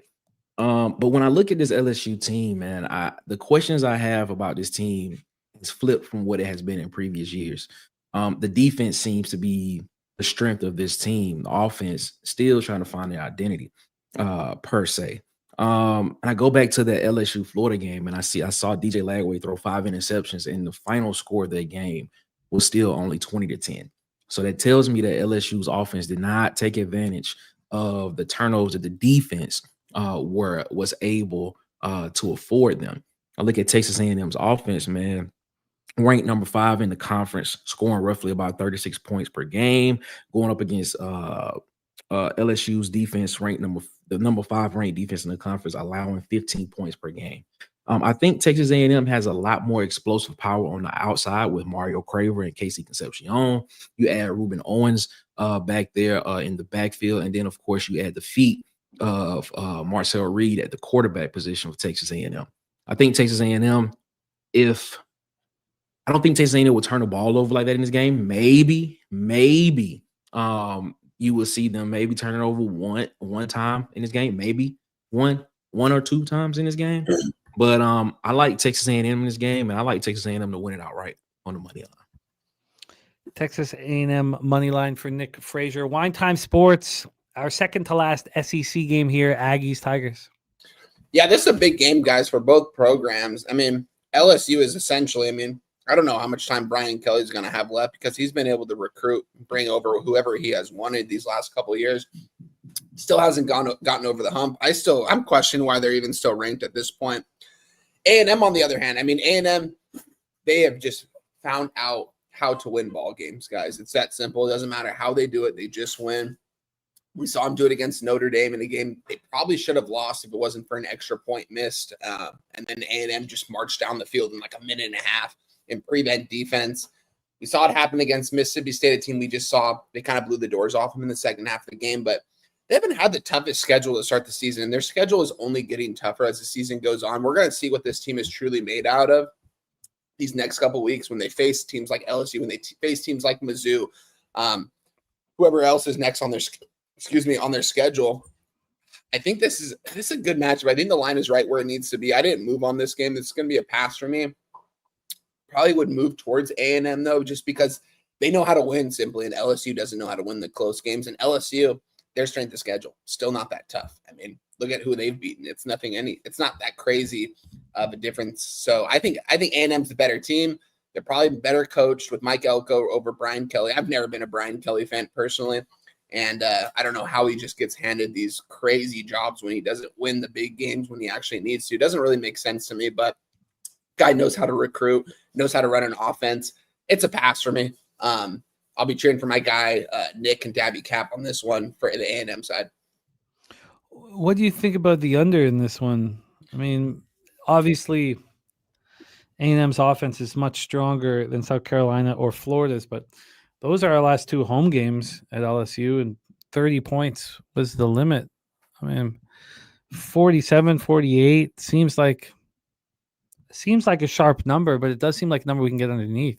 I think I would lean towards under in this spot. Yeah, because I think I could see this being like a 23-17 type of ball game, honestly, which would land around 40. And I think if A&M wins this game, it's not like they're gonna blow them out, but I do think, I mean, it's kind of telling that A&M's the favorite on the road. I know they're the number 3 team ranked in the nation, but LSU is one of the toughest places. I mean, has over 100,000 people, similar to A&M, similar to Kyle Field. So maybe they're just used to that, but at the same time, it's going to be a lot of LSU fans over there. We know those Tiger fans are loud and proud. So it's going to be an interesting one. I had a lean towards the under, and I had a lean towards A&M. I think if A&M does win this game, it does go under, yeah. And Nick has moved on the A&M money line minus 133, best line available. And you agree that the under is close, Nick? Yeah, I do. I agree that the under is close. I think this game is probably somewhere in the range of, if I had to give a score prediction, I think this is probably like a 23-20 game, 24-21 game. I am interested. Very interested. Nick has moved on A&M money line. Let's get to our final SEC spot before wine time. Best bets here. The number 17th ranked Tennessee Volunteers 5-2, 2-2 in the SEC. The Kentucky Wildcats 2-4, 0-4 in the SEC. We're in Lexington, Kentucky, 55 Fahrenheit. We have light rain here and 6 mile per hour winds. You know, I would prefer to fade Kentucky after they look bad, not after they look pretty good and should have beaten Texas. But it's their third straight loss. Of those 3 losses, 2 were on the road. Now they have consecutive home games. They were facing Texas off of a bye, so they were all in. And we have the Volunteers coming off a pretty alarming 37-20 loss at Alabama that snapped their 3-game winning streak. Very, very, very interesting spot. I fear buying Kentucky high. That's my only fear, because I've listened to you guys talk about Tennessee as being a vulnerable squad. We have a total here of 55. It opened up at 53.5, dropped down to 52.5, and then climbed up to 55. That's a pretty legit 2.5 point move towards the over. Whoever moved on that over 52.5 was respected by the books. Tennessee -9 right now. They opened up -8.5, got up to 9, got up to 9.5, and then there's been a half point of buyback. That half point of buyback came last night at 5 p.m. And when we get to the cash flow here for Tennessee, Kentucky. Oh, sorry, I thought I had it up here. We have 55% of the tickets and 60% of the cash on the Volunteers. So the market really not tipping its hand. And we have no information on the total from the Action Network. Let's hear from you, Wine Time Sports. Take it away. Yeah, this is an interesting game, guys. You guys know me. Hey, guys, is there anyone out there in the chat that's a Tennessee Volunteer fan? Because I haven't heard much from you guys in the UCLA comments these last month and a half or so. Who's the better quarterback, Joey Aguilar or Nico? I don't really think it's a debate at this point. Joey Aguilar throws a pick six at the end of the first half against Bama to ultimately get them out of that game here. He's making all kinds of mistakes on offense. Can he make the big-time throws? He absolutely can, but it really comes down to their run game. That's what they did last year. They got to the college football playoff. It wasn't necessarily Nico. It's more so the run attack with Dylan Sampson, who's playing in the NFL now. Not playing, actually, but he's returning kicks and all that stuff. But at the same time, this Tennessee team, I hate to say this because it seems like I come on here every time I tell you this is the most fraudulent ranked team. I've already said that a couple times about a couple teams, but how is Tennessee the number 17 team in the nation? Doesn't make a lot of sense to me. They've gotten really lucky in a lot of their games. They should have lost to Mississippi State. We got the push against Georgia when Georgia went to Knoxville, a very hostile place. Listen, Lexington, Kentucky, this place is going to be a very hostile environment. Mark Stoops' job is, there's a lot of question marks on whether he was going to be the coach at the end of the season going into this year. I think 9 points is way too much, and I don't even think we're buying high on them at this point. I just think that everyone, the public, thinks that Kentucky is a really bad football team.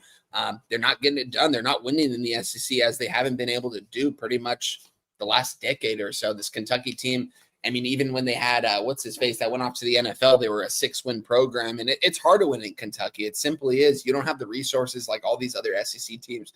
You don't have the money like all these other SEC teams. You got Cutter Boyle at quarterback here. He is expected to go, 6'5", 220 here. I like Kentucky. I got the +9 at -110. I think this is too many points. I think Kentucky played Texas pretty tough.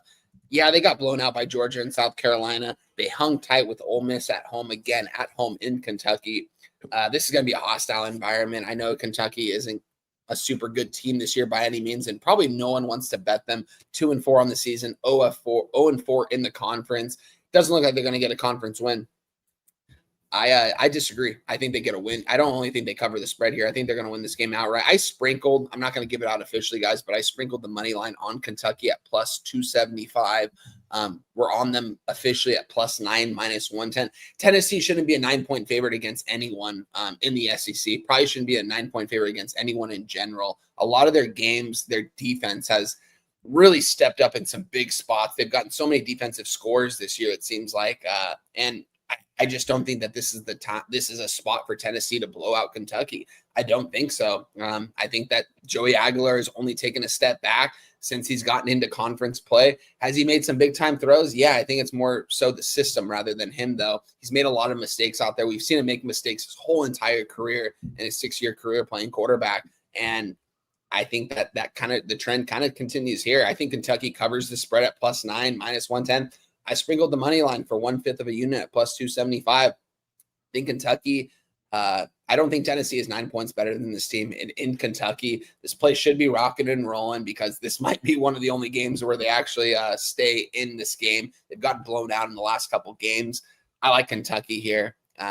It might be biased. You guys know me. I'm not the biggest Tennessee fans. I hate their fans. I don't like their fan base. And I don't necessarily think they're a very good football team. I think they've taken a step back this year from last year. This team should not be ranked, and the fact that they're ranked 17, I think that's the reason why they're a 9-point favorite against Kentucky, a team that has came out flat pretty much in every game. We know they have talent on the trenches, though. We know their defensive line is usually always deep. That's where Mark Stoops is best, on that defensive line. So I think they're going to bring some pressure at Joey Aguilar, and I think they're going to give him problems all day long. Give me Kentucky +9, -110. Kentucky +9 for Wine Time Sports. Nick Frazier, our final game in the SEC. Take it away, my man. Yeah, I agree with everything Juan Tom just said there, man. Kroger Field is going to be an energetic Saturday night. I agree with you there, man. Looking at this Tennessee team, number 2 offense in the conference so far, but the defense has sometimes has left a little bit to be desired on the field. Looking at the Georgia game, they allowed Georgia to come back and win that game. They went into overtime as well.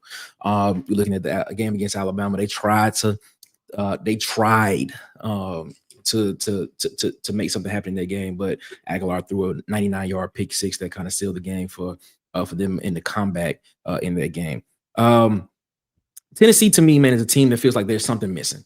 I can't put my finger on it off top what it is. But I look at this Kentucky team, and I think you mentioned it earlier. You look at when they play South Carolina and Georgia on the road, they put up 13 and 14 points respectively, but they allowed 35. But when they played at home against Ole Miss and Texas, two other SEC teams, much closer games. I think this game probably looks more like that Texas game that we saw last week from Kentucky. So I'm with Wine on this one, man. I'm taking Kentucky plus the points in this one, and I think I may take the under in this game. Kentucky +9. I can find that at -108. Let's find a number on this total here. I mean, if I guess it's one of those spots where if you have Kentucky to cover, you like the under, and if you think Tennessee's going to blow them out, you like the over. 55 we can get you, and so this is climbing. This move to 55. Oh, as I said last night, so under 55 at -110 for Nick Frazier, and that is Volunteers Wildcats in Lexington, Kentucky. Let's do a review of SEC action with our guy Nick Frazier, and then we're going to hear some best bets from Wine Time. We have 3 more games left on the show, and Jose Bouquet will be joining us for the second one, all SN1P5.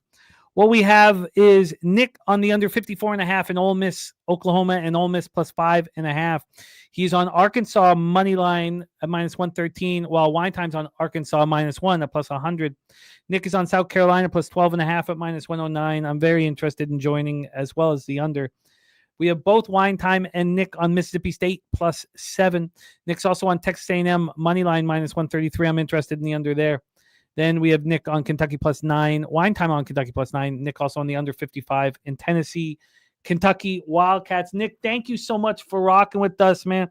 I'm going to pop your X handle here in the chat for cappers to follow Nick. I'm also going to put Nick's a podcast X handle in the chat as well. He's the host of Water Cooler Talk Sports on YouTube. Nick, tell us a little bit about what's going on here with the show and where we can catch it.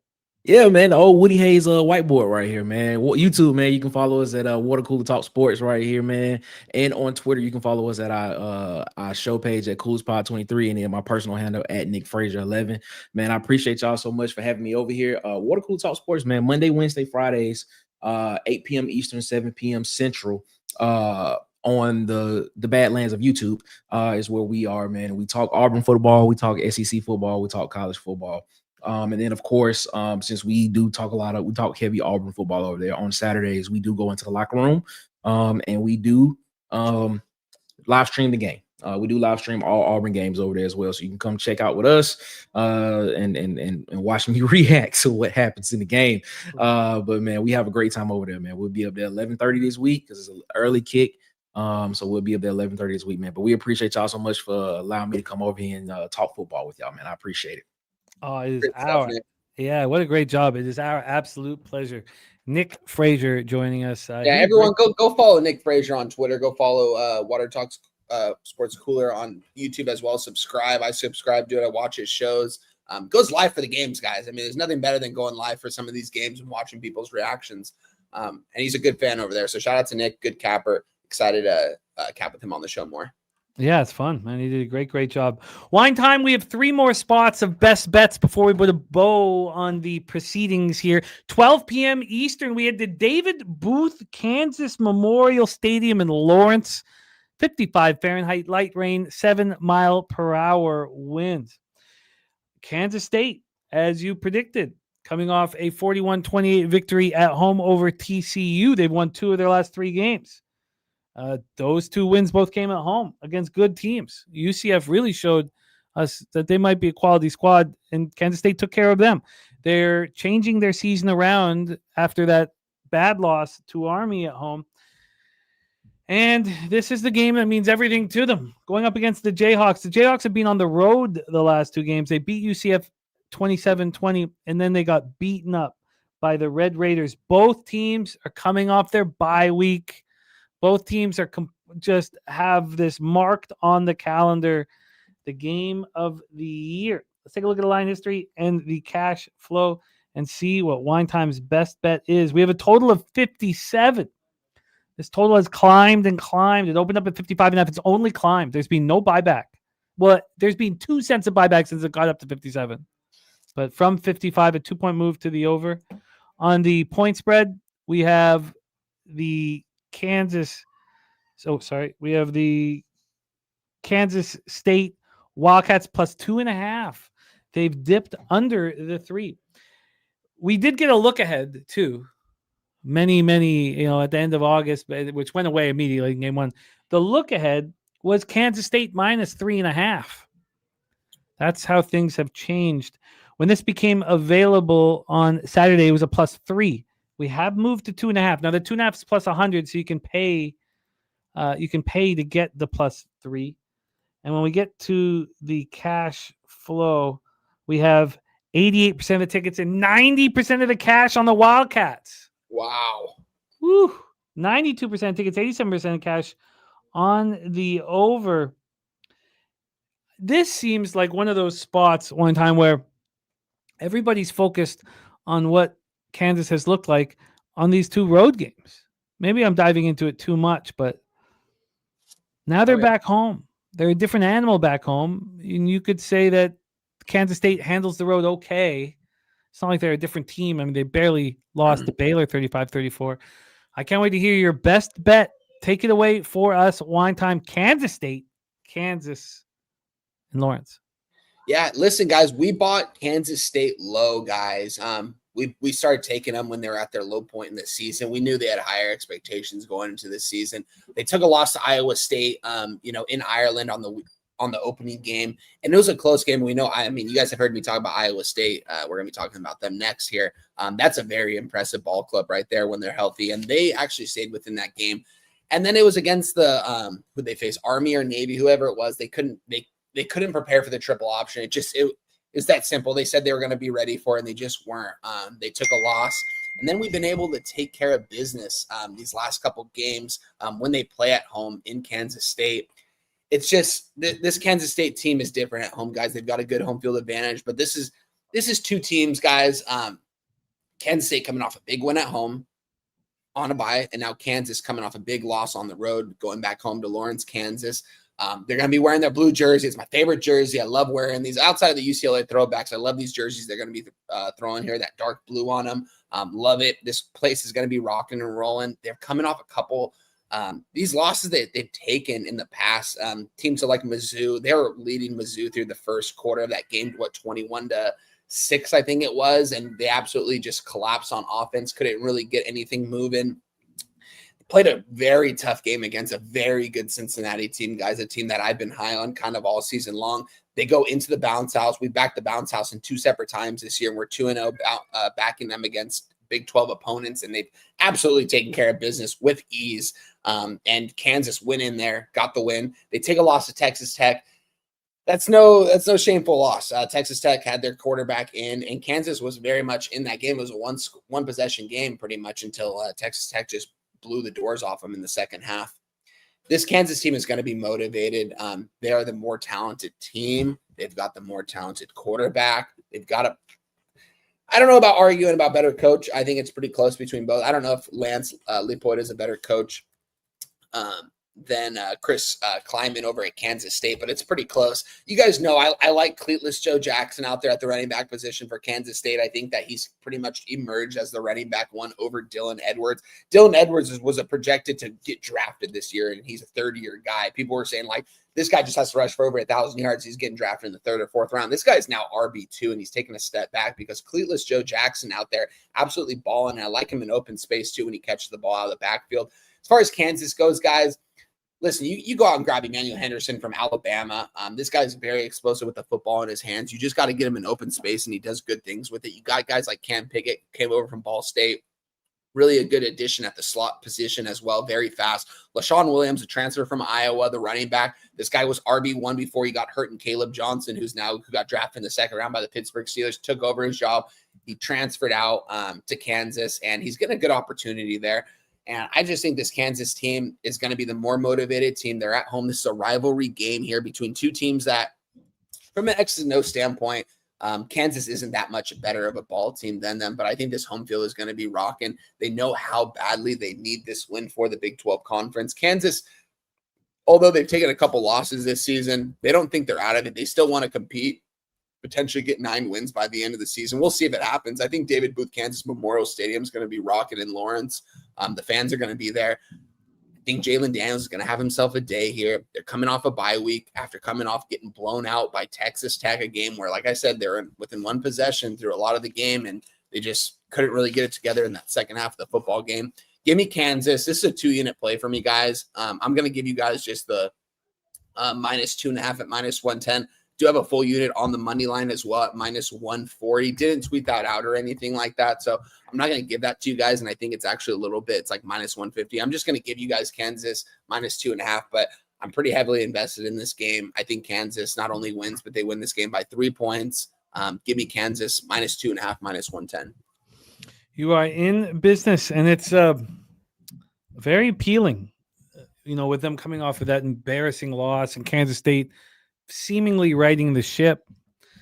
I'm very interested in joining you here in this one.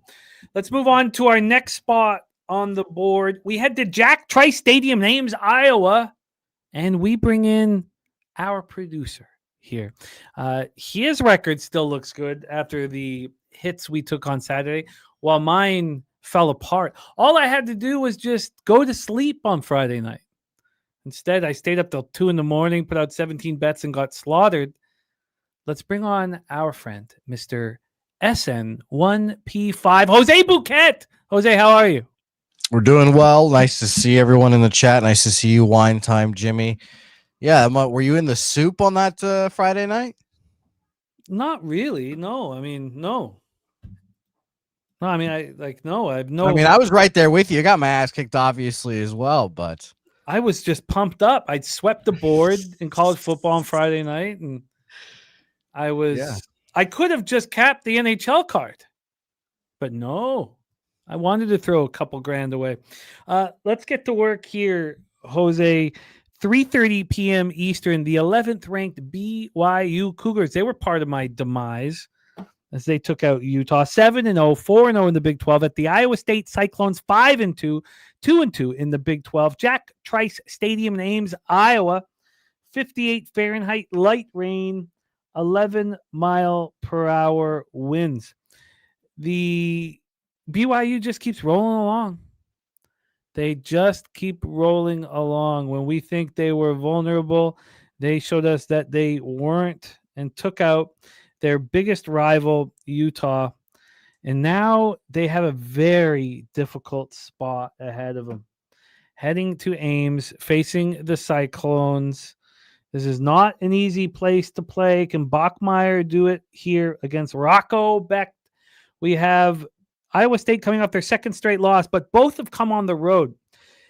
This is where I like to back teams. Everybody focusing on their performance on the road, and they have a bye. This is exactly what I'm looking for. But BYU's taken out every hurdle, jumped over every hurdle that they've seen. Gorky says BYU again and again. Let's take a look at this line history. Iowa State is a 3. They opened up at a 2. They went down to 1.5, and then money came in, or respected action came in, and this is pushed to a very important 3. So we have a 1-point move towards the Cyclones. Let's go to the total here for this one. From a total standpoint, we have a 49. It's -113 to the under.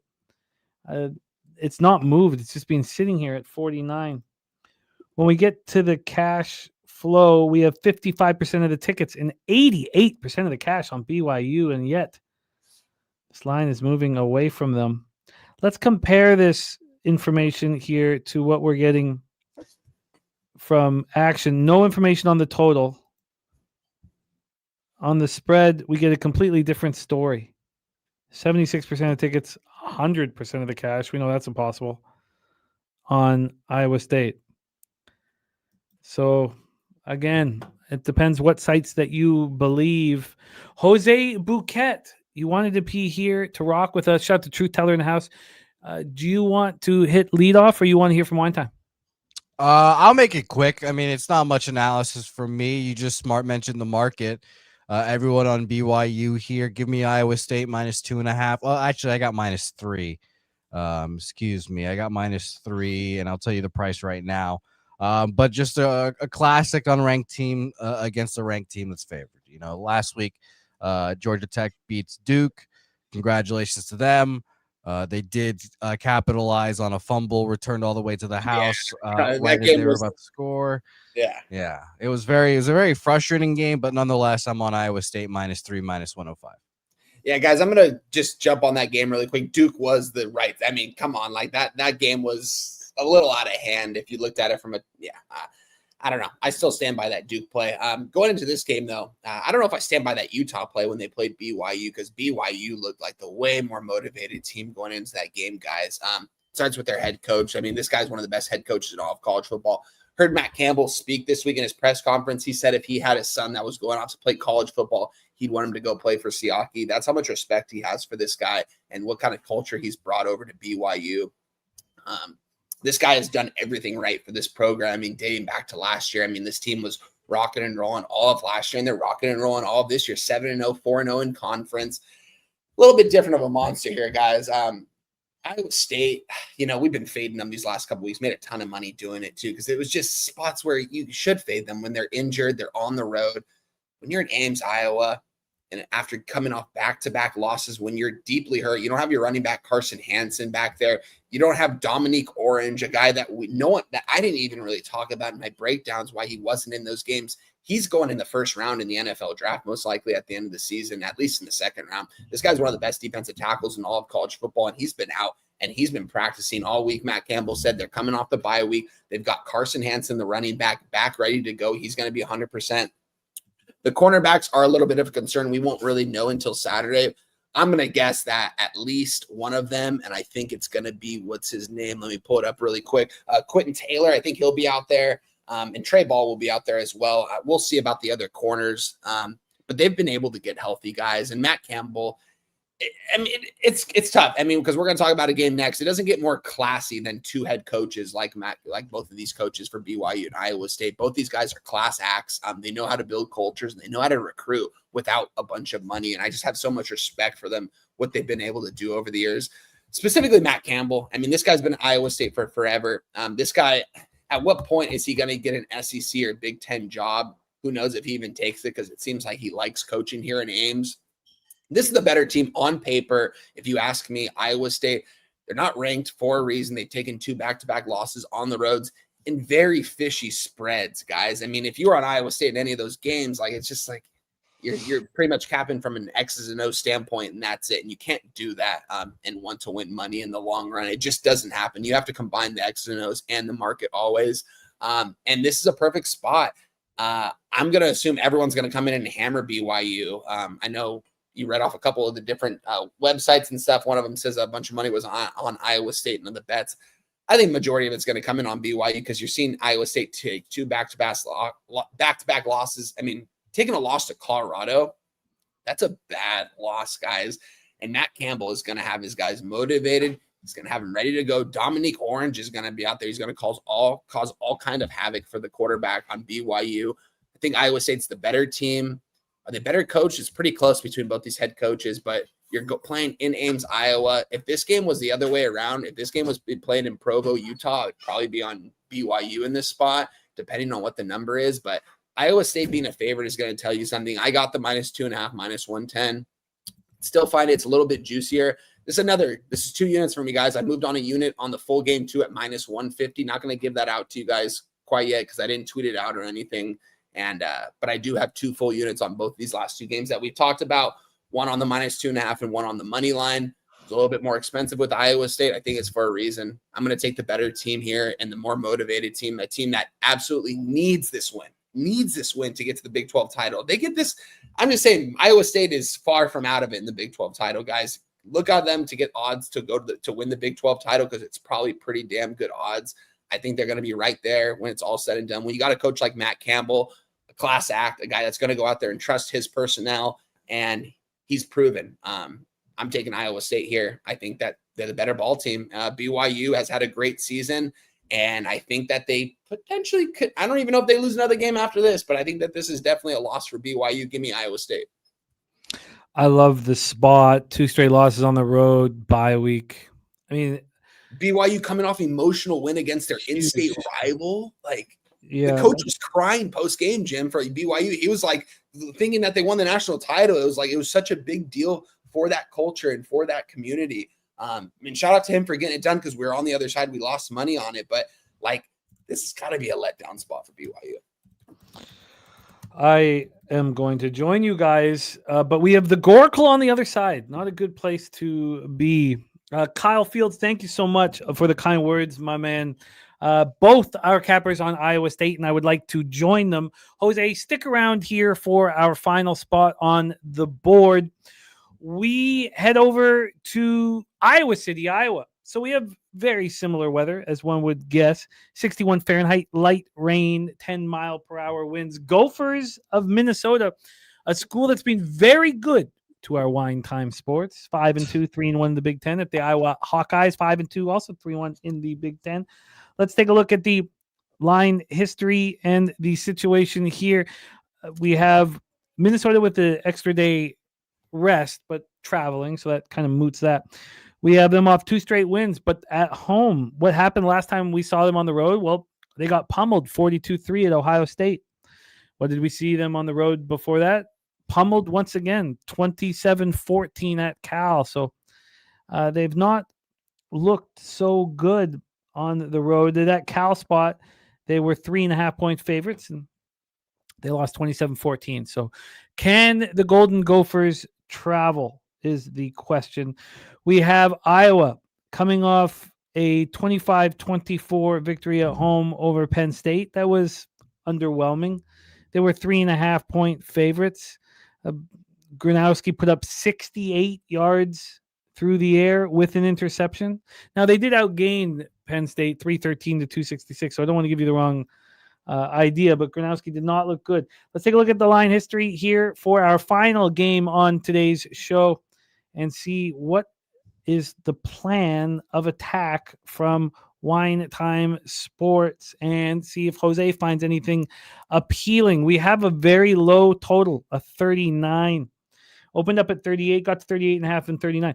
I had kind of wanted the under in the Penn State Minnesota game, but it just kept climbing, which made no sense to me. So I stayed off. I should have just taken the over and handled the information appropriately, but I just stayed off because it didn't connect with my X's and O's. When we get to the side, Iowa's -9. They opened up at -8, moved up to 9. They dropped back to 8, back at 9 again. So we've had no movement on the side. And when we take a look at the cash flow for Iowa, Minnesota, we have 66% of tickets and 63% of cash on Minnesota. The line certainly not moving towards them. I wonder if I can get information from action on the total. Let's give it a try here and see if we can get something from them. And we hear it's even more public on Minnesota on the spread. 83% of tickets and 90% of cash on Minnesota. Maybe putting too much emphasis on what they're doing at home. Now, again, we have a very low total and a huge spread. So with the implied low volatility, one would think, well, 9 is a lot of points. Wine Time Sports. We're in Kinnick Stadium in Iowa City, Iowa. Take it away. Yeah, man. Beautiful Kinnick Stadium right here in Iowa, man. I mean, this is the only team that went toe for toe and should have beaten Indiana. I mean, think about it, guys. There's a reason why I came out here last Friday, gave you guys the plus 10,000 to win the Big Ten.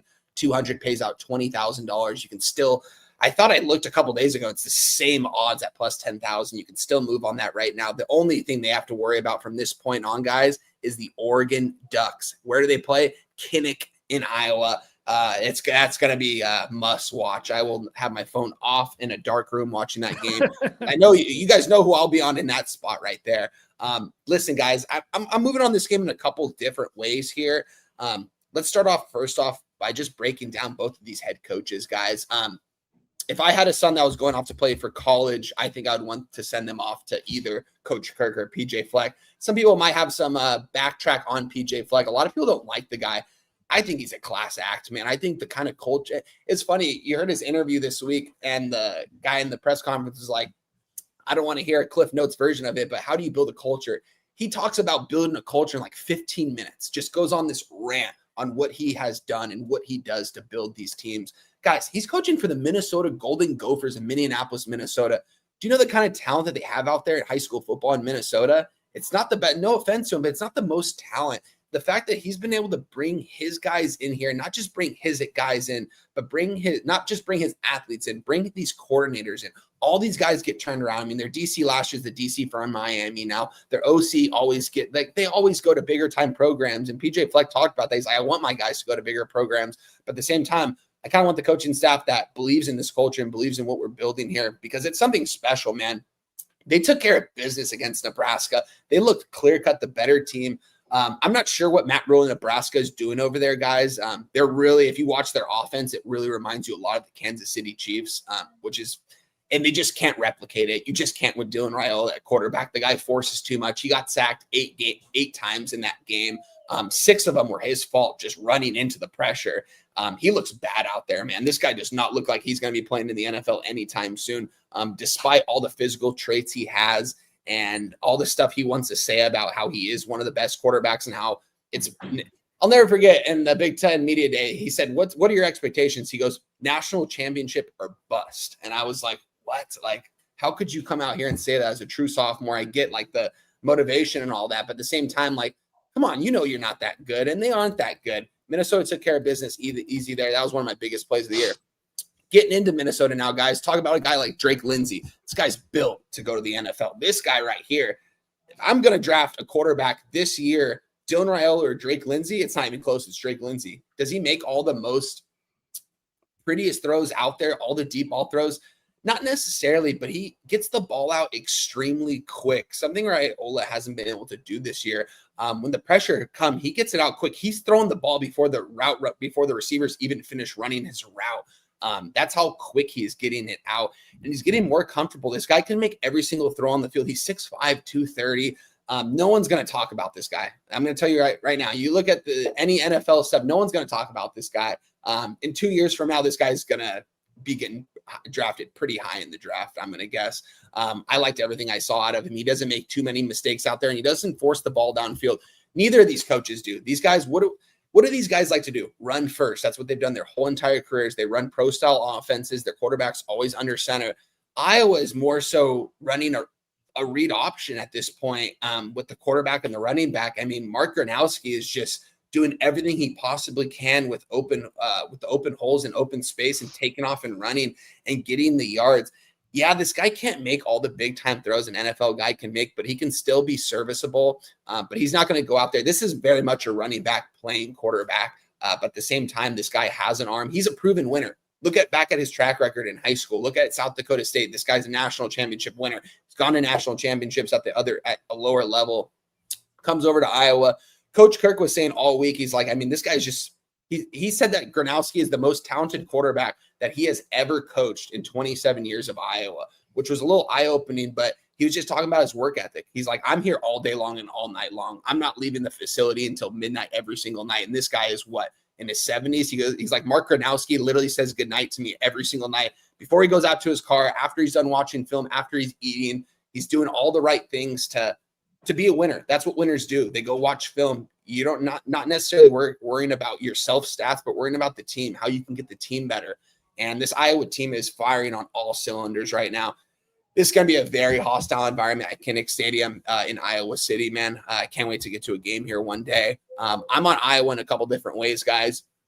I'm on the full game under 39.5 at -110. I just want to double check. That was the number I got. And then we are also going to move on in a little bit different way. I just want to make sure. Under 39.5 -110. We're also tying up Iowa money line in 2 different parlays. We're going to talk about the game, these other 2 games on Friday. But these are the first legs of them. It's going to be 2 separate money line parlays with Iowa in both of them. So mark those down for me, Jim. We'll talk about those other games on Friday.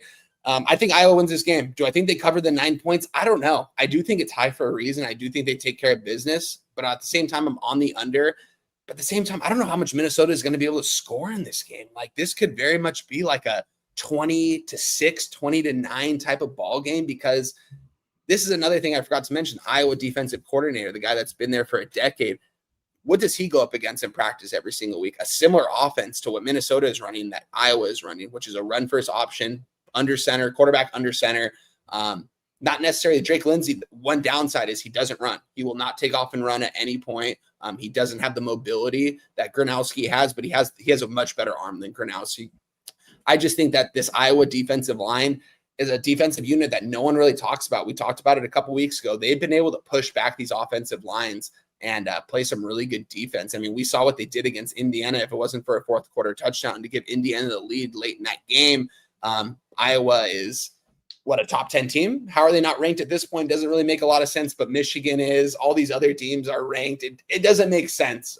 It really doesn't. Iowa should be ranked 24 or 25. They're not.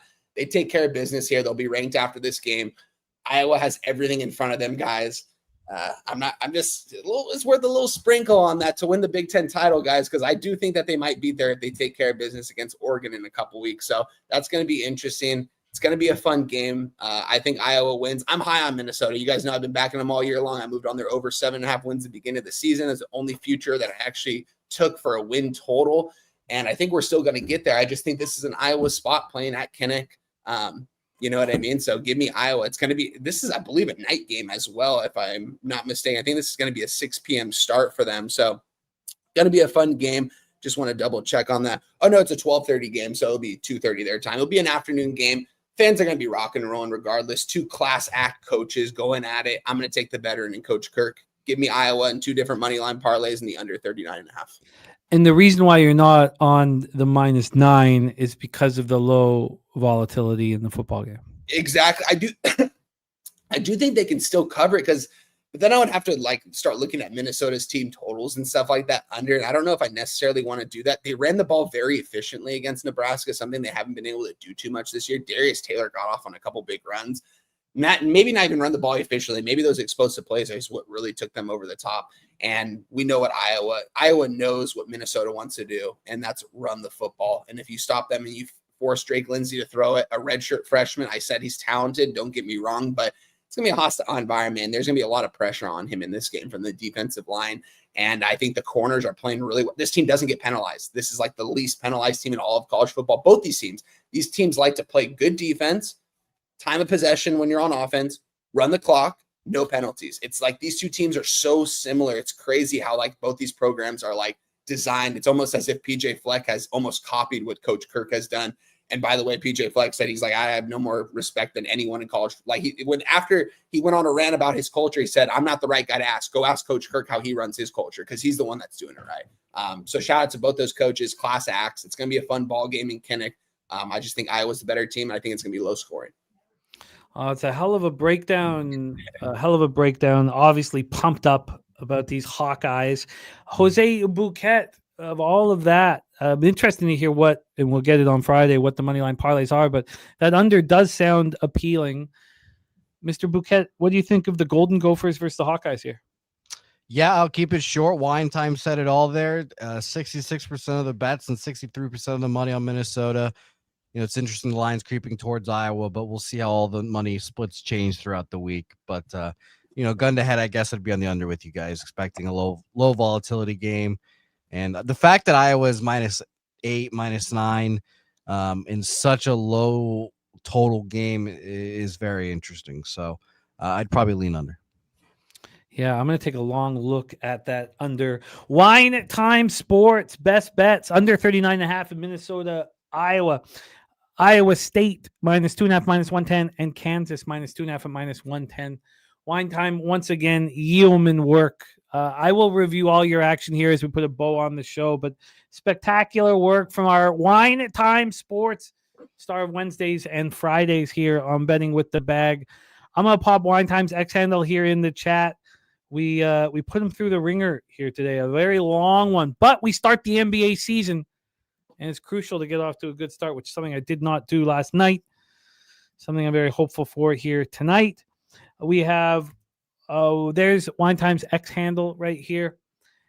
Please hit that link and support our guy Wine Time. Wine Time, thank you, my friend. Any last words for the Cappers supporting the show? Oh man, I'm not gonna lie, Jimmy, that was a very enjoyable show.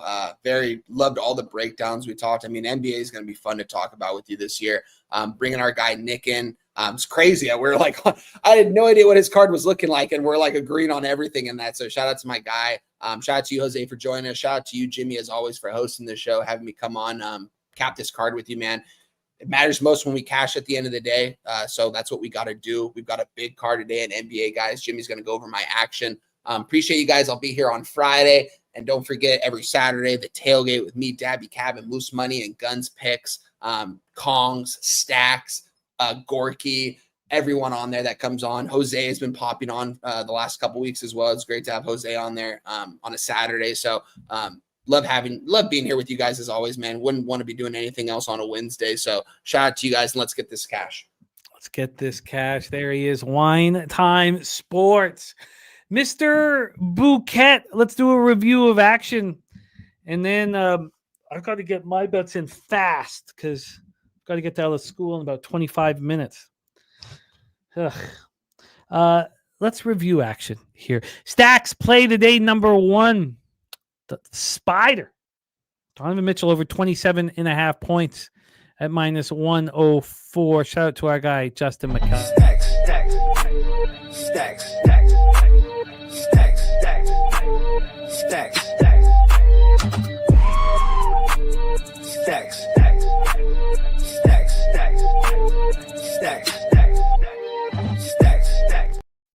We have number two, Stacks play number two, Embiid, 25 plus points. Talk Sports with JT on Cleveland, minus 1.5. Sancho, Klay Thompson over 13 points. Flank stake play today is the 76ers on the money line. Dizzy Donuts on the Knicks money line. Every time I hear the flank stake play the day, I think it's something that I've done. So when you said that, I was like, what? But again, shout out to That's him. our guy. It's our guy, 9 Legacy. Sancho on Michael Porter Jr., MPJ, 20 points, minus 112. Sancho on Wemby, 12 or more boards at plus 102 and PRI over 41. Slatsy on Habs, money line, Suzuki assist. That line is insane. Absolutely insane. Look, I can't bet the Calgary Flames, so I'm just going to have to stay off. Markel, LaMelo Ball, double-double. Clips, team total over Magic. Minus 8.5. Klay Thompson, 4 threes. AM's on Luke Hughes over 1.5 shots on goal. Says ride this prop train until they juice this to hell. Viper NB on the Devils, minus 1. I'm on the Minnesota Wild money line. I am also on the under 6.5 in Red Wings Sabres, which ended up being a pretty ignorant look because the site that I had the total had the starters as Line and Talbot when it's Ellis's first ever game in the NHL. It was a pretty ugly cap by me, honestly. But the line's moving towards the under. Positives. Yeah. But still, it was an ignorant cap, and that sometimes ignorance might be bliss tonight. Who knows? Yeah, but still, this site, I'm gonna have to, I guess, pay Left Wing Lock because they didn't give us that information until 11 a.m., which is ridiculous. Habs, Flames, I am off. NHL spreadsheet play today is Detroit. NBA spreadsheet play today is Memphis.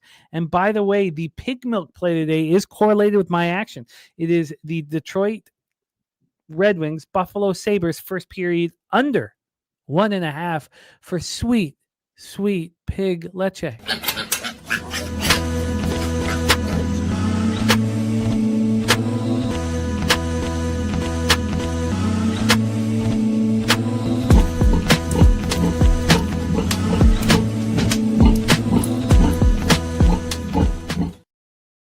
Gorky also on the Red Wings regulation money line.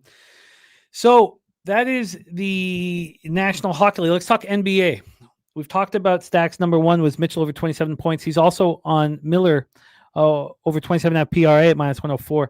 By the way, AM's on Colin Sexton over 17.5 points and assists at minus 108. Ronnie Lofton's on the Heat plus 8.5. And Franz Wagner over 30.5 PRA. Robert Franklin on the under 214.5. And Sky also on the Heat.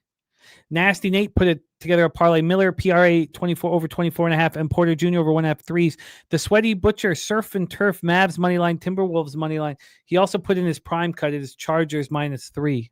Yeah, and he also said, I don't know if you saw this, that he'd love to be a part of the NBA capping if he's got some time. Oh, God, yeah, we'd love that. Fuck yeah, okay. Thank you for letting me know. I'll reach out to him.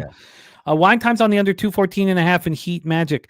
I'm going to be on the Raptors and the Celtics. Stacks is, as I said, Embiid 25 plus. I'm going to be on the Bulls plus 2.5. Wine times on the Grizzlies -4. I'm going to join them. I might even be on the Bucks -10. That's what I think of the Wizards. Then we have wine time on the Jazz. Team total under 108. Stacks on the Clippers -10 and plus 107. And AM's on Kyle Filipowski over 17 at PRA. Just my 2 cents. Play of the day is Magic Mavericks plus 116. Wine time on the Spurs first half +1 and full game plus 130. I expect to be on their spread here in a second. I'm interested in the Suns. I'm going to let that market marinate. I'm not going to bet it right away, but it just seems like too many points. And I want things to be expensive. I'm going to be on the Blazers on the points. Wine time's on the Blazers money line. He's got big balls dangling around. I don't. Tiny little balls don't move much. Wine time is on Tennessee +9 and Middle Tennessee +9.5. And our guy Spooner on Middle Tennessee +10.5. It looks like I'm off of the college games tonight. Nothing really rang true to me. Although I do have some interest in that Middle Tennessee Delaware over. I'm going to study it a little bit more, but time is a factor. Got to go to Ellis School and Carter School. Then for Nick Frazier and Wine Time, Nick's on the under 54.5 in Ole Miss, Oklahoma, and Ole Miss +5.5. Wine Time's on Arkansas -1 plus 100. Nick's on Arkansas money line. Nick's on South Carolina +12.5 -109. I'd like to get involved in that game and possibly the under. Both Wine Time and Nick on Mississippi State +7. Nick's on Texas A&M money line. I'm interested in the under in that one. Wine Time on Kentucky +9, as is Nick. Nick's also on the under 55 at -110. And then Wine Time has Kansas -2.5, Iowa State -2.5 with Jose, who's got the 3, but there as well. And then Iowa money line and the under. Oh no, Iowa money line is part of 2 legs, 2 different parlays. We'll hear about on Friday, but he's also on the under 39.5. And Gorky is on the Sacramento Kings money line. I get it from an X's and O's standpoint, but the market is NBA markets are tough too, but yeah, I agree with you. It's extremely fishy. We'll see how it all bangs out. That is our show for today. Thank you so much. Oldie, thank you. Gorky, you were a huge part of this show. Thank you for all the support, my friend. Rez Mob, Gorky, of course, be with us Friday. Rez Mob, Jason Meyer, Nasty, Nate. We have AM, Kyle, Fields, Lex, Steele. Thank you guys so much for rocking with us. Jerry Davis, Andrew G, Spencer Hicks, Todd Clinton, Leonard Porsche Jr., The Truth Teller, AOD, and many more. Thank you guys. Timmy Two Shoes, thank you, all of you, for your support. Let's go out there and get that cash. We put in the work, Jose. When you put in the work, you must be rewarded. And I hope to be this evening. I'm going to invest heavily right now. Jose, thank you for all the work you do behind the scenes, my man. I will be in touch with you, my friend. But in the meantime, can you please bless our action and lead us into the future? Yes. By the way, Jimmy, we tell each other these things. I bet the San Antonio Spurs over 44.5 wins in this season. I am very jazzed up about the Spurs this year. Plus 400 to win the division? What kept you off that? Plus, I hadn't looked at it. I just thought I'm just looking at their wins. Couldn't fucking tell you who's in the division. I think the Rockets. Rockets are minus 200 to win that division. So Rockets are the favorite, right? I mean, good God, yeah. I hadn't done extensive. Rockets are minus 200. The Mavs are plus 700. Yeah, I haven't done extensive research on the NBA futures here. I did, admittedly, I looked at the NBA Cup futures for the Spurs here, but I just took the 44.5. I put 2 units on it, and more importantly, Jimmy, I put a $100 future in. Ooh, I know. You know, $100 for me. I like it. I'm on the Kansas City Chiefs to win the Super Bowl. I'm getting terrible odds. I should have bet it 2 weeks ago. I don't give a fuck. What are the odds are you getting? Plus 485. Still getting close to $5. So that'd be great. I'd love it. And the fact, the thing that kind of like not even pushed me over the edge, but I've been thinking about the fact that they like their team this year, or especially 2 weeks ago, they talked about how they like their team this year more than last year's, and they have a much better record and the whole thing. So, yeah, I'm on it here. But let's go pick up Ella from school. I hope that you make it. First of all, good luck, everyone. I don't in have the to pick chat. up. We got to go for parent-teacher stuff. Oh, parent-teacher conferences. Shout out. Helga hates those, but I'm sure it'll be fun. By the way, Helga has a class pet. It's a snake. Oh, And she just has, and that's just terrifying to me. She just has a snake and she just holds a snake now. I'm like, what the fuck? Jesus. That is, yeah, it's scary. But let's get out of here, guys, and let's let Jay Los bookmakers today.